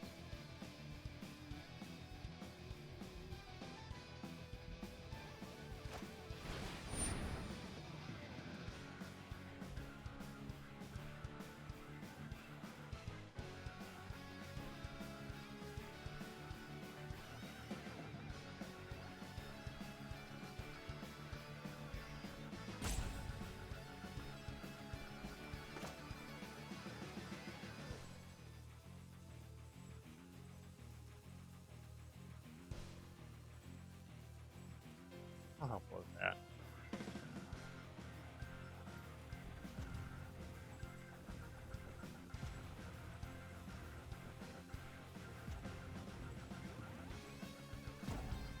Be a 1/1 lifelink. I go down to 5. He attacks, and I go down to 2. Swing back up 1.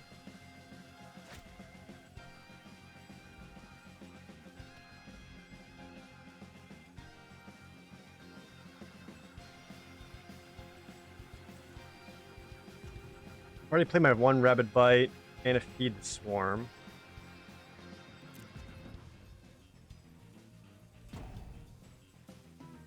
I don't know if this is quite worth saving. I would lead no.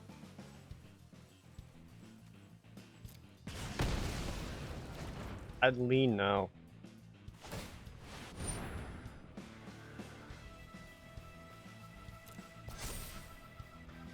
That's smart.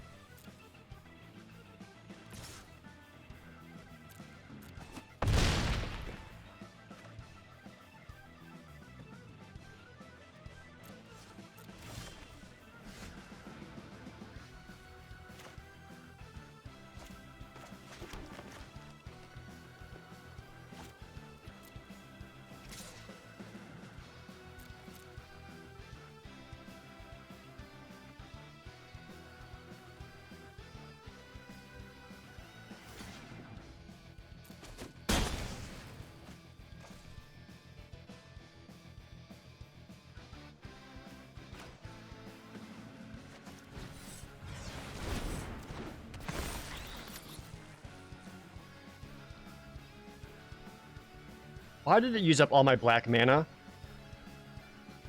Oh, I had to pick, right.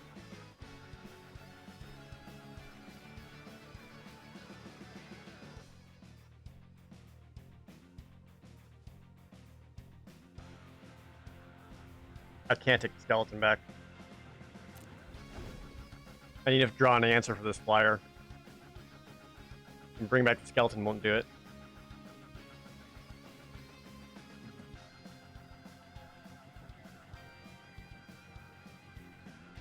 What's my best hope? He attacks the channeler, I block. He's got nothing. I draw my pump spell, get in for 8. I would need to pump the Florahedron. I can't pump the construct.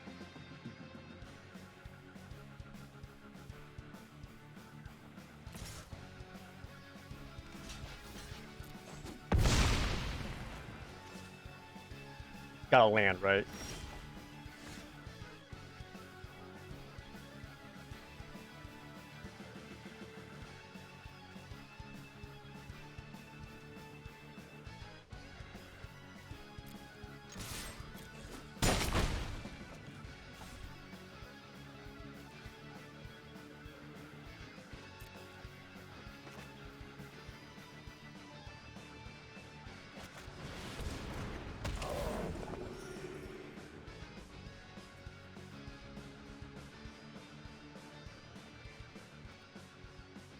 He has 6 Sweet. cards left.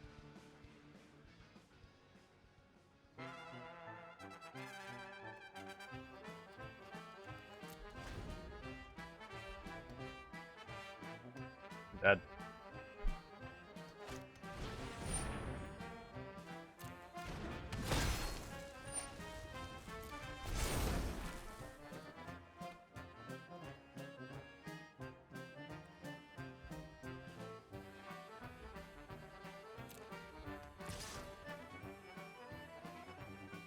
I can't flicker his creature. This is only when the creature dies. It doesn't kill the creature. I don't know what... I can't do anything. I'm just gonna die here. I can be like... I can do this and just be like, woogie boogie boogie. Just to show what I have. That's like all I can do. Oh well.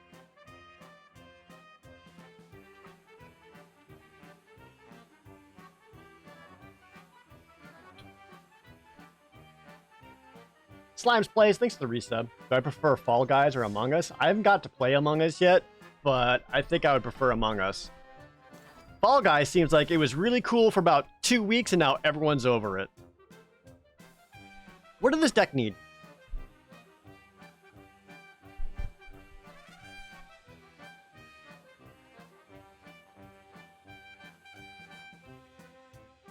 Like, what would have turned this from like a 7 out of 10 deck up to like a 9 out of 10 deck? What did it need? Maybe any of the Deadly Alliance alone would be great. Strength of Solidarity was like a weak card in there. Other than Crawlworm, obviously. Other than Crawlworm.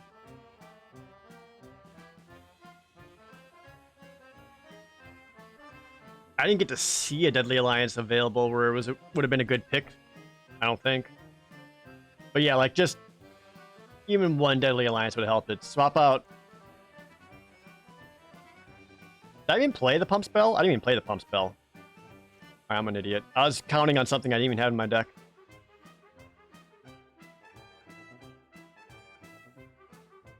You've not had any good experience with Moss Pit?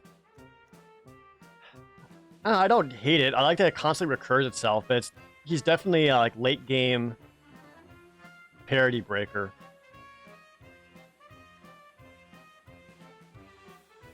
No, I don't think I like the kite.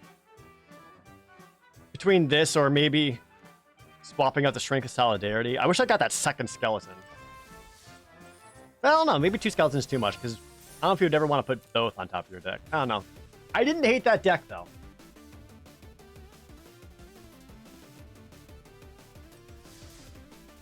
Do another one. Oh, actually, you know what? I'm going to use the restroom first. I'll be right back, everybody. Or have a good one, Spaladin. I'm gonna be right back too, everyone.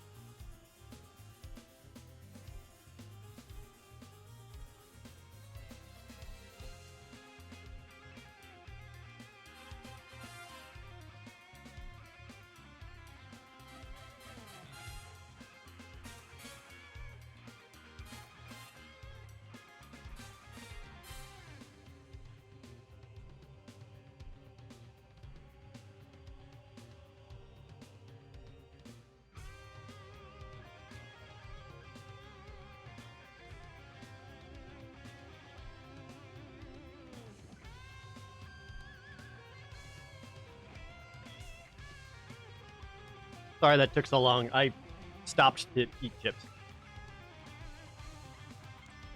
Next draft. How good is the mill strategy in Zendikar drafts? I think building decks around the 8 cards in the graveyard is a good strat. Planning outright mill, I don't think it's quite worth it. Just because you need a lot of uncommons to make the mill strat work. You need like at least 2 crabs, and then maybe the rare card that like mills 8 as a sorcery. And that's just like a lot of not common pieces. Whereas getting a lot of cards that get benefits when they got a lot of stuff in their graveyard, that's a better way to go. We opened Nahiri.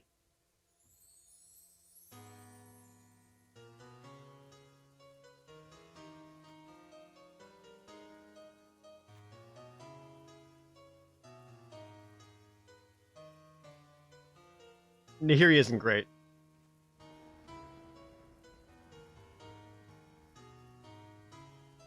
I could force it and try to build around.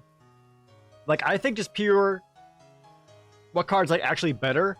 I think the Fireblade Charger is better than Nahiri. But, I'm also just like... I kind of want to try it, see if she comes together.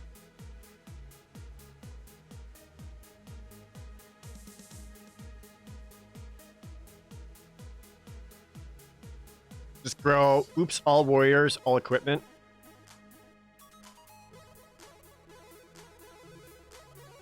I guess enough people try not to play red, I could try to make it work. We'll try her. Again, I don't think she's great. Oh, wow, and the follow-up cards are dead. My god.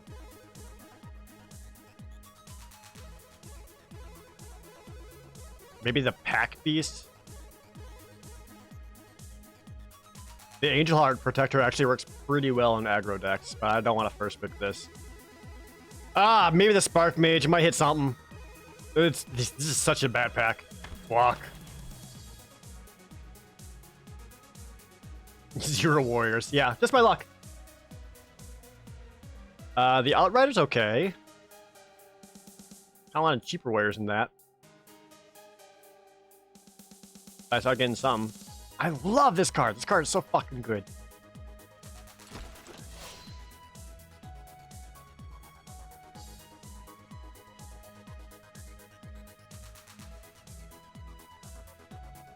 The piece of equipment we would love to find would be Relic Axe, would be the best one. If not Relic Axe, I mean, obviously, like the rares, like the 2 white rare equipment is bonkers good. That would be the most ideal. I don't like the red equipment that much. Fresh Fire Elemental is very good.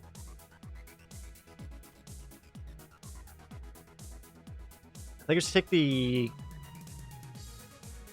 Tactics. I don't know if that's quite this deck. There's a Deadly Alliance here. Ah, man. 3 people passed on Deadly Alliance. What common would you take over Deadly Alliance? I don't understand.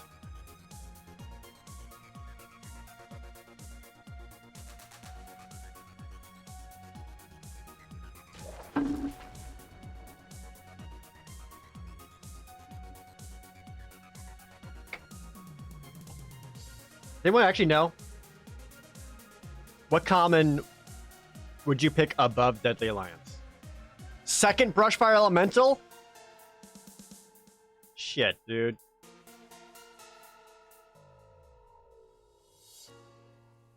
I think I need to give up on, Oh. Man, 2 of those would have been the nut. Zulaport Duelist and Blue Rogues? And like pick 3 or 4? No.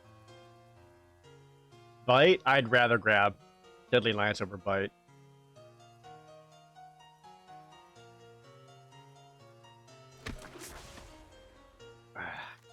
Keep trying to force it. I'm gonna get super punished for this. This is a mistake.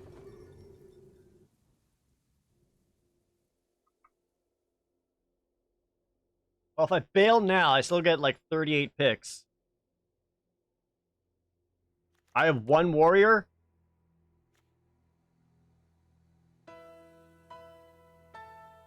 If we're already in 2 non-black colors, it's early enough that you're not tied to your color, though. Like, I would drop my garbage color to play black. Third Brushfire Elemental! Jesus Christ!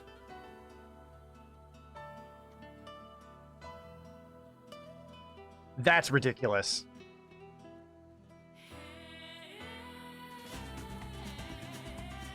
I'm taking it. Just in case.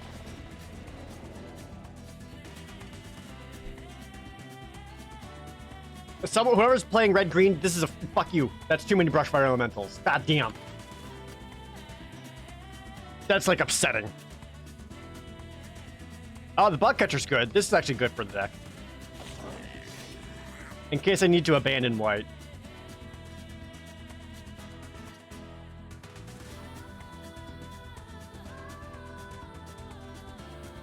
We'll see what wheels.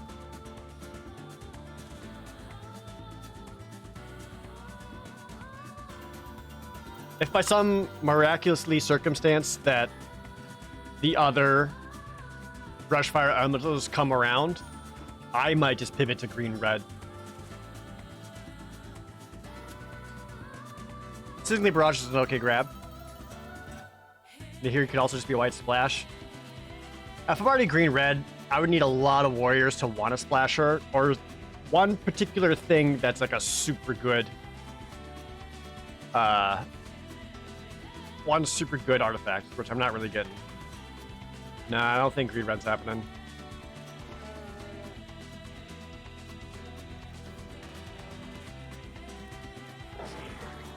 Yeah, all those Brushfire Elementals were picked up.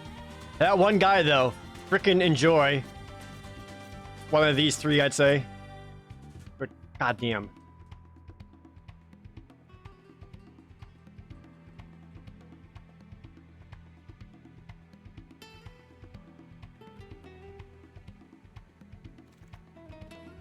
Molten Blast is okay. Definitely electric way. Can I switch to blue?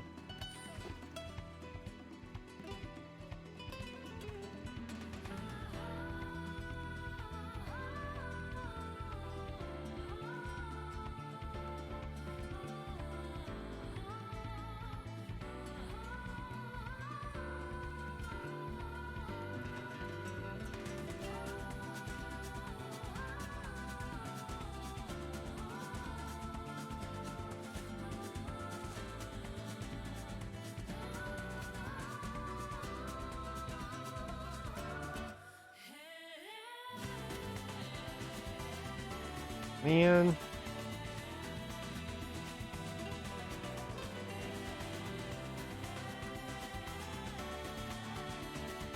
Ugh.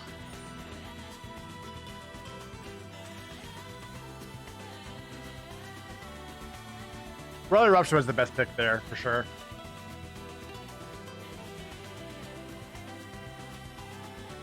Okay.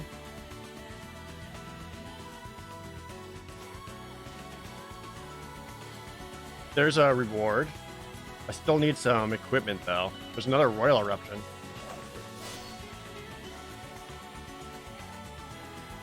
We unattach any equipment if we control. If you do, tap it into the special turn. So I can equip a creature, attack, and then after attack, activate this to make him indestructible. Make sure I gain the card.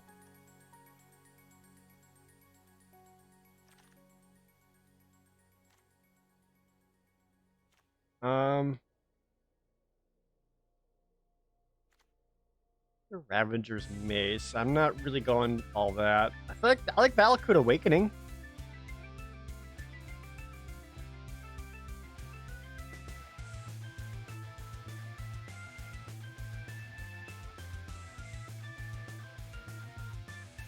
Yeah, I haven't gotten to play with this at all.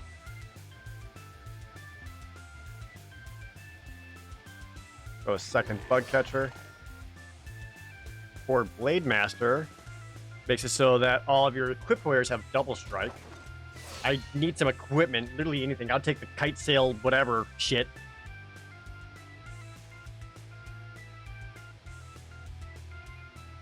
Do the Akum warrior.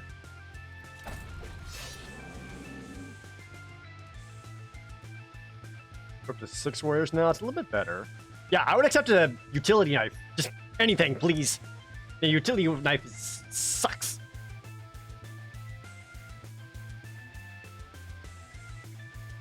What's our thing? It's +1 to make a 1/1, and then you can just attach an equipment to it for free. -2 is reveal a warrior equipment. Her -3 is deal damage to target creature equal to twice the number E of equipment you control. So she wants more equipment. So if you get more than 1 out, she can -3 to deal something 4. So I'm likely not going to be using her -3 ever.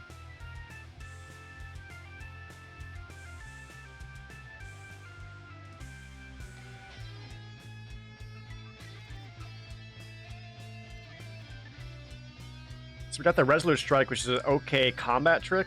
Still no equipment. Let's just keep getting more warriors.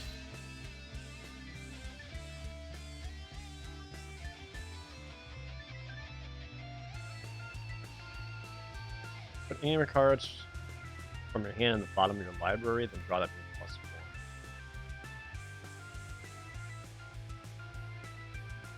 Get the pair tactics. Kind of awkward / situational removal.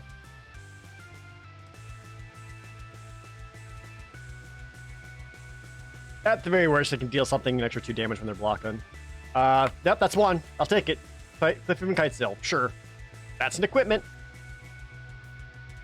So is that. But I'm not going to splash black for it. Third Sizzling Barrage. Sure. I'm not sure if I like that much. Versus Molten Blast? I don't know. I would love to get 2 more pieces of equipment. Base camp sucks.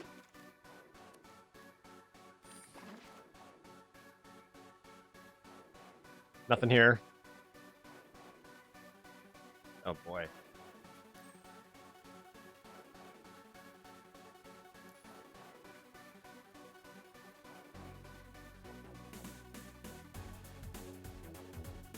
Well.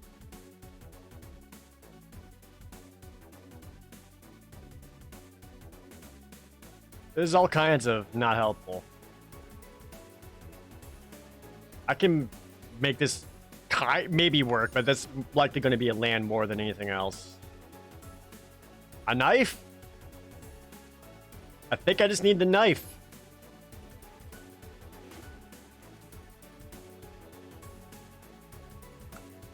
Goma Fan of Vanguard could be good, though.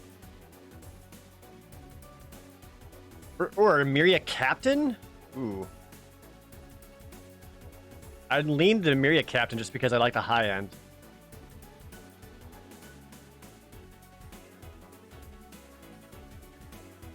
Because at the very least, a 2/2 flying Vigilant Warrior. Just because like my top end is so poor right now, I like the flyer.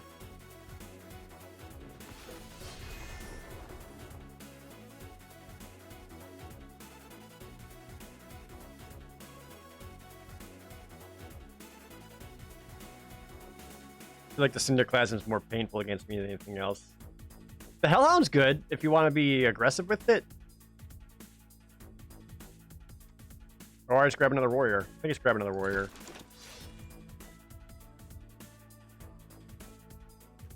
A second 5th Hidden Kite Tail versus Combat Trick. An Outrider who's actually alright.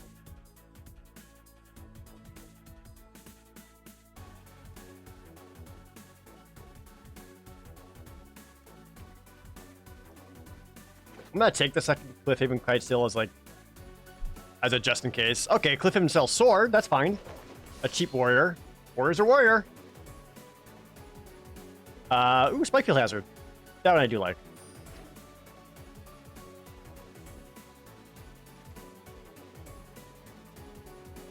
I did not pick up a Resolute Strike yet, so I'll do that now.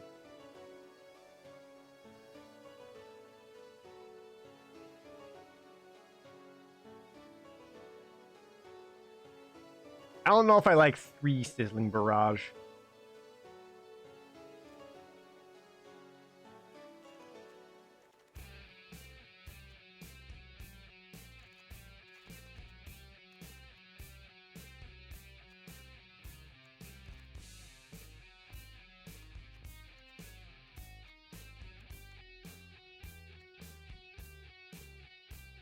This is going to be an aggro deck, which means I'm going to play it very poorly.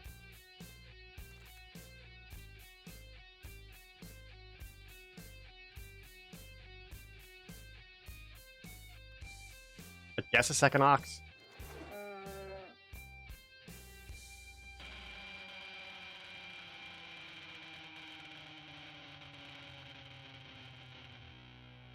Sizzling Barrage is the worst Gideon's approach. It straight up is.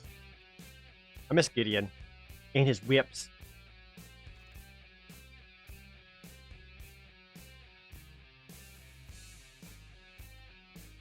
Another Molten Blast. 2 Molten Blast, 2 Sizzling Barrage. It's a little bit better. I mean, it is a warrior. I'm not gonna play that.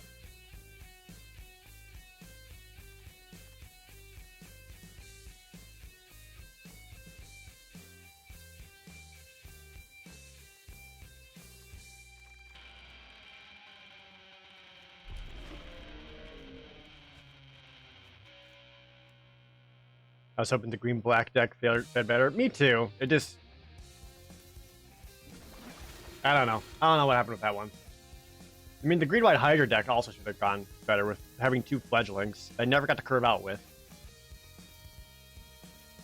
No, I feel like all my decks have been pretty good that just didn't come together tonight. Gideon's dead because Wizards couldn't handle a white male Chad protagonist. I don't think it's Wizards that couldn't handle it. I think it was the shitty fan base.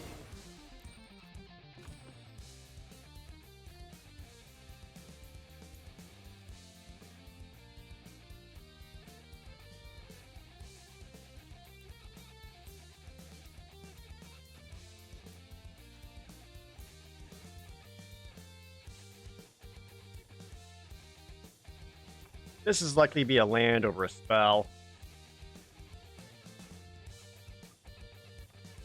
This one, I think, can go either way.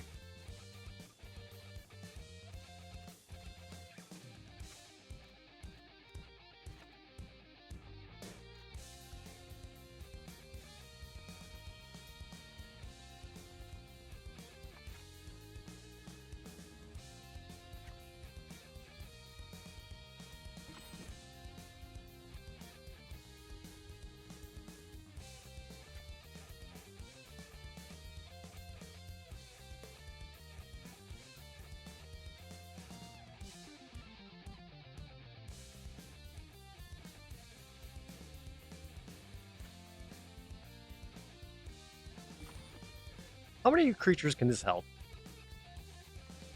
1, 2, 3, 4. Otherwise, he's just kind of a rogue. Is that my only rogue? He is. Yeah, I'll just ditch him. He's not gonna help much. Other than maybe pumping up their bug catchers. But he's not. That's not so much of help that I want to keep him in there.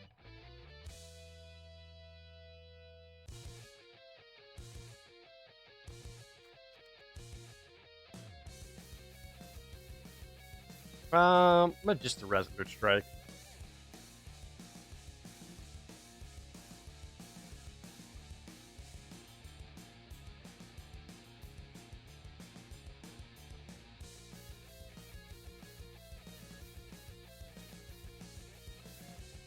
Do I want to keep the Valakut Awakening in here instead of something like... Because I'm only playing 1 Sizzling Barrage and 1 Molten Blast right now. Are those better than Valakut Awakening?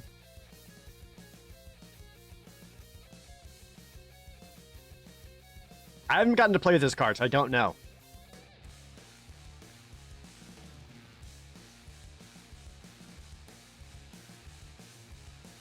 Treat Awakening as a land. That makes sense.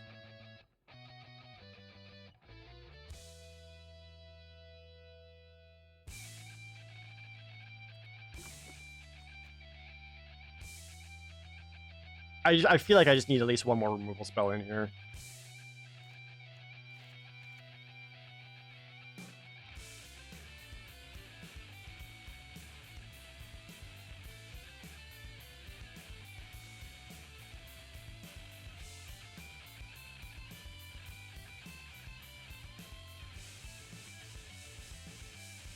$15, $16, $17, $18, $19 lands technically, but these are really both land spells. I'd rather play as spells than lands. I don't want to go down any more creatures.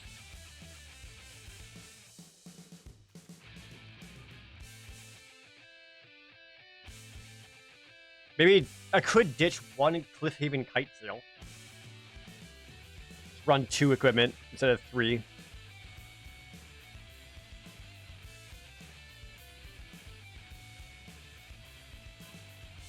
Yeah, maybe playing 2 of these is too much.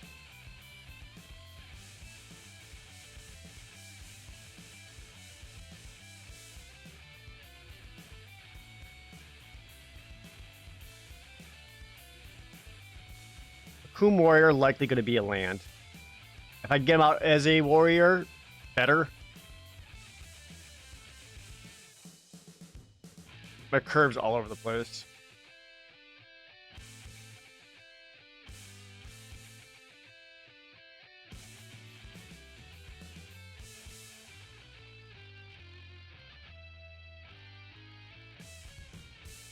This is a hard one to build.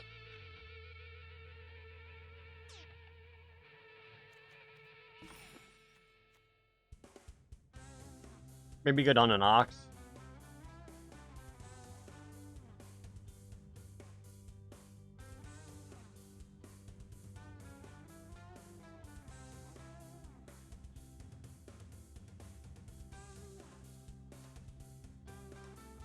Having not built this deck before, this is trouble.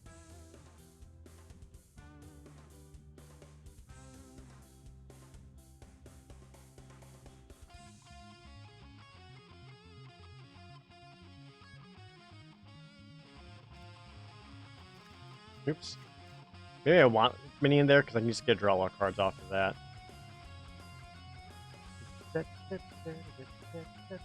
Fuck Dasher Crashers.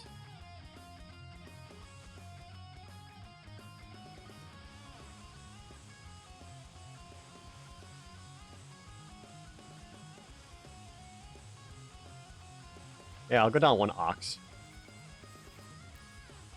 14 creatures feels weird for a Warriors deck, but I don't fucking know what I'm doing. 8 white sources, 10, 11 red. 3, 4, 5, 6, 7, 8, 9, 10, 11, 12, 1, 2, 4, 5, 7, 8, 9. That's about right.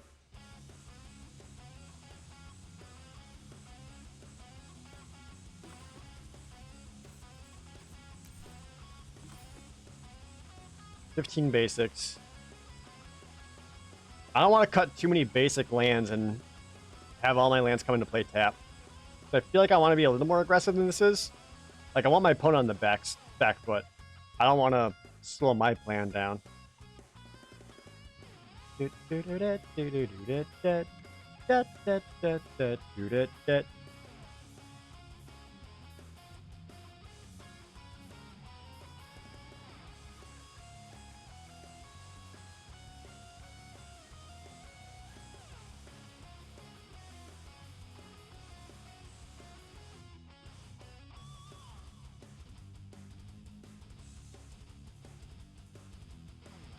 I don't know if I need Valakut. I also got a Curie with equipment drawing cards. Nahiri digging in through the library. Maybe I actually have enough means of getting through the deck that I don't really need awkward Valakut.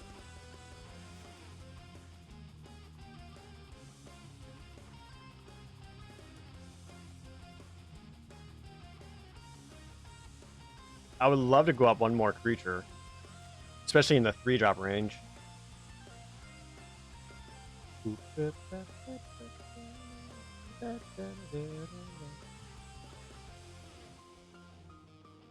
Well, that's just a 3/2. It's either that or grab another 4/3 warrior, but I already got so many 4-drops.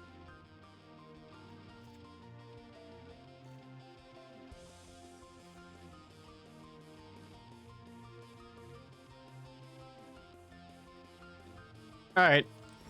Let's just see how it feels. Might need to make some adjustments. I have no idea.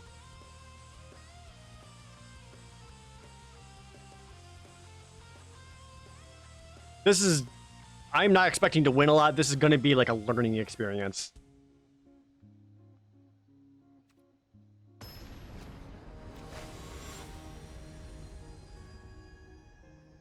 Coming back to MTG after 8-year sabbatical.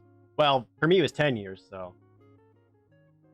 Want to buy lessons? Sure. $50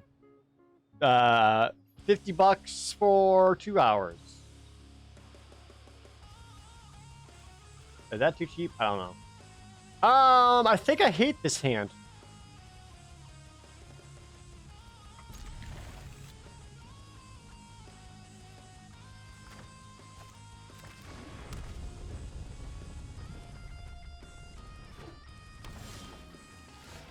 Never mind, I love it. This is the best hand in the world.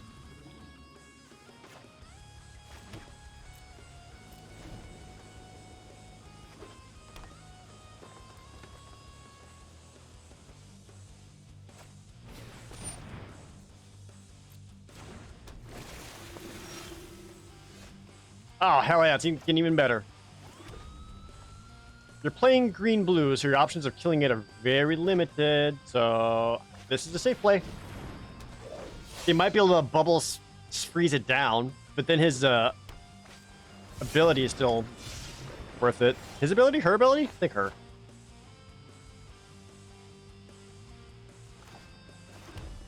Okay.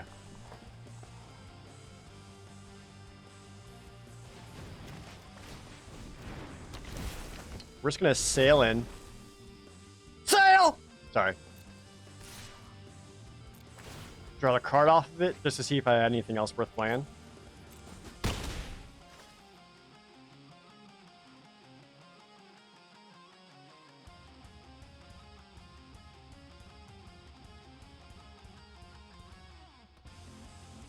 Do I equip the utility knife now? Like, just can? I kind of want to, because... Just save me a mana next turn. Or I can save it till Scorch Rider, equip it, draw 2, which I think I like more. Yeah, I'll pass. And I can use the white to make it indestructible to end a turn in case they try to... I mean, playing green-blue, it'd be like a rabid bite, if anything.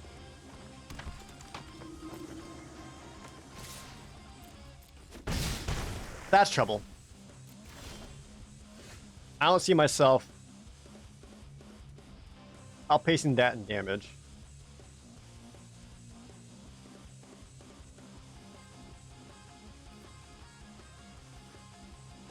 You don't have haste unless I kick you.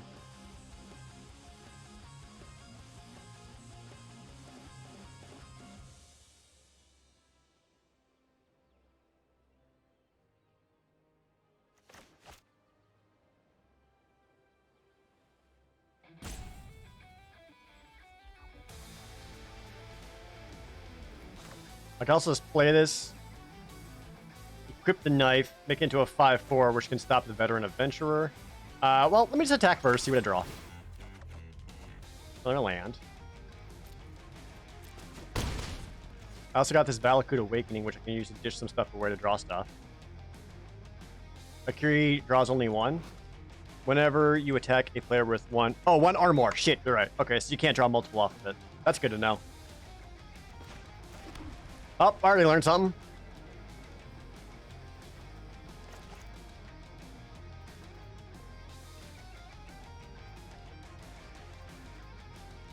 Got a crackback of 9? That's a lot, man.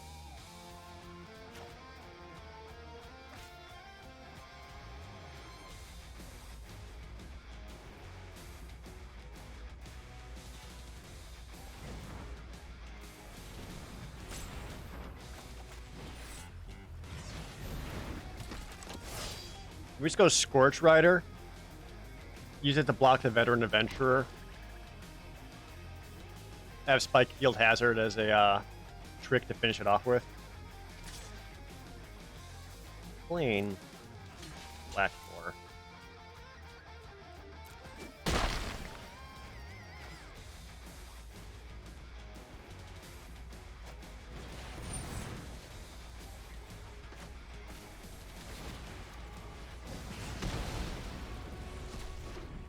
Hadru Paragon's pretty good. Are you just playing a party deck? Trying to get the C4 Stalker as cheap as possible? Starting to look like that. Really not getting much here.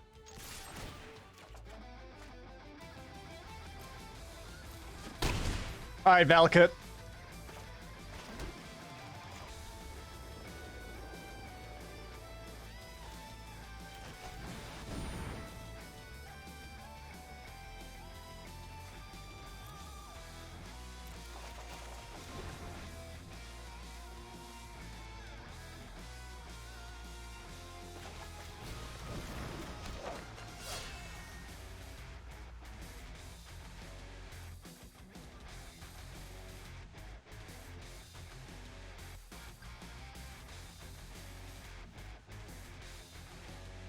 If it kicks all creatures able to block target creature must do so.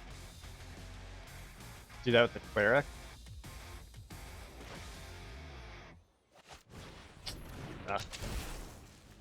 Kinda need to make it into a 4-2. Ugh.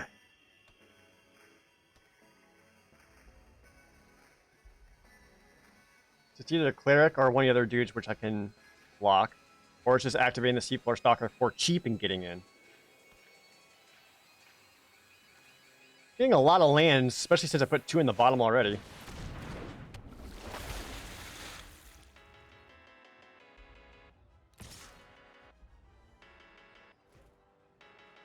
God, activation on that. It's but one blue? Yeah, just gets in for nothing. It's got the full party. Unlike guys Warriors. So this will just be a 2-2. I'm drawing lands.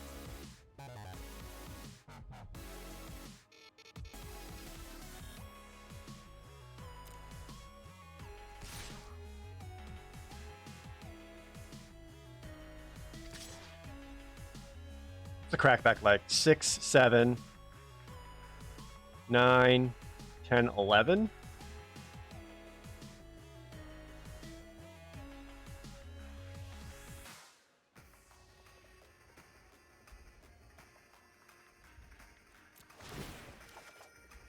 God damn it. How?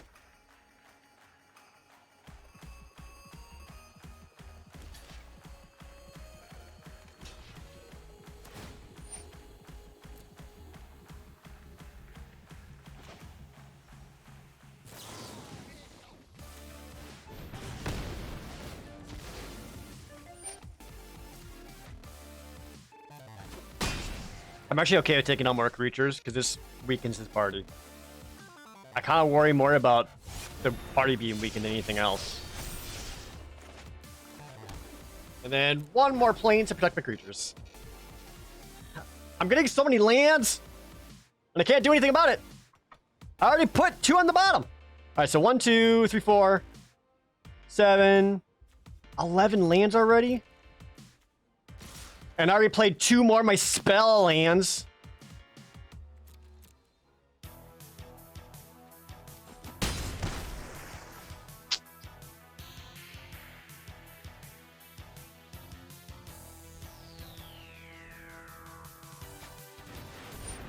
Hello? This gets a 4-4. Whenever you cast a kick spell, you may remove 2 +1/+1 counters. If you do, copy it. Oh no!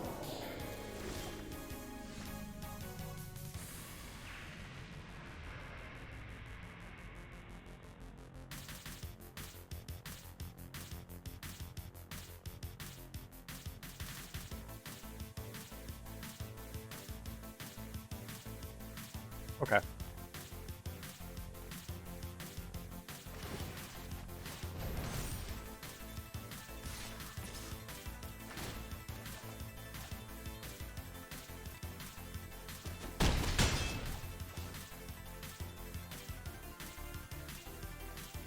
Dude.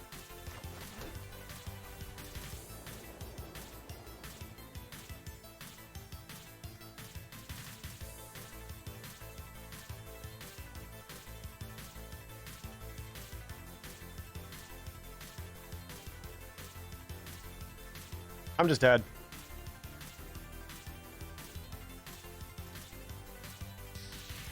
Because basically they kick in the Arbor Mage, force the Emiria Captain to block anything, and then whatever I don't block just gets in for lethal. I don't have anything.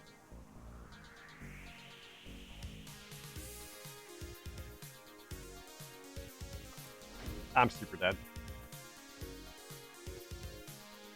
How did I flood out? Even with like card draw, I was flooding out.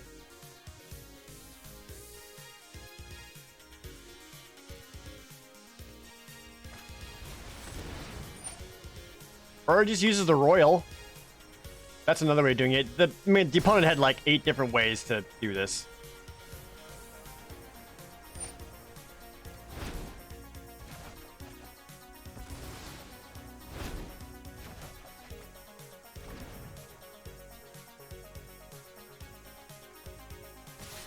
What would have helped me?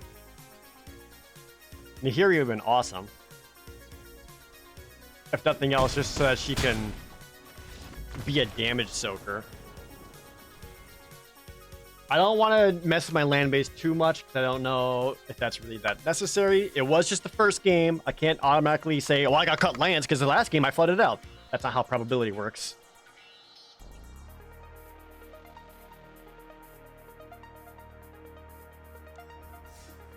But I'm also just like, come on.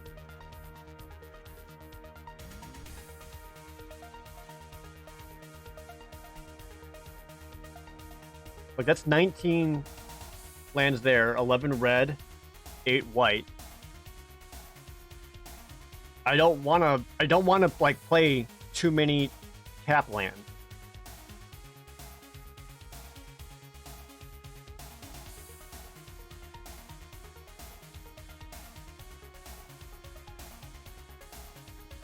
So I do think going down to 18 lands would help a little bit. Maybe even 17.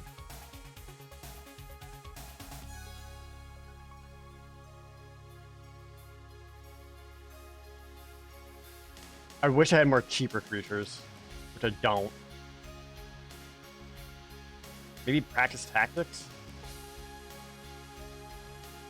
For the sneaking guy, just so it's another cheap one. It would help party, which would make the bug catchers get extra power attacking in.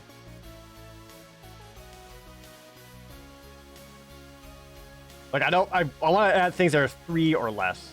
It might as well be a creature, which basically is the sneaking guide. Yeah, let's see if that goes any better. I don't know.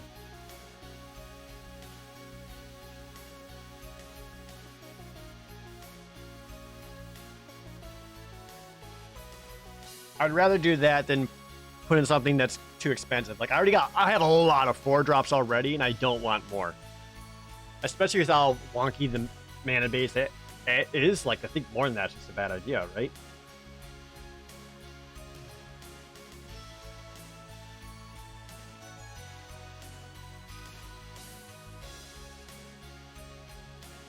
Ah.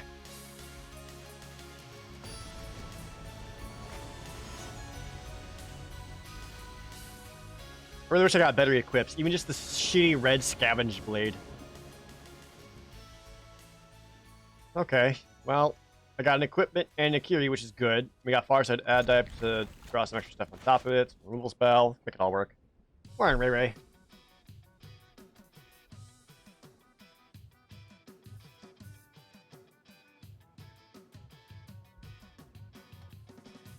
I put 1 out, so 01, you're right.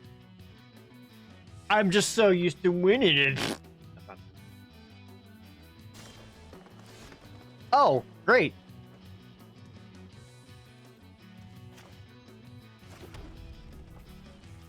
All right, now we got a 2-drop. That helps.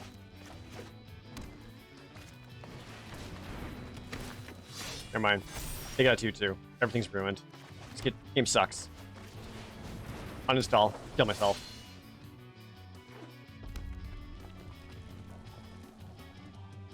You're a 3/3. A 1/4 reach. I did get a Molten Blast. Okay, so the opponent is playing really defensively here.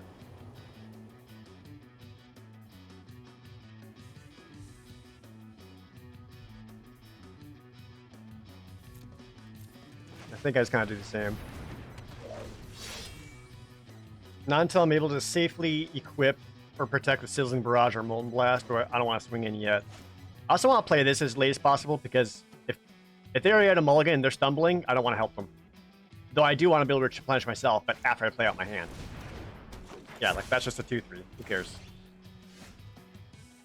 Kind of need the land more than anything else.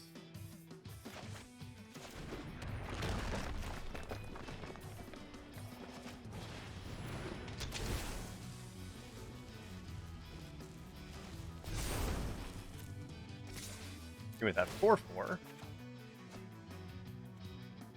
Allows me to draw a card. No blocks. Great.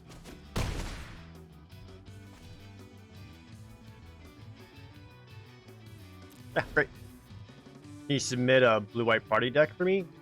I don't know. I don't really do decks a whole lot. I don't think I'm experienced enough to really give you much. That is a big boy. Now it's a flying big boy? A flying big boy.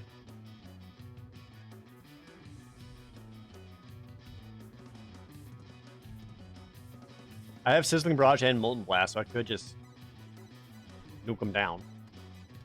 Not ideal, but I could.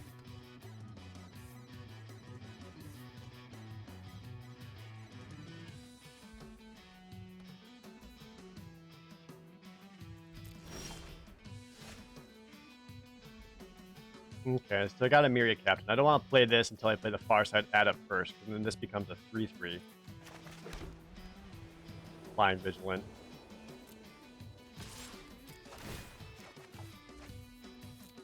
Ooh.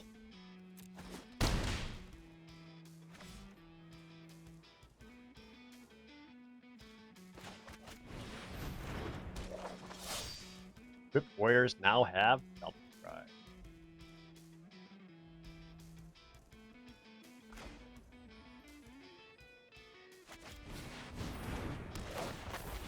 I don't know if I should have done that.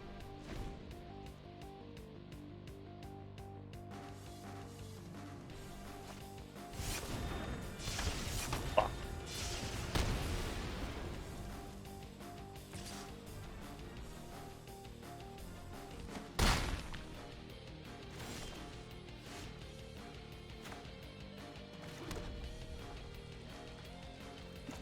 What's your equip cost? 3?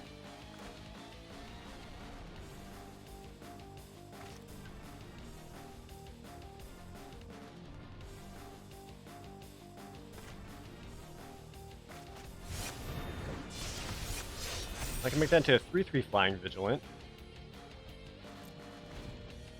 Equip it up, make it into a 4/4 Flying Vigilant double strike.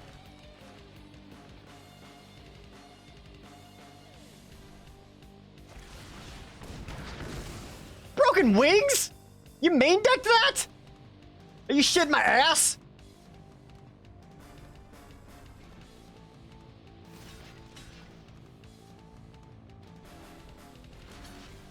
Obviously, as you can see, that's not a card you should play ever. Warrior, Rogue, Wizard, Wizard.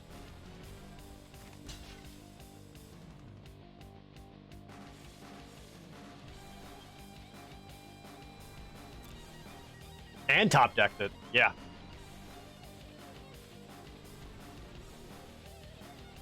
Do you have a trick? Only deals target block. Not blocking or has to be blocked. Okay.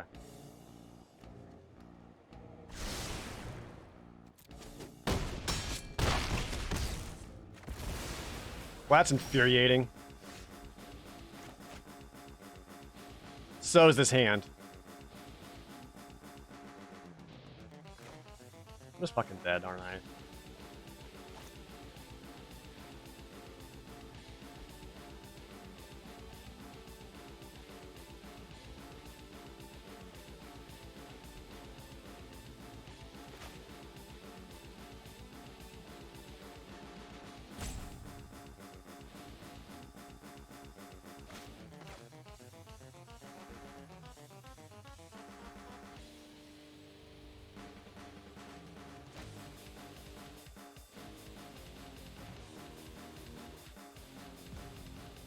That's 6 mana.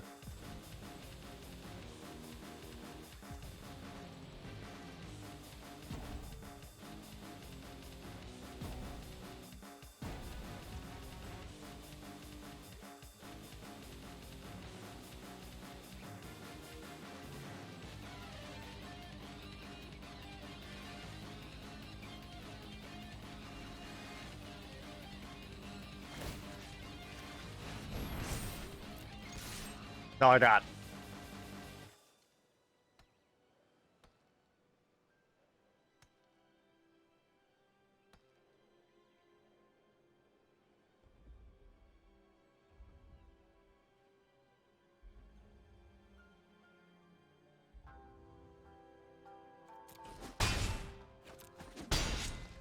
Best I could hope for is that they blocked it with a veteran adventurer.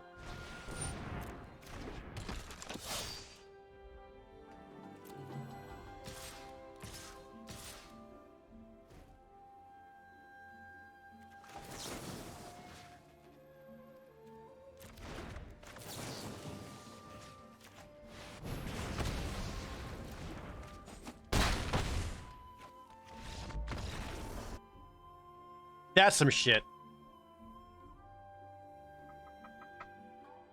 I fucked up the worst when I tapped up all my white mana. That's when things went wrong for me. The Broken Wings main deck top deck was some shit. That's like, are you fucking serious? Come on. But in actuality, like, as soon as I made that play and couldn't protect my dude, the moment that happened, I lost.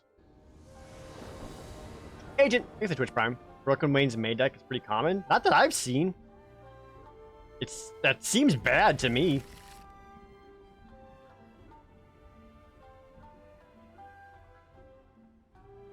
Like, for what? Artifact removal more than anything else? Or to stop the 3/4 angels? Maybe he was watching the stream. That's possible. It's happened before. It's happened quite a bit before.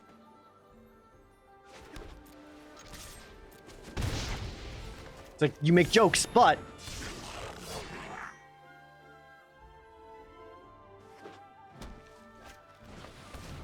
I am killing that.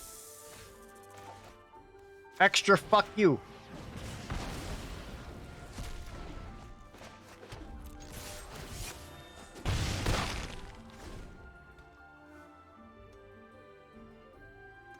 Can you run a delay for that? I could, but then, like, never not had it. Best Magic player in the world. You're welcome. Make sure you hit that follow button for more top tier Magic gameplay such as that. We got a 85% win rate.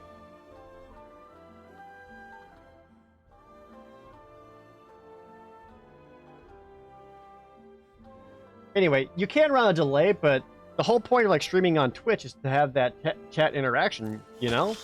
And as soon as you turn on delay, the interaction's ruined. I don't want to like take that away. Like, if someone wants to cheat to win, like, then they're not good at Magic. And they'll never be good. They cheated not only the game, but themselves. Indie Smack, thanks for the resub. That happened, yeah, when I got stream sniped. That happened when I was playing in the Mythic matches. When I was Mythic, we caught a dude stream sniping me. This sucks. In our Mythic match. It was some shit. It's like, Did you cheat all your way up to Mythic? God damn. I fucking guess. Here's this.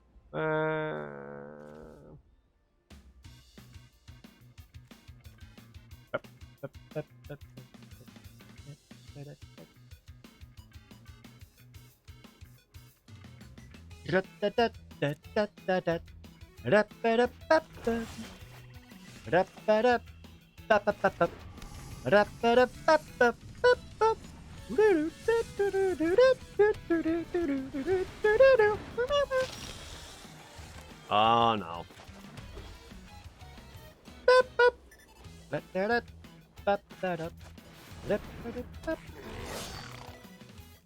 Can I get a anything?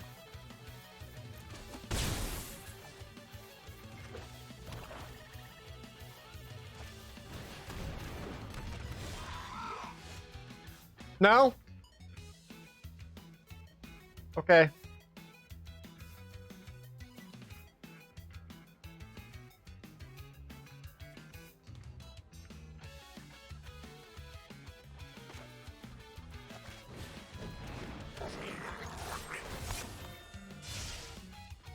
If they trade out here, I just get a mana advantage. Which I desperately need right now on account that I'm missing land drops.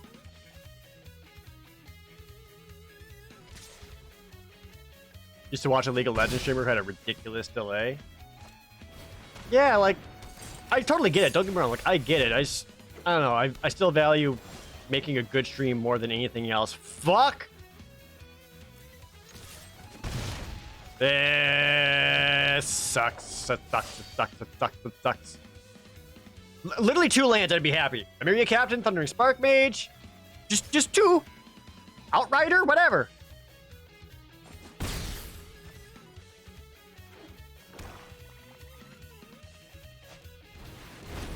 Oh, with the Rooster Drakes.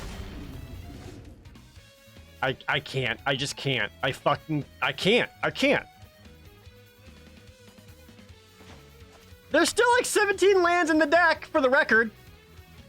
And I already mulliganed.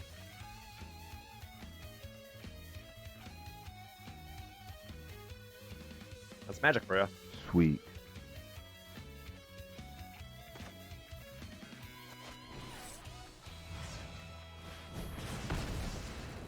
Taking out a token like that does not feel good.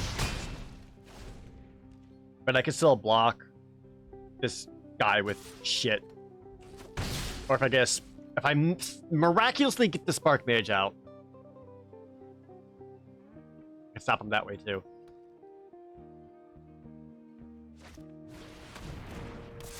You gotta keep hoping that the opponent stumbles. They're playing blue-black with Rooster Drakes, which isn't great. There's not so many kicker cards in there that it's amazing. Alright, there's one more. Thank God. I think we're just getting in with the 3-1 here.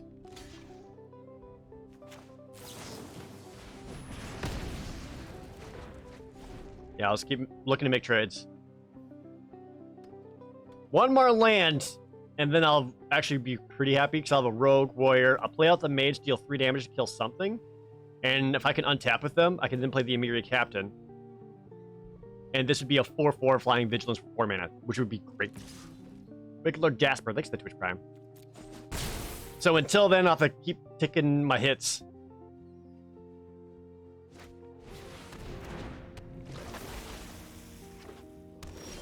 Land, fuck. Oh.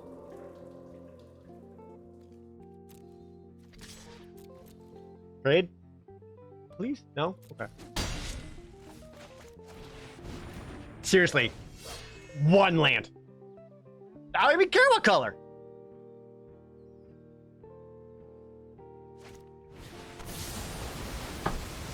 Who keeps playing these cards? Cool, man. Thanks for showing up when you did.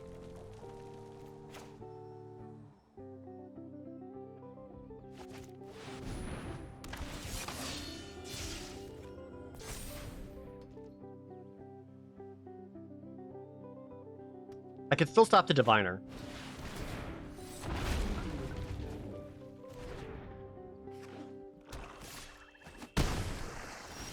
Getting real low in life though.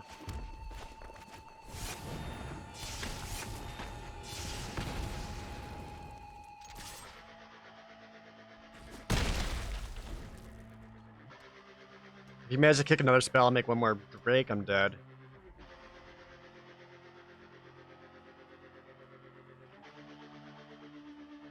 Because this would come down and be a 3/3 flying vigilance, which stops their 2/2 flyers. But if he swings in, I go down to 2, which gets them dangerously low on health. It's not looking great. Because, again, literally one more kick spell would destroy me. Or I'll go to 1. Cool!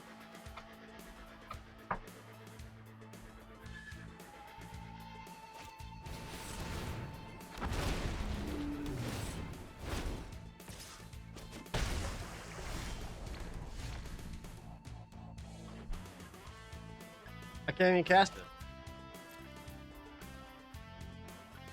Did I even get to player? Nope!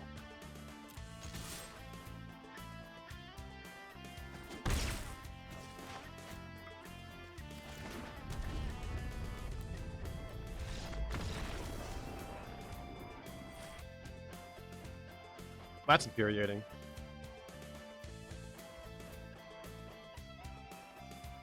Mostly because I feel like that's just happened so many times this game. Where I keep getting people who make main decking like these weird situational sideboard cards.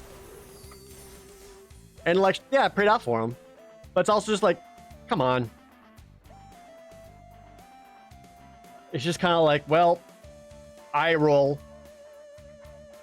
Shrug, then take it, because there's nothing else you can do. But it's like, bro, don't think you should have done that, but I hope it punished them in later games. Well, I would have liked to at least play Nahiri and see if I could have made some equipment stuff work.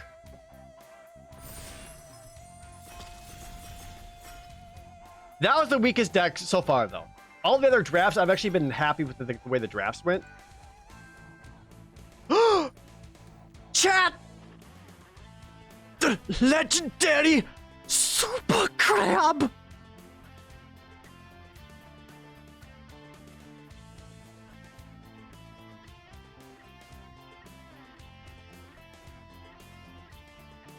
Oh, what's that? This crab is a 0-17?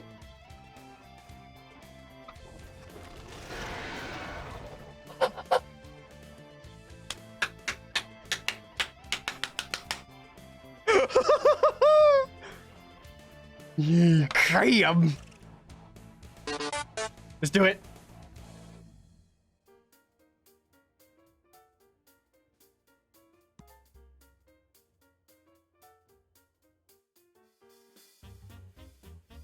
Alright, we need stuff to work with it, though.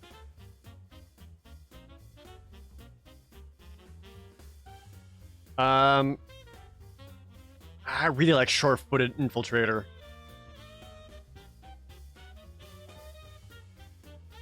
Glacial Grasp I can see wheeling around. We're not like so hard on the crab that mills our win strat. I like the infiltrator quite a bit.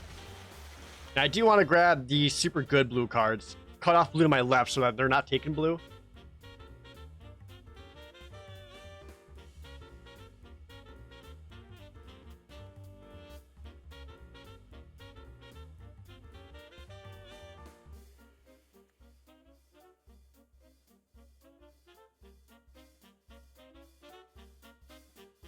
Just whenever he deals damage,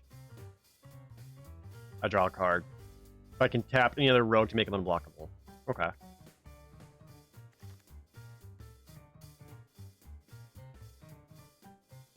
Oh, interesting. There is a Vanquish the Weak. I feel like more people pass on this Archon than they should. I mean, this is still just like a 2/3 flyer for 3 mana. That said, a lot of other white stuff is kind of being grabbed here. So might want to go black. I like the Archon, though.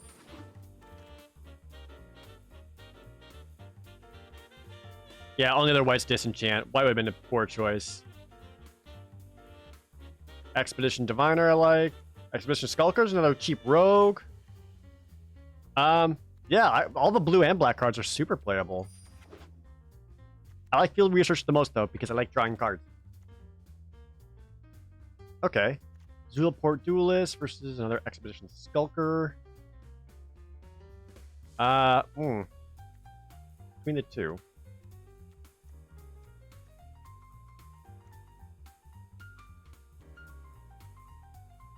I guess. We'll see more Skulkers come around.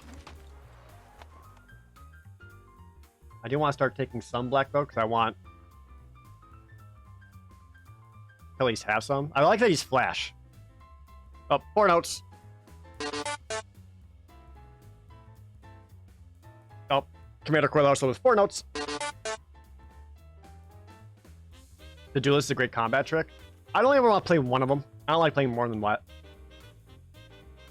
Especially if you got the,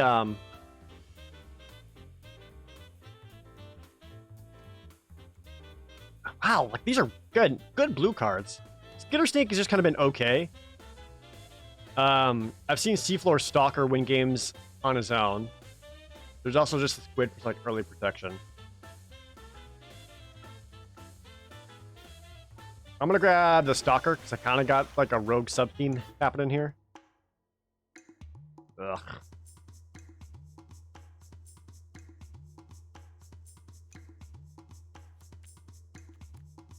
Just cut a black card. These aren't great though.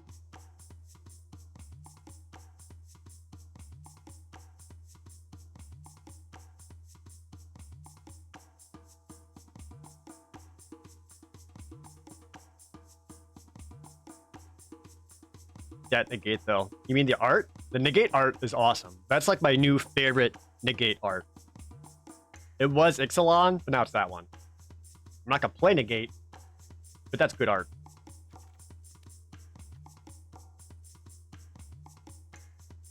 Negate is not a great main deck card. I don't know. Apparently, with everything else I've been seeing, you should just main deck all the sideboard shit. Who cares? Just fuck it. Everything you know, throw out the window.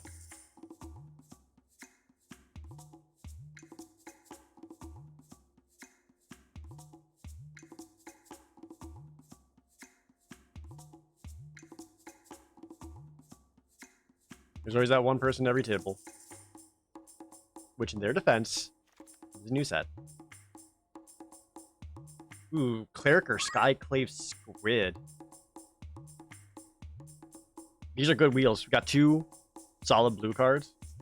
I like the Cleric quite a bit. I actually like the freeze down ability. And since I do have the Seafloor Stalker, an extra Cleric in there just helps this a bit more. Decker Zero, thanks for the resub. Oh snap, it's a baby kit. It's not mine. I want to test.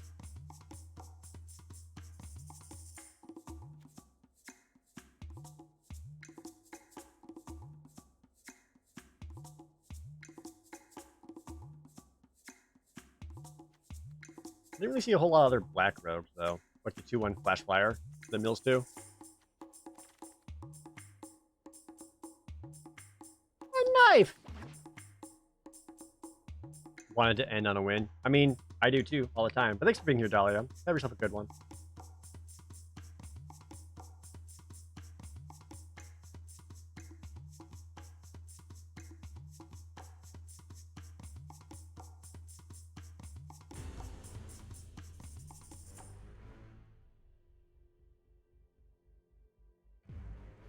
Cherix, the Raging Isle. What you got there?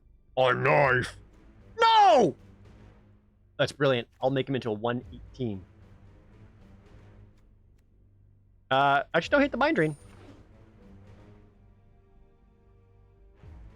Because if you play this right, you can get 3 cards into your opponent's graveyard.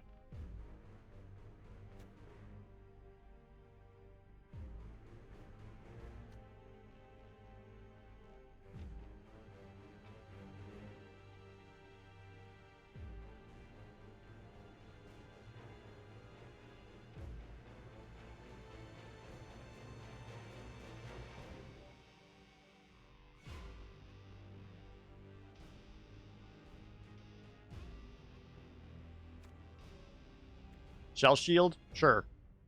You know what? I might need to kick that to protect Cherick's the Raging Isle. Oh, hell yeah. We got the 2-2 rogue to wheel around. That feels great. That feels great. We got enough rogues to make that into a death touch. Plus I need some early drops. There's another Vanquish the Weak, which I like that the most at first glance. I'd be happy grabbing either one of these, though.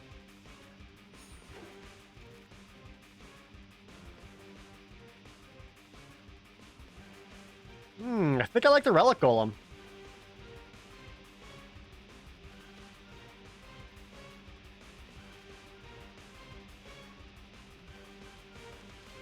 Just because it kind of set up a mill sub theme.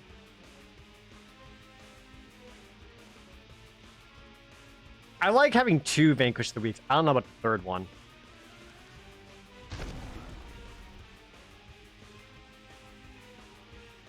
So maybe there have been enough. But I want to splash white for anything. Maybe if I get that draw card spell.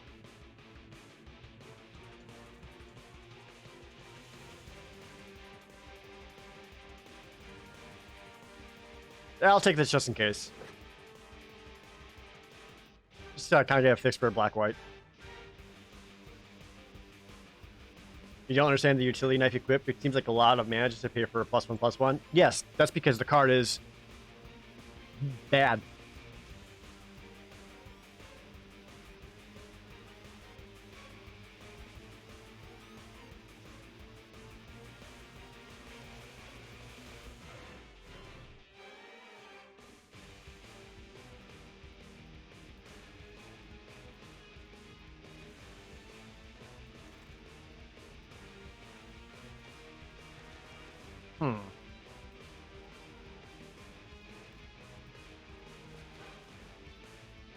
Might just take the Royal Mage here. I don't have a whole... Well, I've already got 4 early drops. But this at least has a kicker. Sign of the Swarm. Playing blue-black doesn't really mean you're getting a lot of life, though. I don't think that's quite what I want. Bane Veil's like, okay.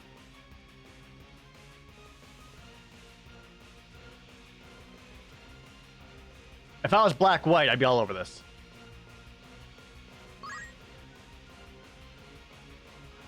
Yeah, it's the Royal Mage. Chris Clark, hey, thanks for the resub.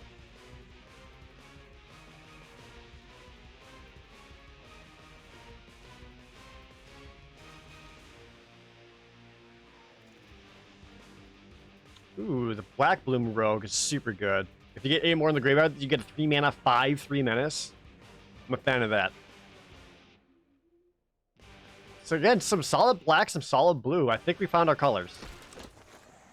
Don't want another duelist. I don't like playing more than one duelist. I think one is fine. More than that, I like far less.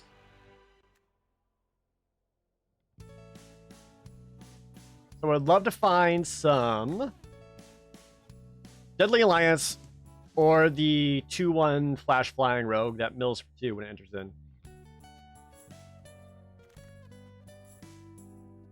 I hate this guy. It's so expensive. Mucklord is a guy.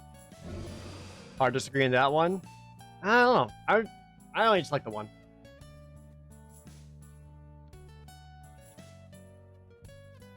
I just, again, if you do the quadrant theory on it, I just think it falls too far behind at parity or from behind.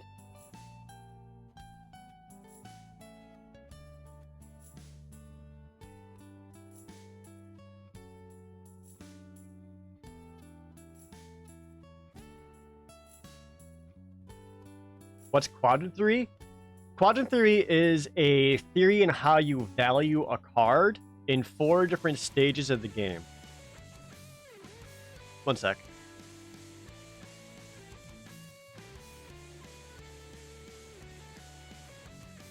I hate that.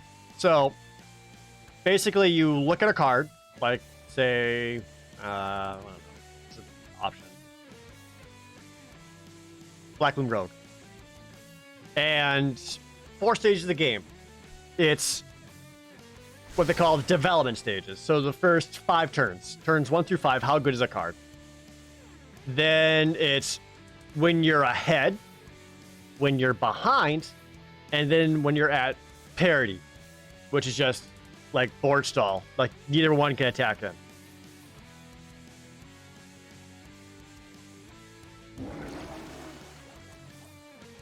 Something like Black Bloom Rogue is super good and arguably 3 of the theory. It's good early game because it's 2-3 mana for 3 is awesome because it's difficult to block because it has an extra point of toughness. It's good at parity because again it has menace, making it harder to block. It's also good when if you got them like activated with the 8 cards and you bring them up to a 5/3. Not very helpful when you're already behind and you don't have like great ways of stopping all of their shit.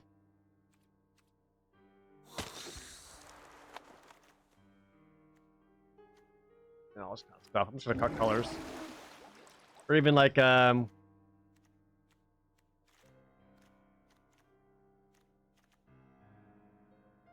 like sure-footed infiltrator. You curve out with it, great. What does Menace do? Menace makes it so that that creature must be blocked by 2 or more creatures.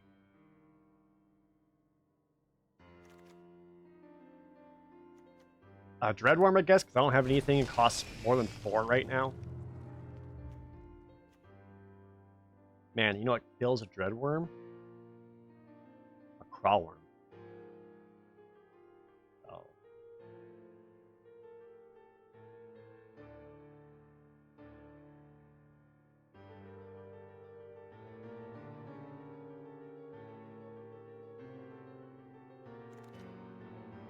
Second Dreadworm. I don't want to play 2 of these. I'm also looking to cut the Shell Shield. That's just a card. Utility Knife also, I'm not going to play that. I can cut these now. I don't want to do 2 Mind Drains. 1, sure. 2. The Mucklord's really not going to fit this deck very well. Risen Riptide like helps wall up to let my evasive creatures get in, but we'll see. Oh, Acquisitions Expert! Heck yeah. I'm a big fan of that card. And it's easily the best pick here. It's a 1/2 rogue for 2 mana. We also get to look at their hand, cards equal to your party and make them lose a card. That's exactly what I want to see. Versus like second Expedition Spell. Check that out. Inscription of Ruin? What is this one? 2 Black Sorcery. It's opponent discards 2. Return target creature card with converted mana cost 2 or less to the battlefield, or destroy target creature with converted mana. Oh, so it's a Vanquish the Weak, it's a Mind Drain, and it's a whatever for 3. Or if you manage to cast it for 7, you get all of it. But you're probably not really looking to cast it for 7 because you get back like a 2 mana creature. That's not super exciting. You might be able to destroy something, but you're not going to really get an opponent to discard anything that late. But it's also like, this is easily the best card here. So, we'll go with that. I think it's like Solid Strike here. I've already got so many early game cards that I don't want to just force in the Skyclave Squid for protection, but this little combat trick is a little more helpful. Another Acquisitions Expert? How many experts is too many experts?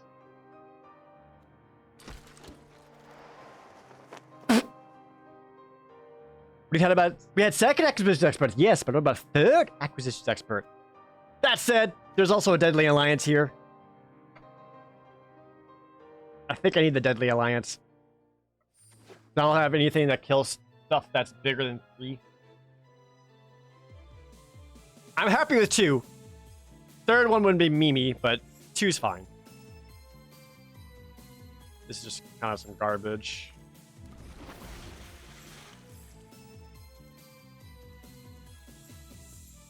You like this deck? Zagreth, or whatever, that gold rogue would have been perfect.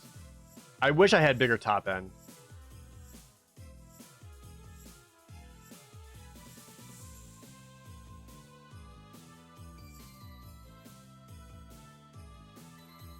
Because right now my plan is basically mill until I get Cheriks out.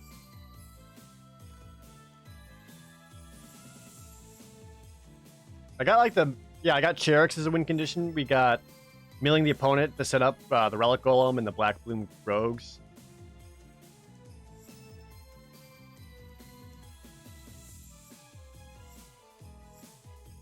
I've already got one field research. I don't know if I'd want to go two. Did I already cut a Hagra Constrictor? I didn't, but I'm not looking to play that anyways, so I guess. Yeah, I do have choices for the kicker, for sure. Just because, like, stuff with enter the battlefield effect that's worthwhile can be tough to get. Palaka Predation. I actually don't mind taking this as a land replacement card. And getting information off of your opponent's hand.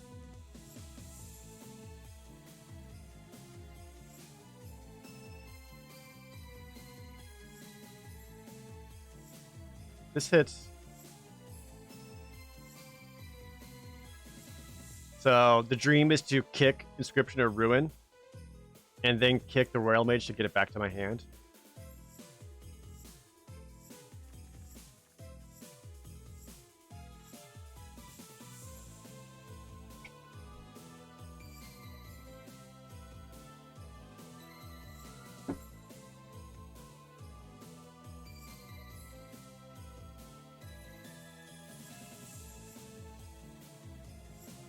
Anyone missing Palaka Worm? No, that was such a pain to deal with.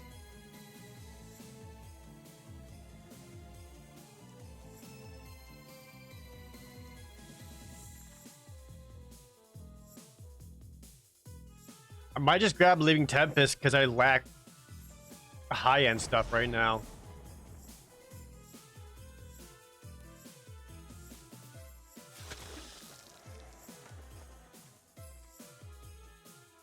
I'm not so desperate as I want to play a fucking 6-mana rogue, though.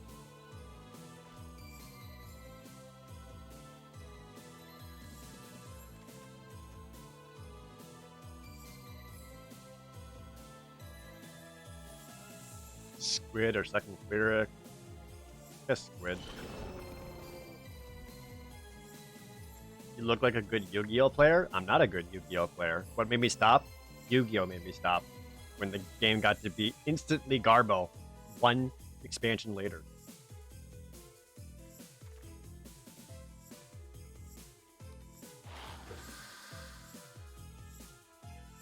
I think someone at some point was trying to grab blue and black as well.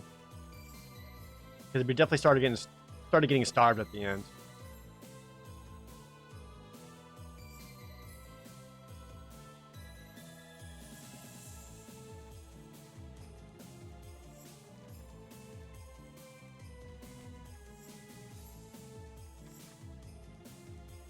Second Tempest or Deliberate?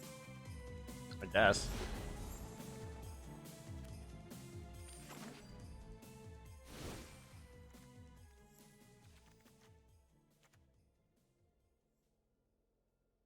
They get enough rogues?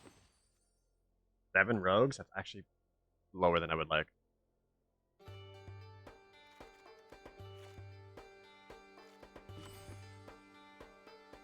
I can cut a land because I got that block of predation. Black Bloom Rogue's also a land, but I'm looking to play it as a rogue, so I'm not going to count it as a land.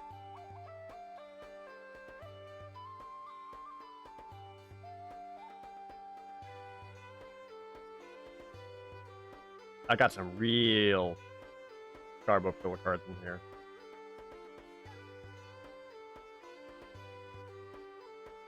Zendikar feels a lot weaker than other sets and a lot slower. It's definitely slower. Like, it's not aggro heavy like M21 or Aquaria was, which I'm thankful for.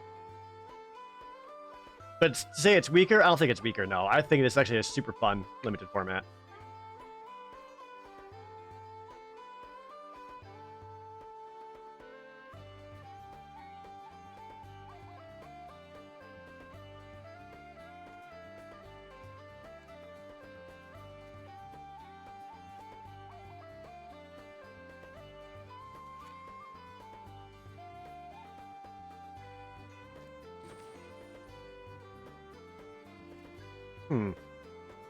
Anti-cognition is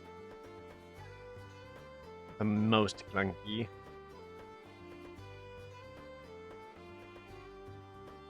says Deadly Alliance is 5, but I'm gonna cast that really at 4.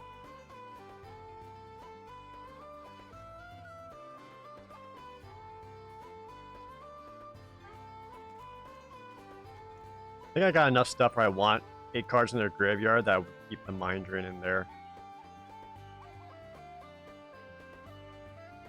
Not playing a whole lot of kicker stuff. I don't need 18 lands.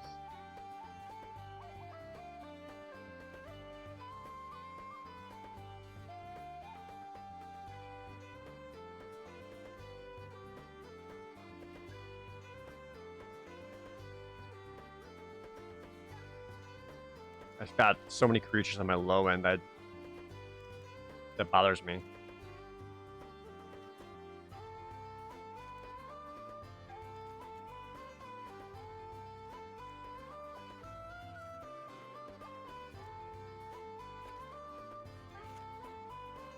Go like that.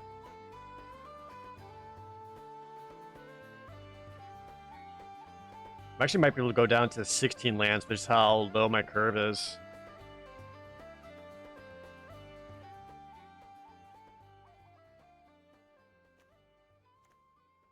Yeah, I think this might be a 16 land.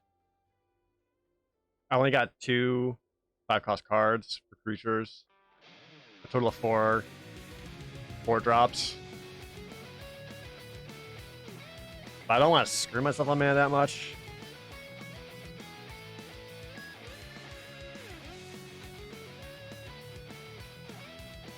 Like if I took out an island, I could bring in either what, Squid, another Rogue.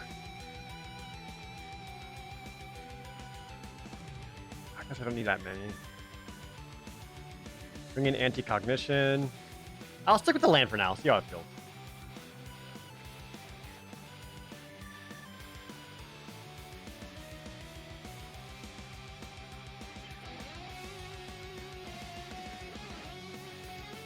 Want to go 8 and 8 or 9 and 7? I would say 9 and 7 with the double blue.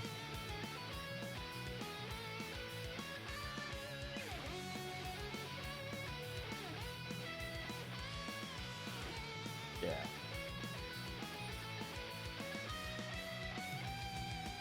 That looks alright.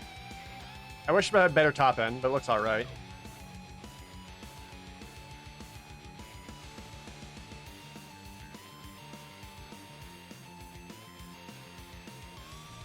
And I do want more islands to make the legendary Kriyab more powerful. This is my first time playing with this legendary crab, by the way. So, please work.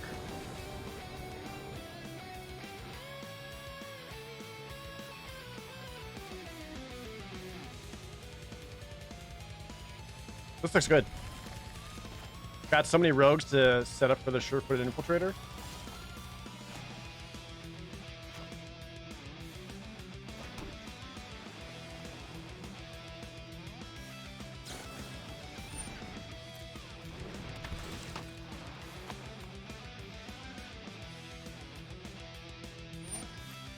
How do I feel about blue? I think blue is one of the strongest colors in general, Palatro Man.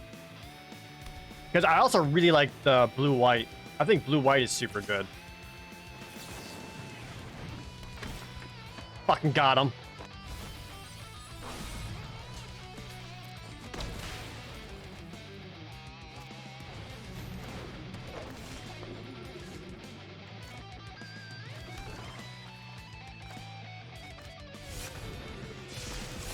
Make you lose another card?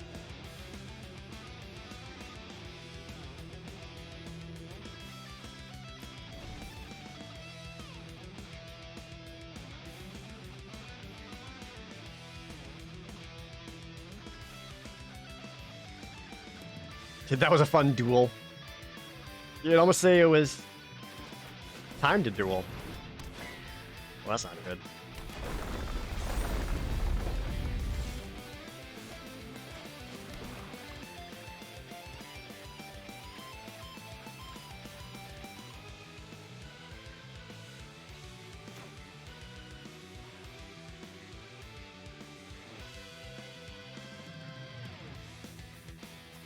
I actually like destroying his hand right now.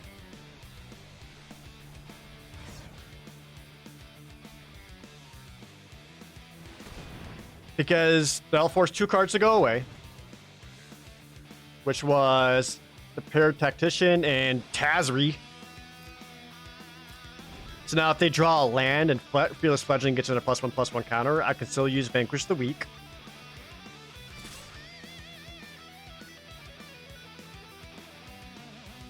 Oh, this seems fake.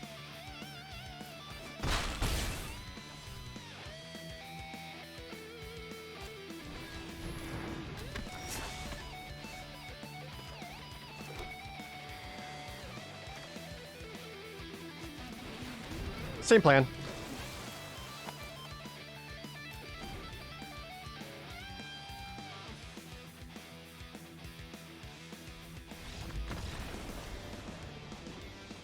I wasn't done! Come back, I was gonna do stuff to you.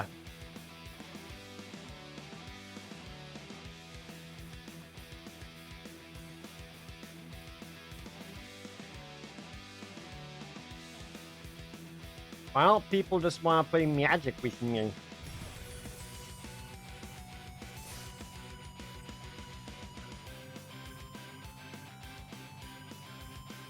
He knew the crab was coming. That must be it.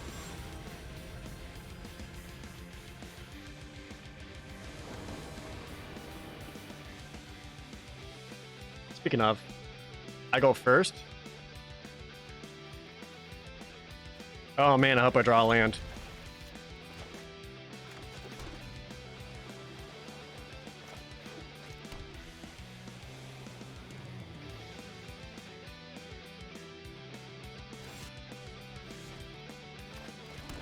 That's at least a creature.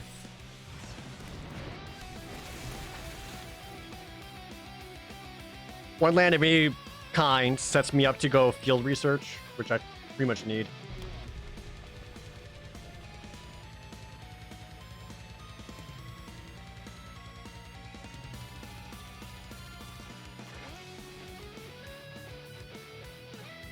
To be fair, I made it so Connor couldn't play the game with all the diddling of his hand. I diddled his hand pretty hard, but he was ahead on board. Like, he had so much more power and toughness than me to deal with. I still don't think it was a good choice on him. Like, he still had blocks and setups and all that. Fucking. Alright, at least I get to see 2 cards.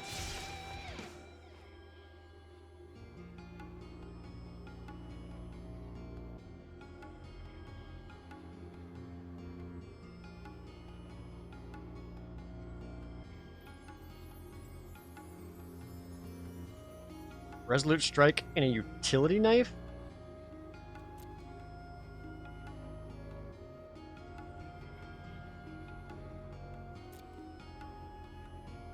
So it's a Red-White Warriors deck, huh? I'd lean the Resolute Strike just because Utility Knife is so much less mana efficient than them.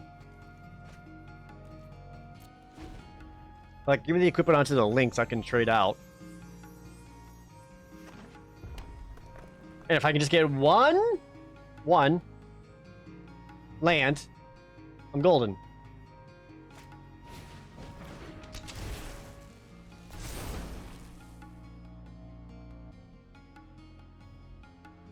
Unless she just wants to use the knife to play defensively. The Intimidator's good. Alright, thank God.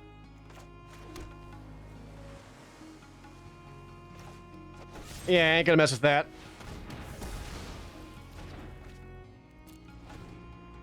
We doing more crabs? We doing legendary crabs. This is what I think of your aggro deck, a 0/17 crab.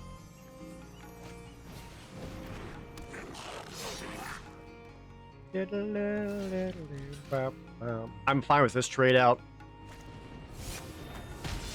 Just get cards out of their hand. Do something! You're not getting past my crab. You could go into here, he's binding on it. That'd be the one thing that would stop it.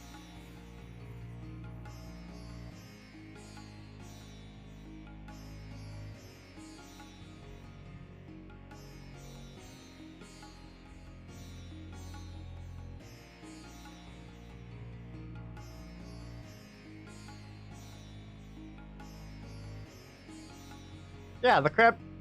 No animation for the crab. We're literally on his back right now. This is the back of said crab. I'm gonna block like this because if he wants to kill the acquisitions expert, the opponent will have to spend mana. And if that slows down their turn, great. Because I kind of need some time.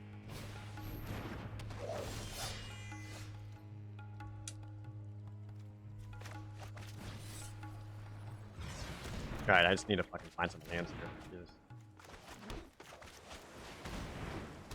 Get the last card out of their hand. This card sucks. I don't like this at all.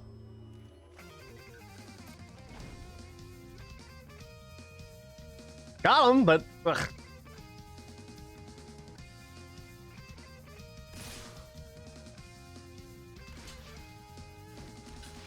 Same plan. If he wants to deal damage, get him to spend mana. What's your kicker cost? 7?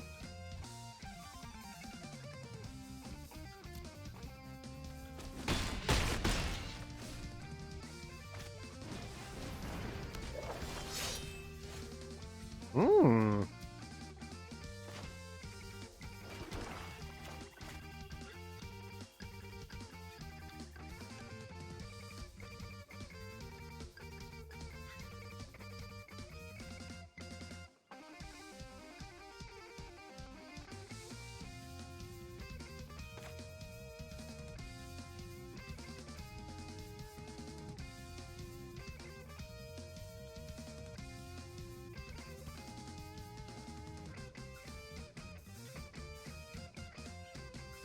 I want to do this now.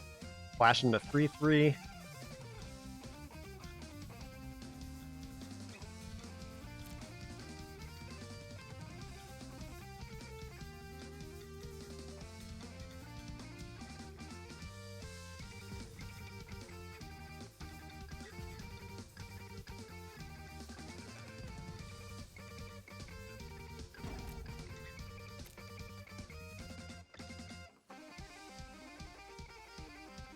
Guess I just pass back because I do happen to hit one more land. I can use Inscription of Ruin to take a thing out and get an Acquisitions Expert back. It won't be able to take a land out a card out of the hand or anything, but Alright,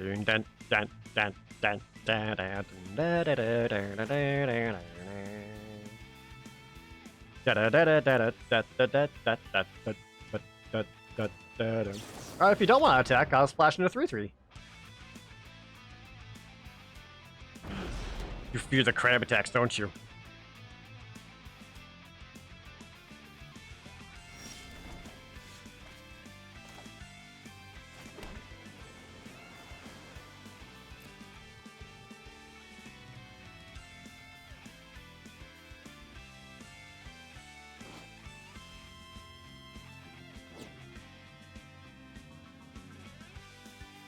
I think I just start getting in there, right?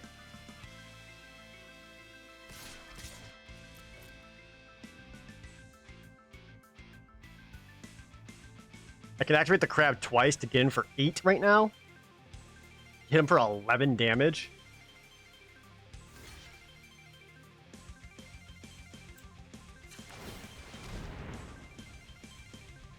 Boom, made him into a 4/13.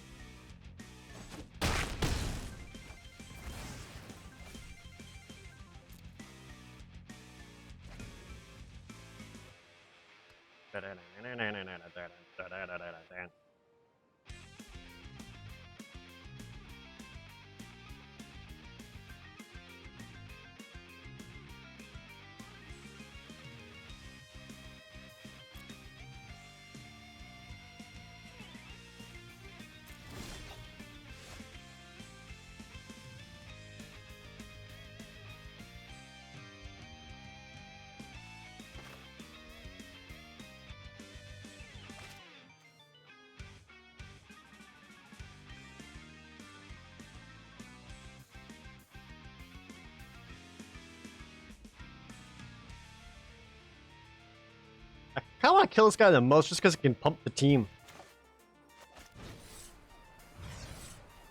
Bip, bip, bip.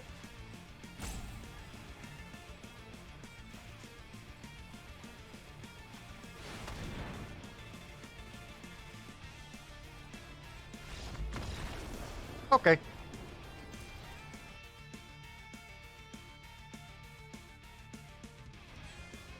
Ever been punched by an island? Graham. Fight Graham. I should have named the deck Fight Crab.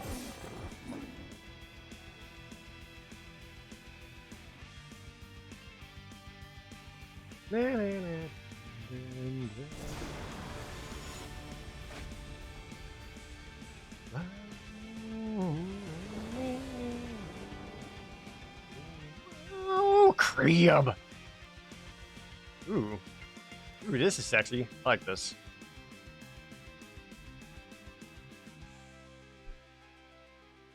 What is the exact name of this set? Zendikar Rising.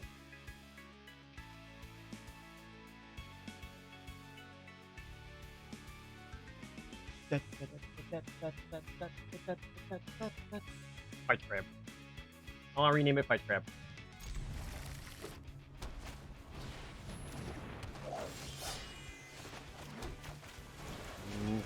Crab.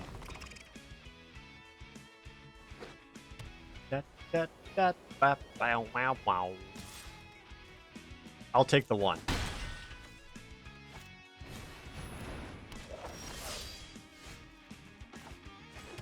No! Psh, psh, psh. Whoa, was that Leyline Dragon? No, it's okay. That was 3 really good cards. Eat shit, nerd.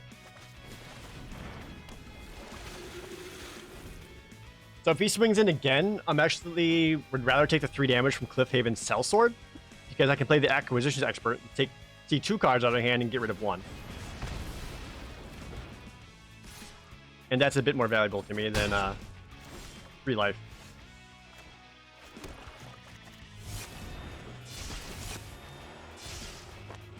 Now I get to see 2 cards and get rid of 1. Syndiclasm. Yeah. I want you to do that doing post-combat to try to take out my dudes. What's my favorite Final Fantasy? 6. And Tactics, and 9.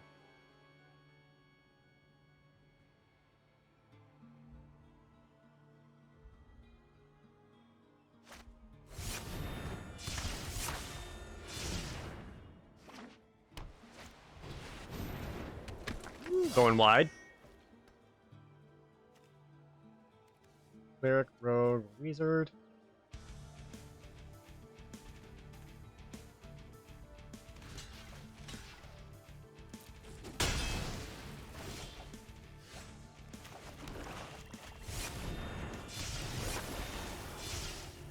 Whoop. Lattice Glide.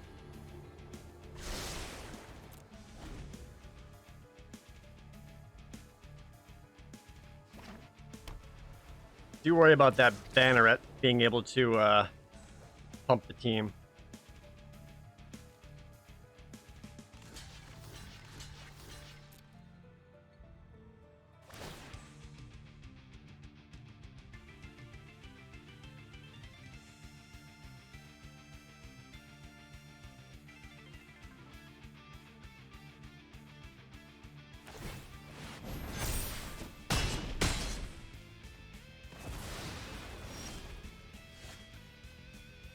That's too bad.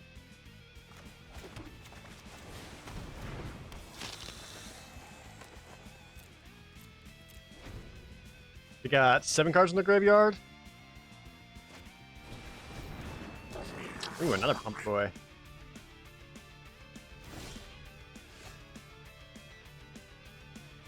And I already put 2 lands away, you say? That's 4, 6, 7, 9. So I've already been through half my lands.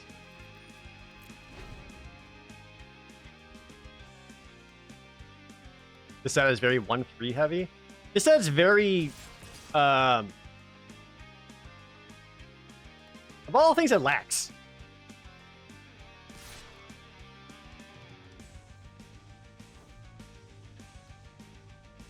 It doesn't have much in the way of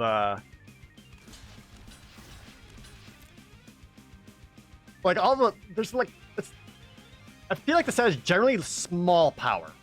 Like there's a lot of stuff with powers like 3 or less, you know?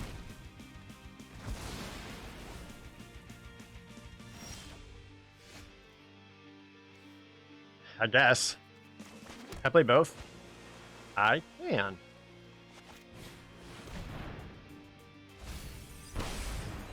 Let's do that, gain a life.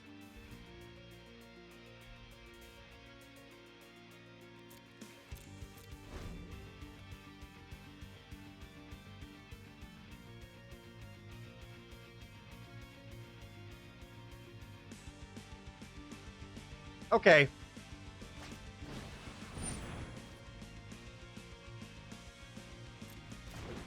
Some cryos would be helpful.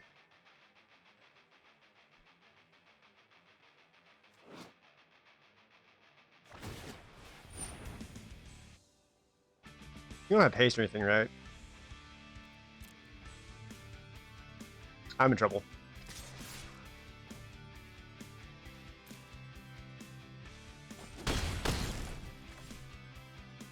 Yeah, I'm dead next turn. What? Why did it skip past my end step? Hey! I mean, like, I'm fine, but what the fuck?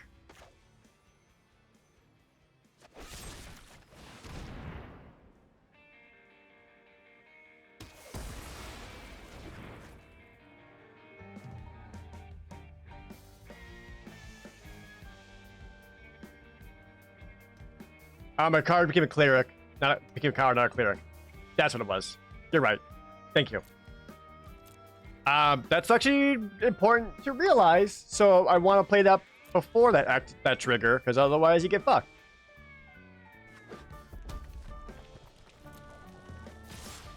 I'm in trouble.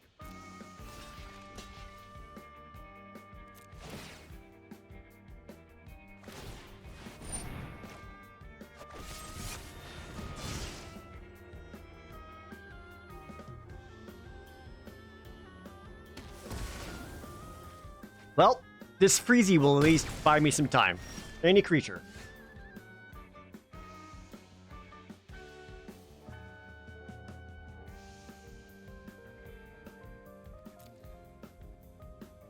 "23 cards left in the deck. After I milled you for 12, you're playing a big, thick deck?"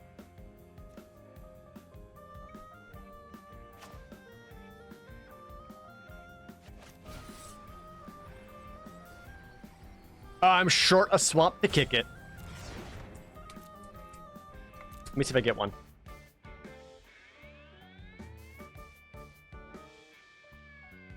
Swamp? That actually works out. You got 12 cards in your graveyard.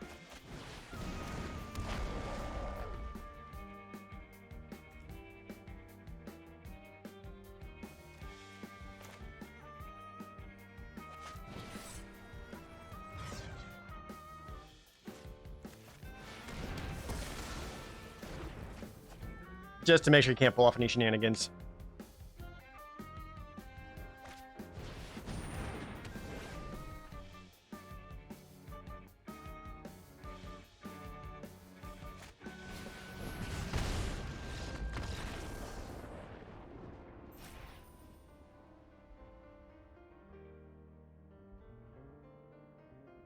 Okay.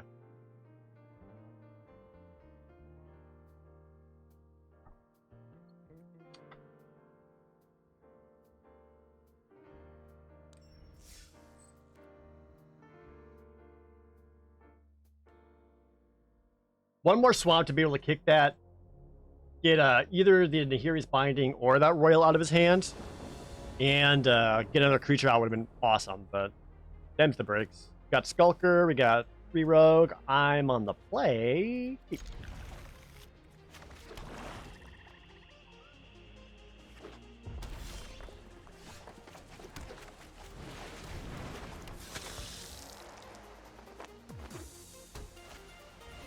Another aggro, really?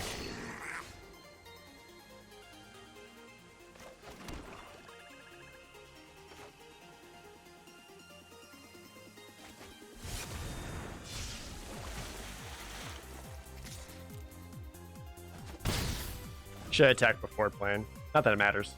Am I liking this set? I am actually liking it quite a bit. I think it's super fun. I'm just so glad that it's not as aggro as it was before. Because like the previous sets with like how aggressive they were was making it not fun for me. I like mid-range stuff where it's like interaction and just good old-fashioned magic. Which is pretty much what this is.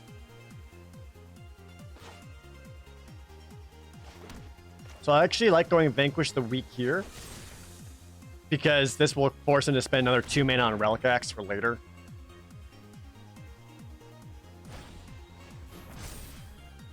Okay.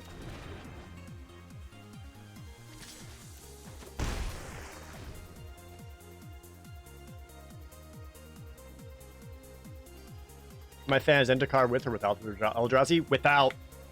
Fuck Eldrazi. Goddamn.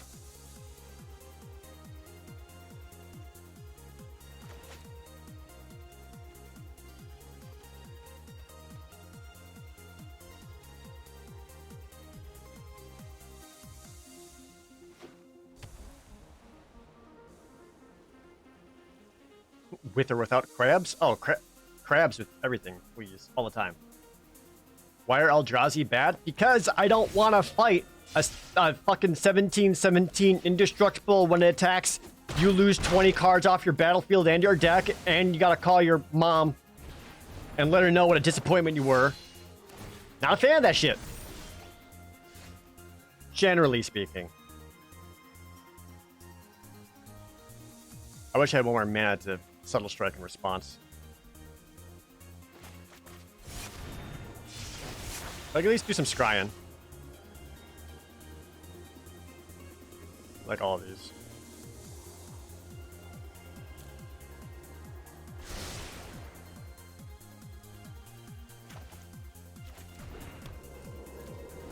Do I play any other formats? I like Pioneer and Standard.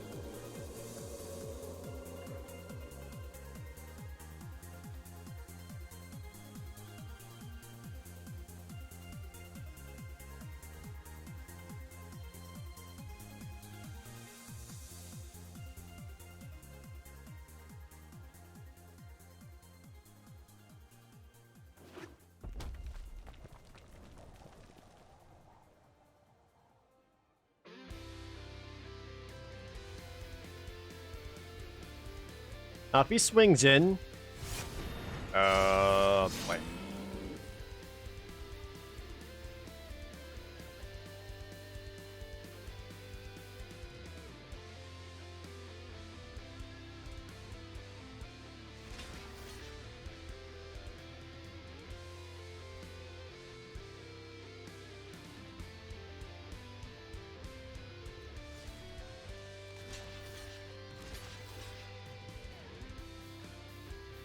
Block like that, you can only kill one of them.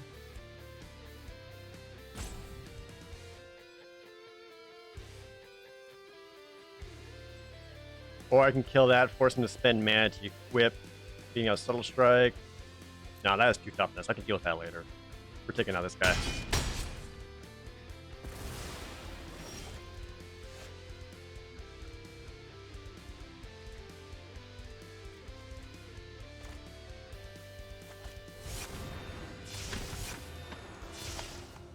Hope you got something really important you want to keep.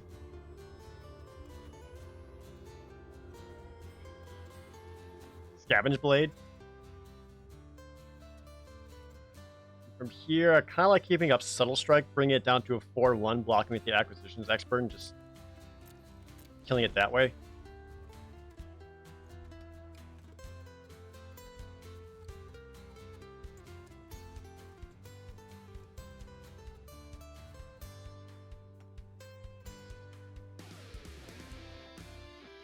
Got 4 cards in the graveyard, so this is not online yet.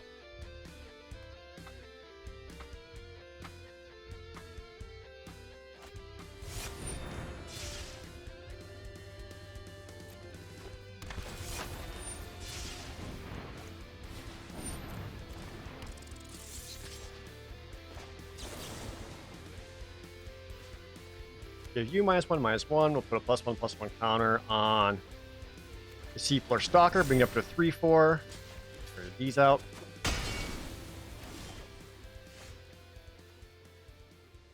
That puts 5 cards in their graveyard.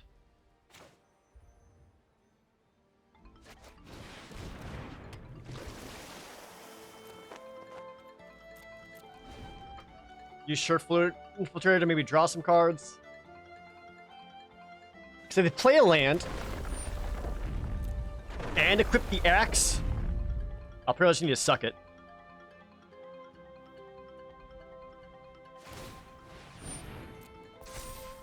Or, okay.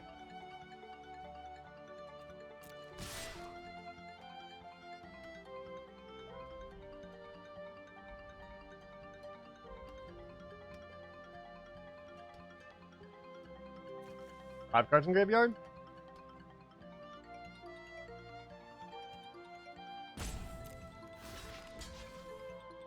Yeah, let's trade out there. This only gets bigger when you get lands, otherwise it just kind of sucks. Perfect. That puts you down to 8 cards with that, bringing this up to 5-3. Yes. Alright. Starting to get control again. Let's hit you, draw a card. Play a land. Sweet. We're gonna play out the rogue. Pass back. Master Shutdown! Thanks to the Twitch Prime.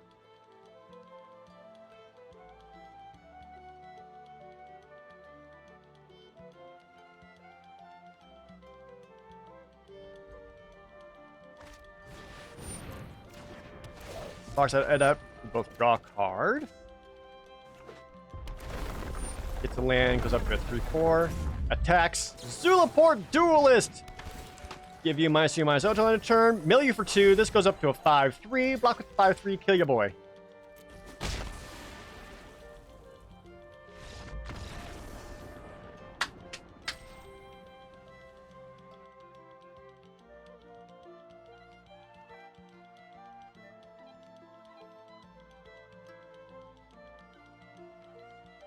Got him. I don't know if I would have scooped there as the opponent either. I was still only at 6 life. And equipping that 3-3 steer still brought up to a 4-4. Like, even if I started swinging with a 5-3, like, there's still been opportunities to attack back. That was just another thing where I feel like people are conceding faster than they should be.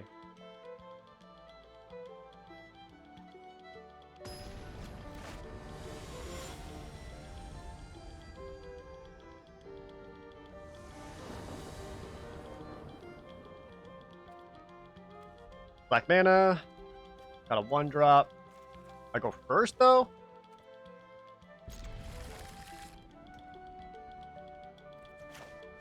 Well, we'll play this in tapped. Because whatever.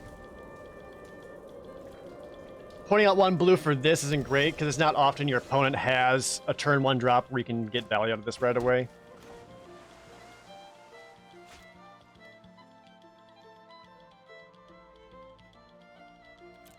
Heck, I might just still wait on the acquisitions expert. Let him play a land, then a card first.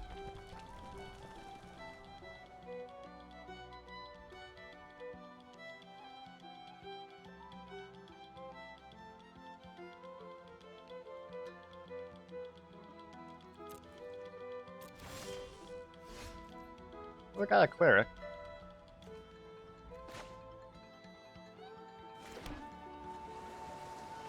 Sure. This is actually an extra party member for acquisitions expert.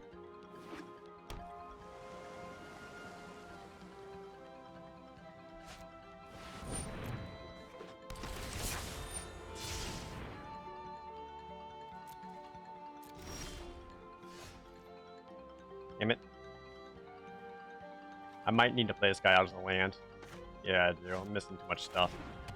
Feels bad. Well, C2 cards. Make you lose 1.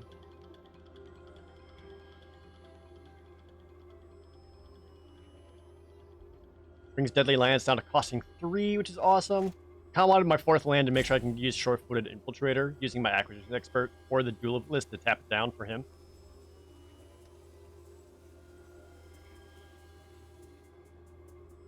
A land or the Royal Mage? I badly need that land, though.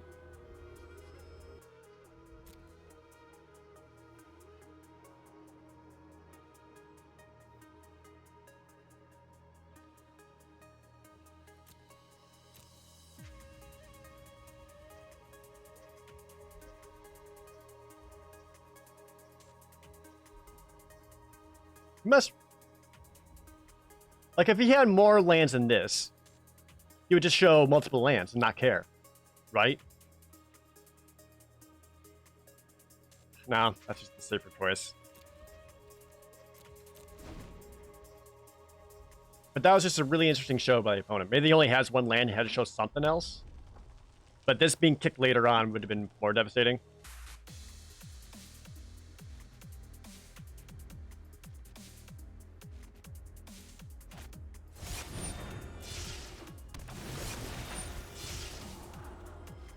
Cascade Seer Scries for 1.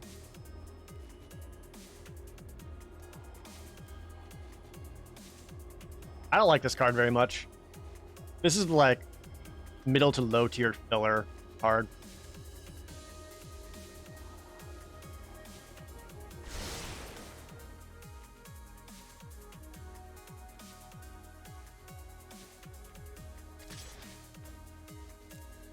Almost kind of wish he kept to the top, because then I could have milled it.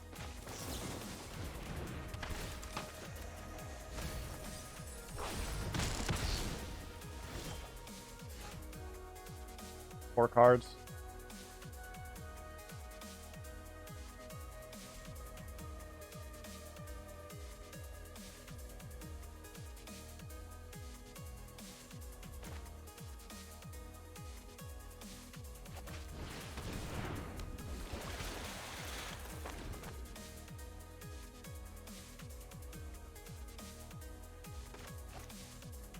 I would consider Relic Golem to be more helpful in this matchup than the short-footed Infiltrator right now.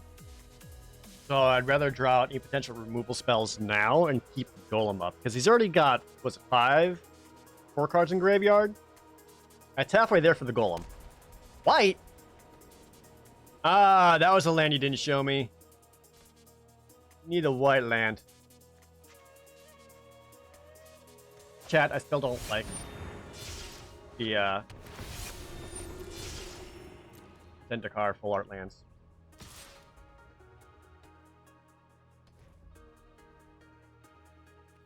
I'm okay taking 3 here. I'm still at 20 life.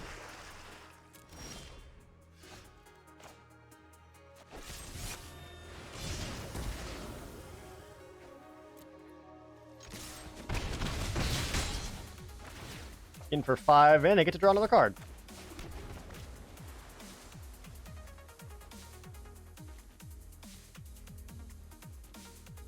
This puts 5 cards in graveyard. Need some more.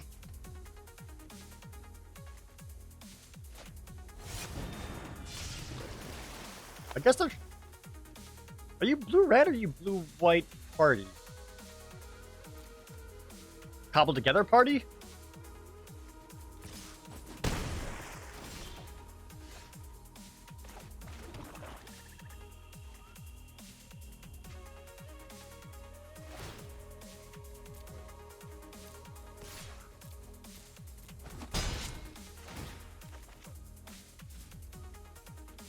Ooh, I like this a lot. So I can Mind Drain them, which makes them lose 2 cards and mills 1. Puts 8 cards in the graveyard, making the Golem online.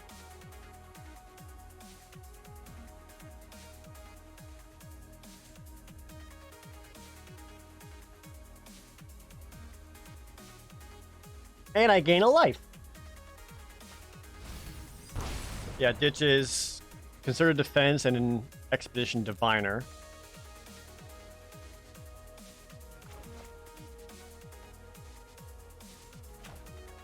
I kind of like just playing out the Death God Turf spell. Just because, again, if he's holding on to any kind of removal spell, I want to be able to protect a little bit.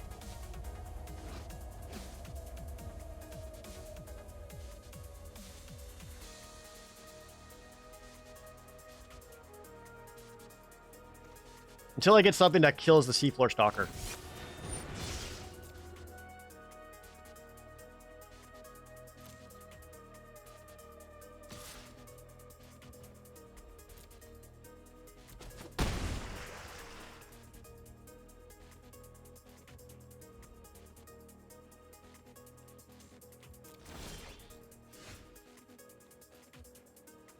That's a lot of card draw.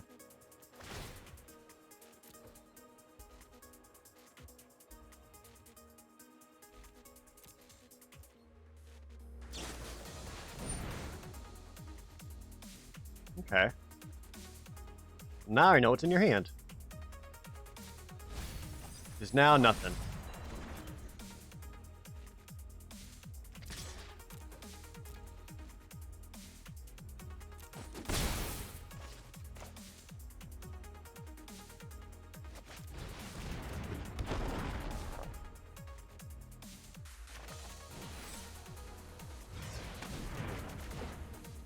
There's a Vanquish the Weak. All right, we're golden.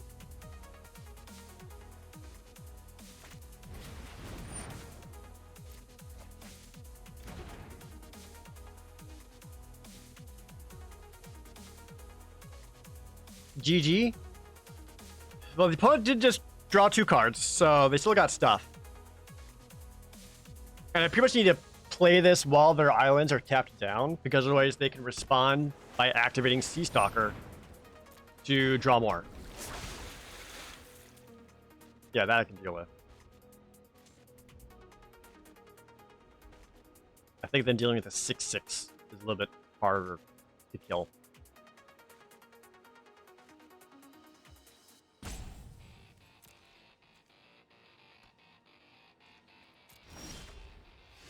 Two Living Tempests now?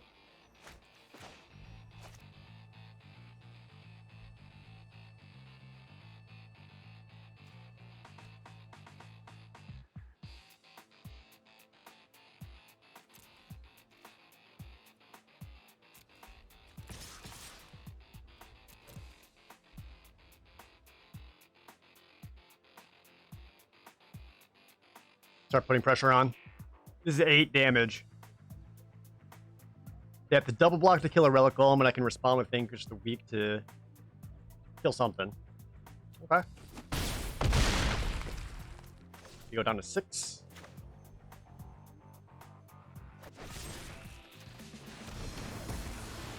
Vanquish you for Sea Stalker. So now I've got 2 unblockables and 1 that I can pump.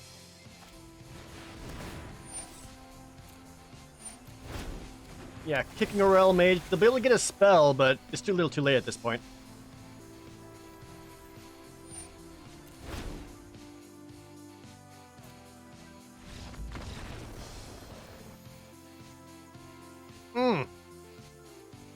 The rogues feel so good.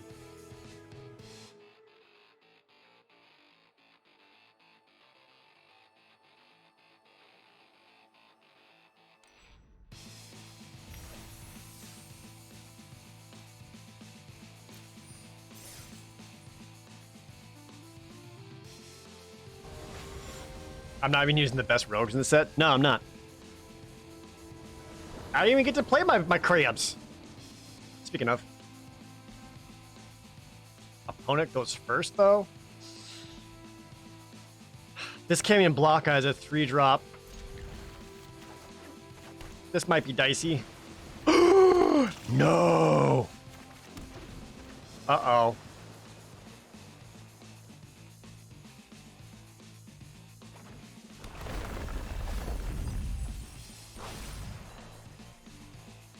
Those are all fine losses. Hey! Hey! Oh, okay. It's gonna be like that, huh? Alright, alright.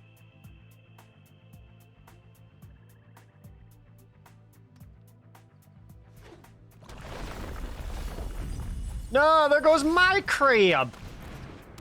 Uh-oh.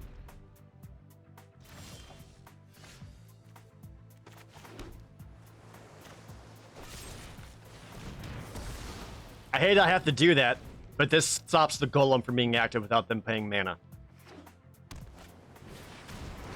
Never mind.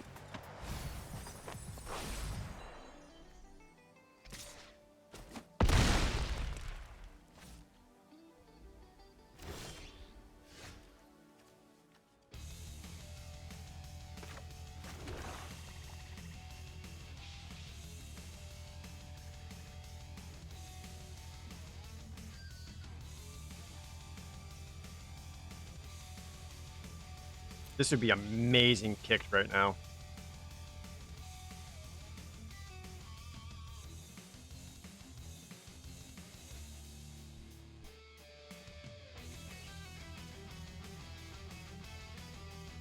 Which I think just taking out the Relic Golem is the best choice.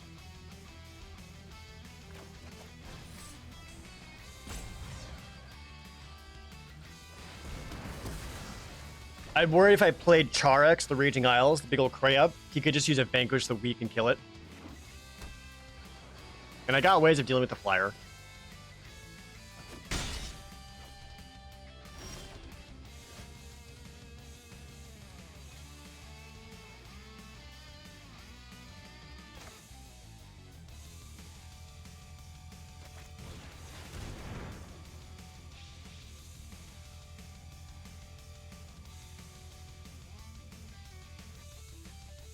Just drain for 1, which will buy me a turn off this clock.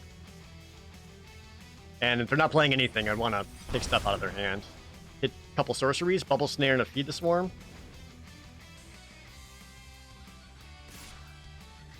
This puts 5 cards there.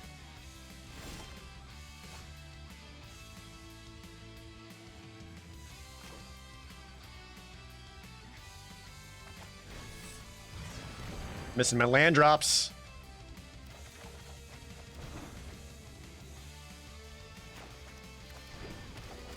That tap.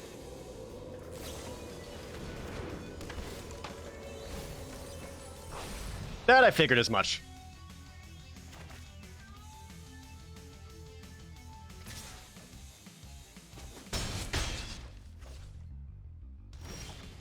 I also feel like some counterspell shenanigans is likely in there, and I'm trying to play around that.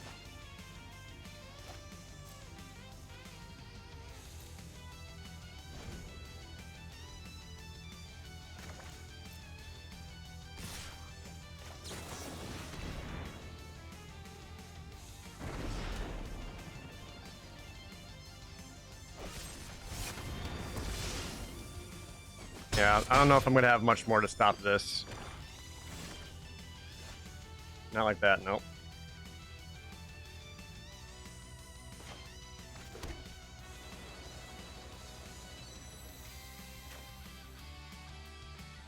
Yeah, I just had too slow an opening hand. You still have a response? Fuck you.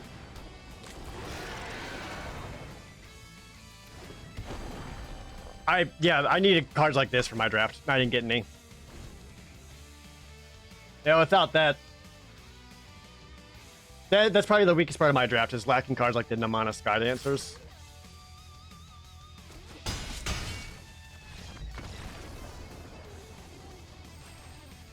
Them getting their Ruin Crab out right away was also a pain, but I also stumbled on land drops. Like, the moment that happened, he was too far ahead. Oh, thanks, Facial. I appreciate it, and thank you for the follow.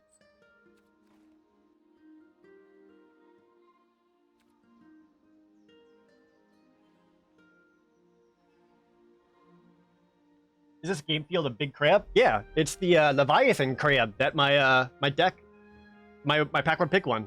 The 017 crab, walking on the back of him. I still want to give him a knife. How does one acquire cards in Arena? You open packs, and sometimes you get wild cards. And you can transform wild cards into any specific card. Like turn a mythic wild card into a mythic rare. An uncommon wild card into an uncommon.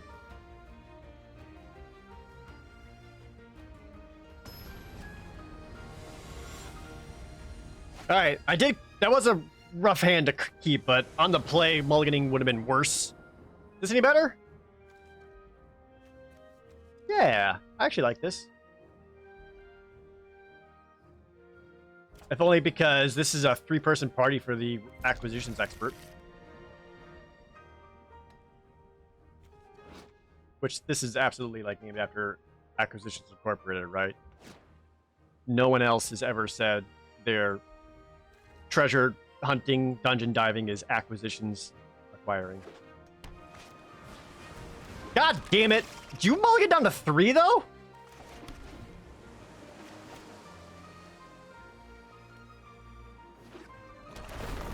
What is kicking? Kicking is over... My crab! Kicking is overpaying a mana cost for extra effect. Do you know what? Let's just hit their whole hand.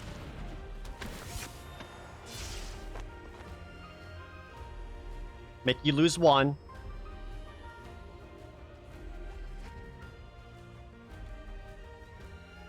And if you play a land, I can mind drain the rest. Forcing a top deck mode.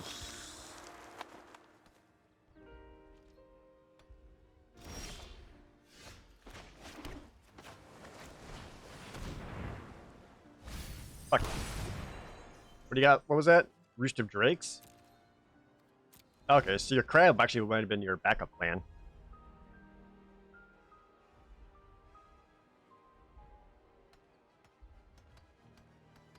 A lot of people think crab is instant win. Yeah, I suppose so. But it's also only like if you get it in your opening hand. If you don't, just kind of get boned.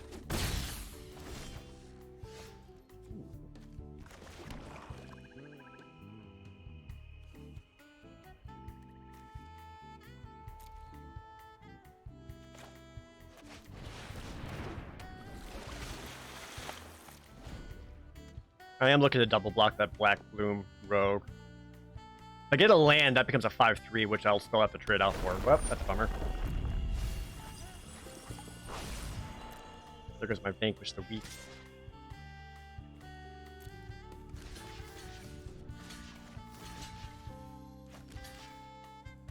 Or I could take the 5, try to get in and draw a card. That's really enough. I think I'll just take it.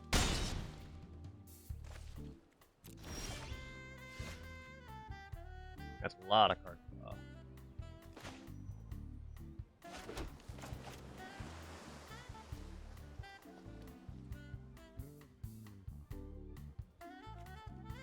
You're a 6 mana kicker.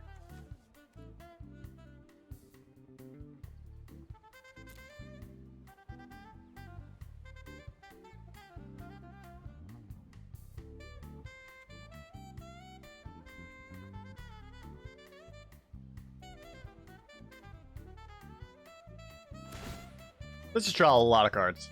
Make the short throw and put Infiltrator unblockable. Get in for 2, which lets me draw a card. There, we got 6 mana for kicking Tazim Royal Mage. We play a Cleric. Not too bad. Let's go Cleric and Royal Mage. I don't really need the kick off that badly.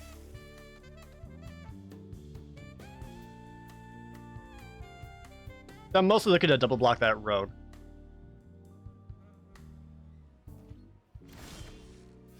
Goes no attacks. Awesome.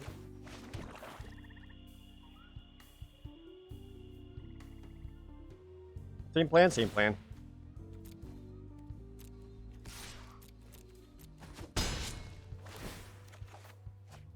Land. Let's keep up a Living Tempest Flashin'.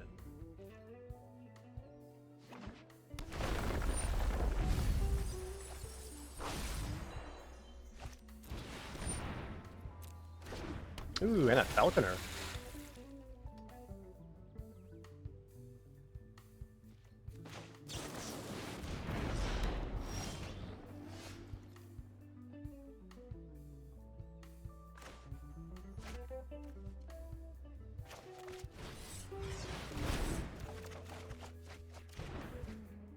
Okay.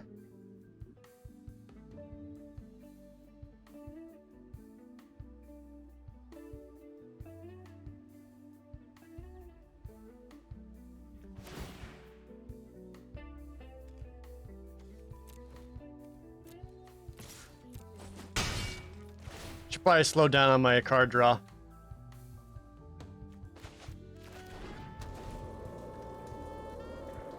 So we can use Vanquish Week to kill the crab. Use Subtle Strike to kill the Merfolk Falconer.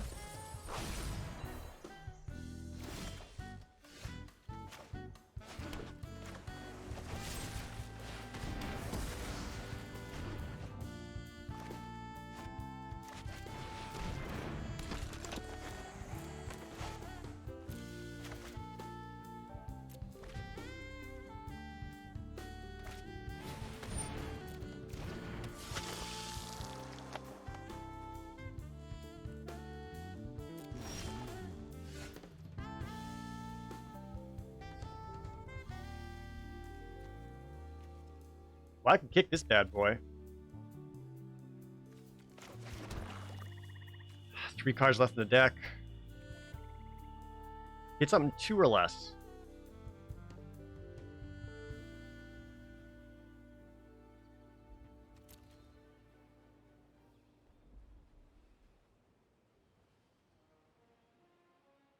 Three, 5, 7, 8, 9.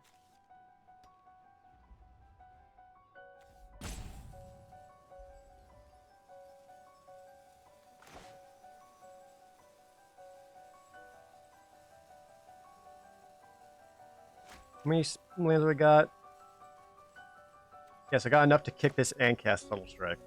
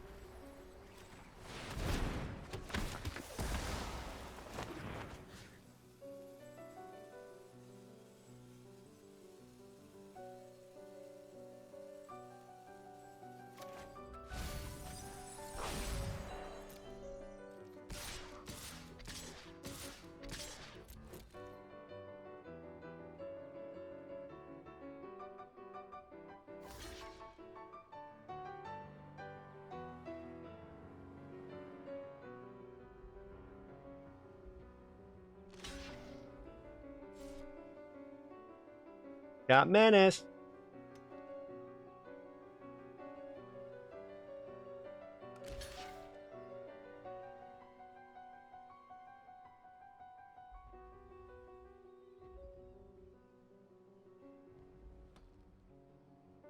I'm getting him for 3, 5, 7 right now. He goes down to 6. Can't say those blocks went the way I thought they were going to.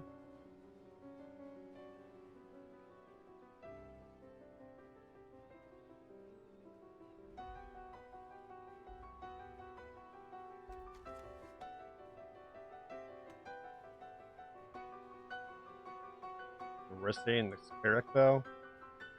Probably not.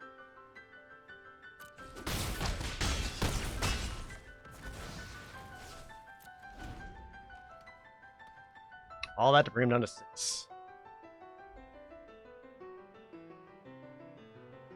Pump declared to kill the Death Toucher. I'm not really worried about that. I'd rather take out this Falconer and Subtle Strike of that.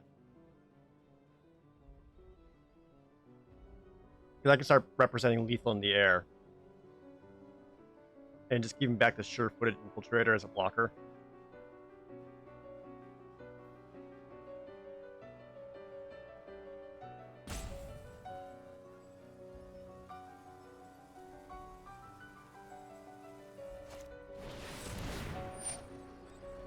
God fucking damn it.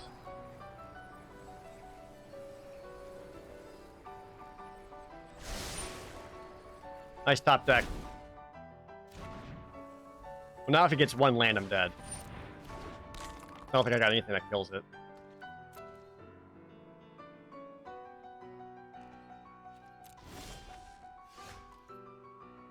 Oh, hey, Charix. Good to see ya. My crab's bigger than your crab?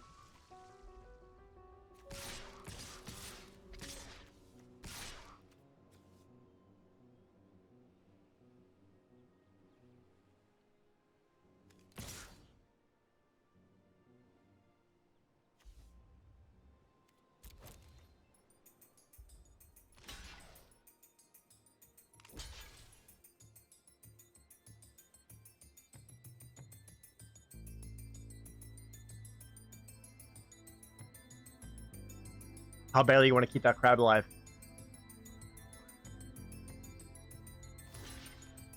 Don't block the crab.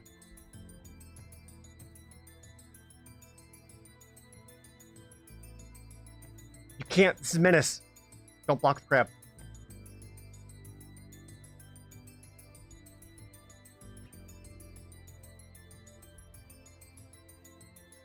I'm getting in for 1, 2, 3, 4 right now. And that's not quite enough.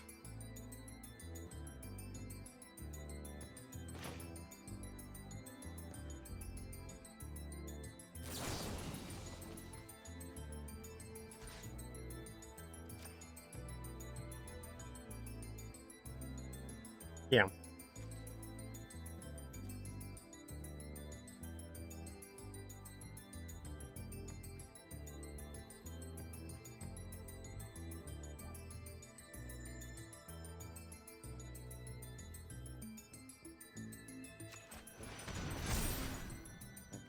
Hope he doesn't draw land. Well, the opponent's scryed, so I'm pretty sure they found a land.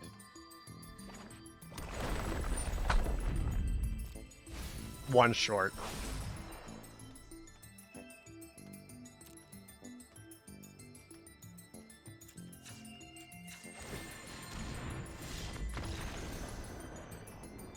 That's frustrating. I completely forgot how badly I was being milled, and something that actually would have helped me was slowing down my card draw. Like when I kicked the divination, that was too much. That one I should have slowed down on. And just went for just getting 2 cards off of it. Like I had control of that entire game and I just kind of fucked up.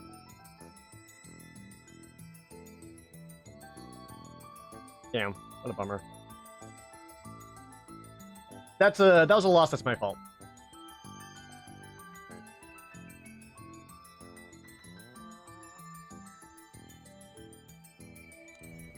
But he also didn't block with the crab. So yeah, best not have been stream sniping, because you saw the subtle strike, I think. I feel like there's... I don't know.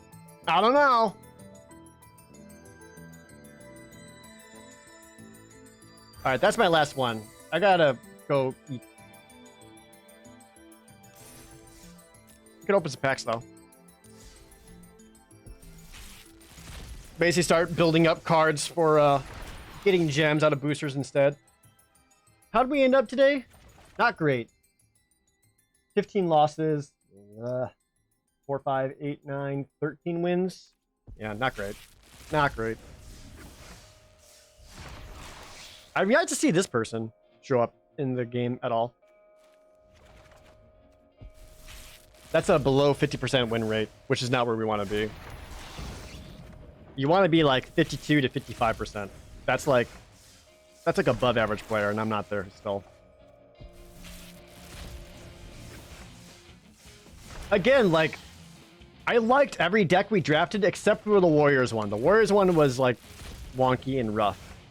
But the first crab deck was great. The fledgling with Growlmack or whatever his name is, that was also another really good deck. It just, whatever reason, the draws did not cooperate. Even like the +1/+1, like we had all the synergy there. I do think the black-green counter synergy is on the weaker side compared to every other color and archetype. But we had like the deck. And I feel like that one should have gone better.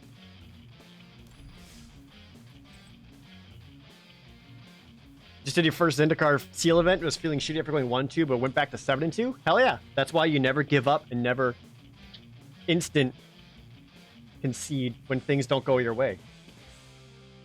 Alright, that's it for me though. Is anyone to raid?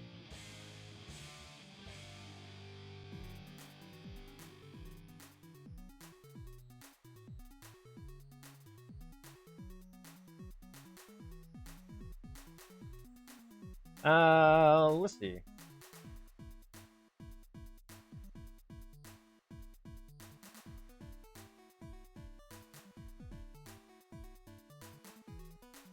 What's the LFM Streamer Showdown? I don't know what that is. I'm just gonna ignore that.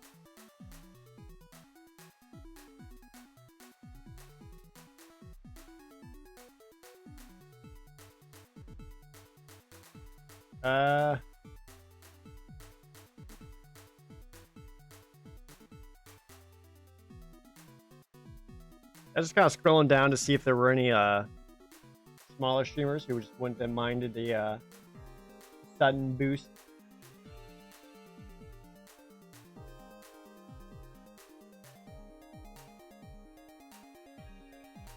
Oh, I'm looking great though.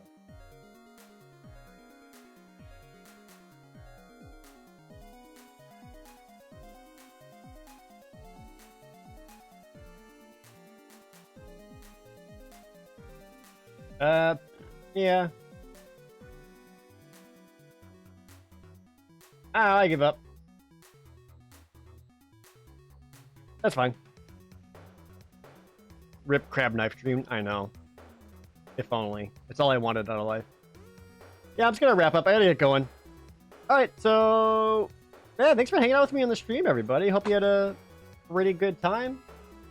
Again, like, I feel like for the most part, except for the one red-white deck, the draft portions themselves went pretty good. A couple of decks were definitely forcing their colors. I think they could have been cleaner, but that's on me. But I hope you guys enjoyed it. Next stream will be Wednesday. We'll probably get back to playing some Mario Sunshine.